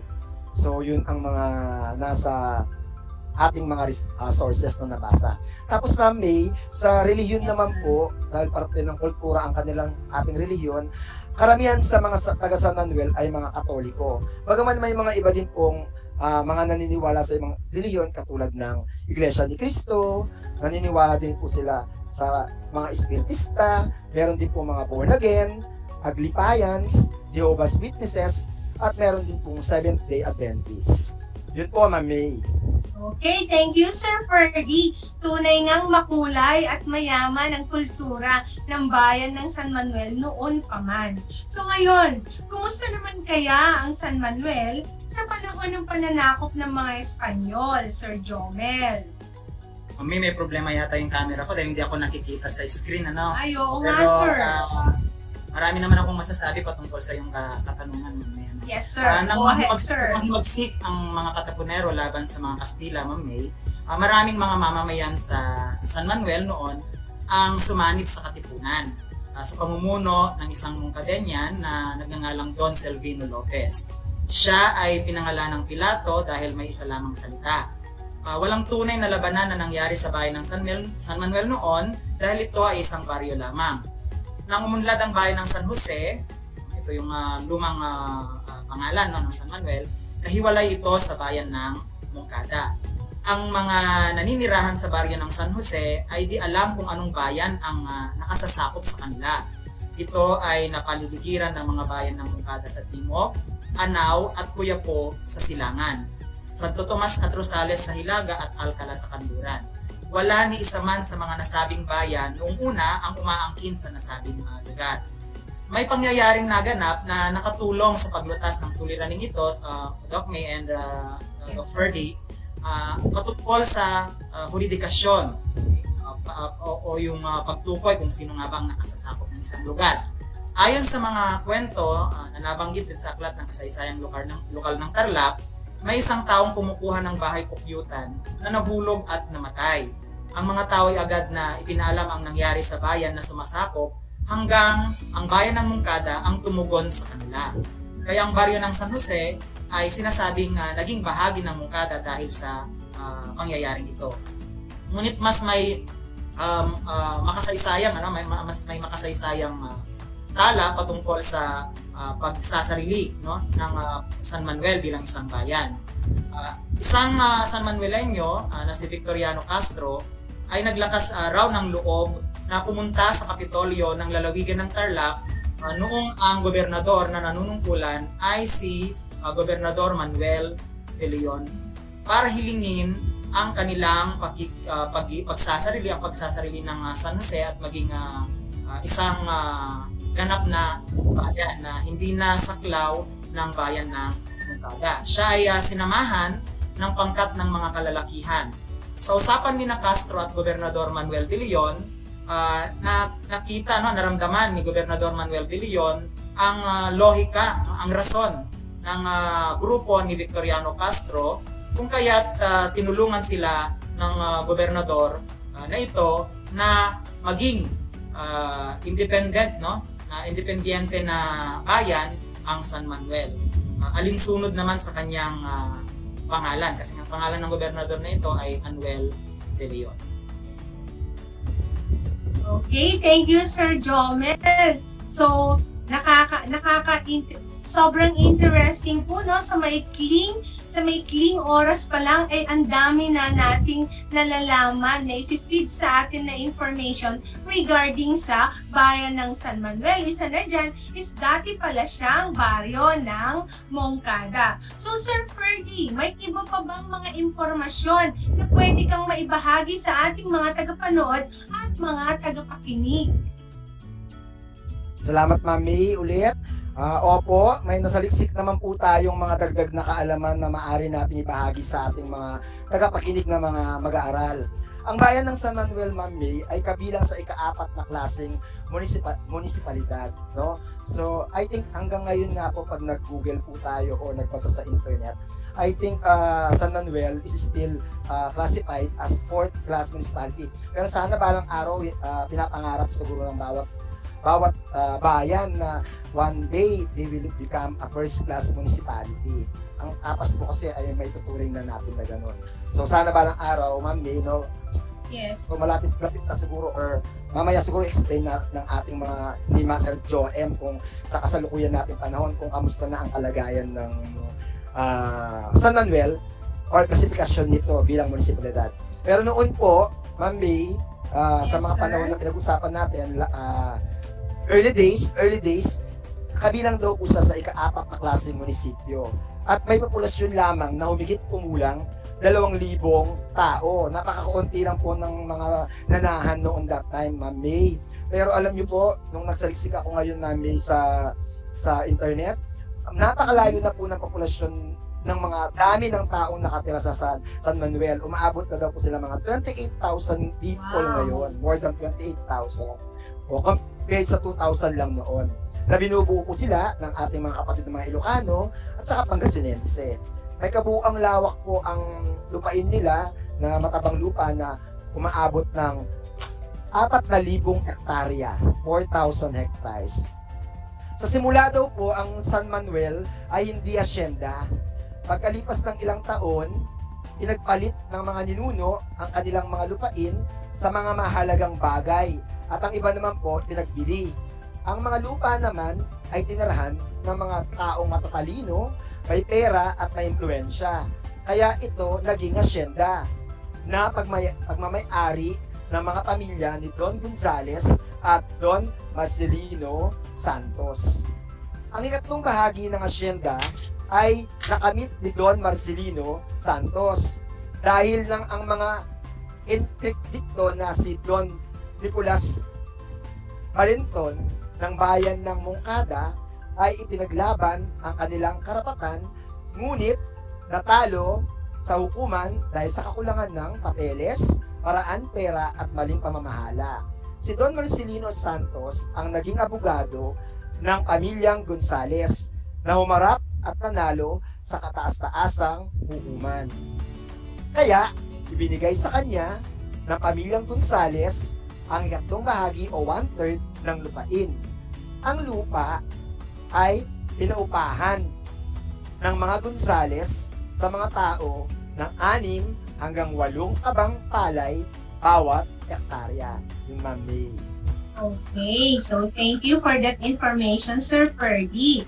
O syempre, dahil sa may naitatag na bayan, which is yung bayan ng San Manuel, napaka-imposible na hindi natin itatakel kung sino-sino nga ba yung mga nasa likod ng pagkakatatag ng bayan ng San Manuel noon hanggang sa ngayon. So, Sir Jomel, pwede bang i-share natin kung sino-sino yung mga namuno sa bayan ng San Manuel?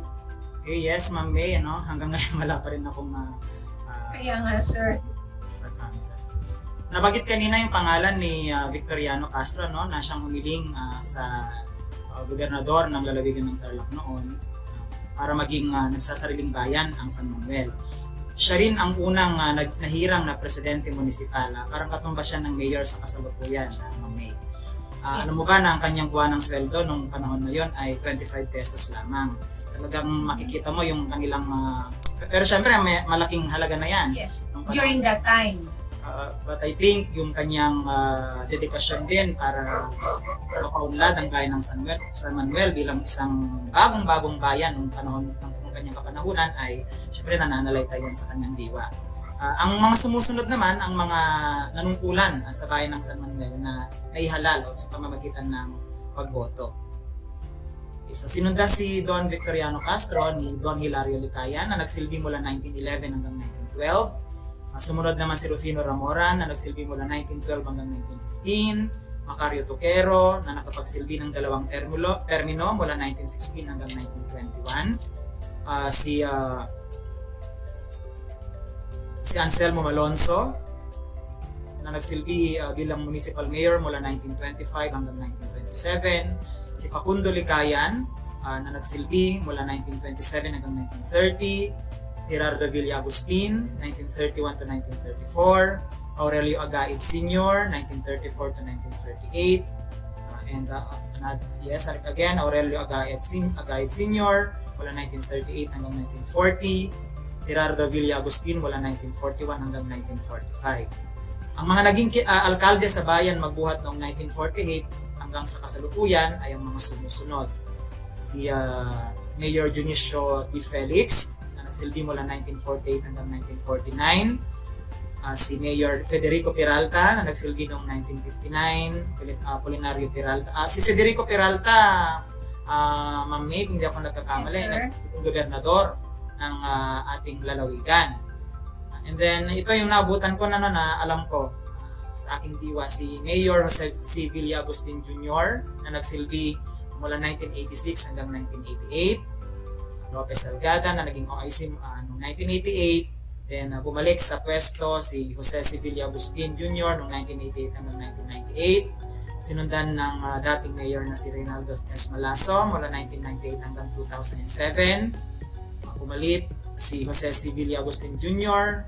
na nagsilbi mula 2007 hanggang 2010. And of course, ang mga tesoro na ang sumunod after ng Villa Agustin, si dating Mayor Benjamin D. Tesoro na nagsilbi ng 3 diretsong termino mula 2010 hanggang 2019 na pinalitan ng kanyang anak na si Doña Crescencia R. Tesoro na nagsilbi simula noong 2019 at hanggang sa kasalukuyan. So ito yung mga pagkasunod-sunod, Ma'am May, ng mga nagsilbing mayor at nagsisilbing mayor ng bayan ng San Manuel. By the way, add ko lang, Ma'am May, doon sa binanggit ni Sir Ferdy, laging nababanggit yung mungkada sa pagtalakay ng kasaysayan ng San Manuel. Ang San Manuel kasi, katulad nga ng nasabi kanina, ay dating bahagi. At nung ito ay nagsariling bilang isang bayan, tinatawag pa rin itong sister municipality ng mungkada. Para mabuo pa rin, di ba, yung pagkakaibigan ng magkapitbahay na bayang. Some sort of pagtutulungan sa pagitan ng dalawa sa pagpapaunlad. Okay, Sir Jomel, kindly explain ko ano yung nasa larawan natin ngayon, which is the tagline of San Manuel, bayan ng San Manuel, ang bagong San Manuel. Yes, Yes, ma'am, sa kasalukuyan, alam naman natin na makikita natin, no, na ang bayan ng San Manuel ay nakakikita ng malaking pagbabago, no? Makikita natin ang malaking pagbabago sa bayan ng San Manuel. Sa mga nakalipas na taon, nagkaroon ng mga establishmentong makatutulong sa mas mabilis na pagunlad ng bayan. Halimbawa na lang, Ma'am May, ang Nestle Philippines ay nakapagpatayo ng kanyang establishmento sa bayan noong lamang 2019. Nauna na rin naitayo ang 2 supermarkets at patuloy ang paglitaw ng iba't ibang mga food businesses. Ang mga larawan na ipinakikita sa ating screen ngayon ay ang arko sa boundary ng Moncada at San Manuel. At alam mo ba, Ma'am May, yan ay pinatayo noong 1997. High school pa tayo yan noon. Yes, ang larawan ay Municipal Hall ng Bayan. Sa harap niyan ay sa kabilang kalsada ay makikita ang Cultural Center ng Bayan kung saan karaniwang idinadaos ang mga pagtitipon. I know yung mga tagapanood natin ngayon na tagapakinig, kilala nila ang San Manuel sa makulay na pagdiriwang nito ng kapistahan na kung saan ay pinagdiriwang din ang anibersaryo ng kanilang pagkakatatag bilang isang bayan. Na sinasabayan pa, Ma'am May, ng pagdiriwang ng tinatawag nilang Mais Festival.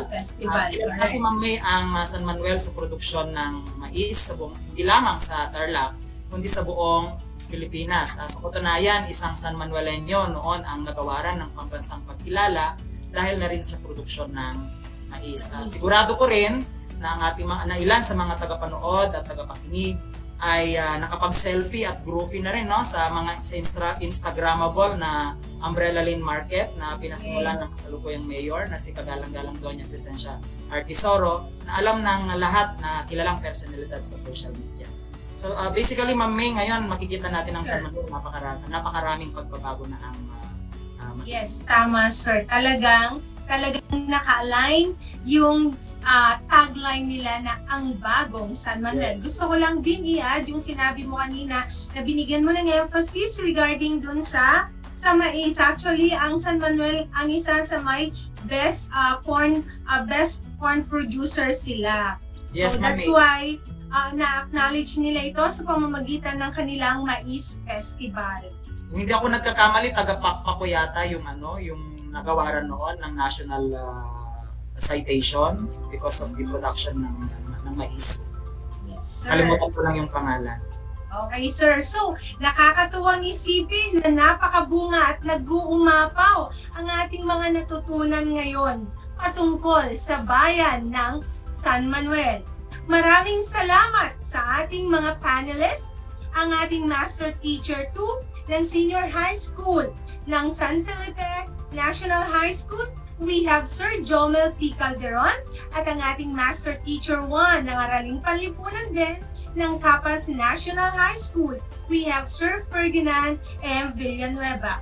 Muli, ako ang inyong segment host, Mayor Tolentino, Master Teacher 1 ng San Pedro National High School, na nagsasabing ang pag-aaral ng kasaysayang lokal ay daan sa pag-unawa ng nakaraan at pinagmulan. Ito rin ang daan upang ganap na maunawaan ang pambansang kasaysayan na siyang magiging daan sa pagiging makadiyos, makatao, makakalikasan at makabansa.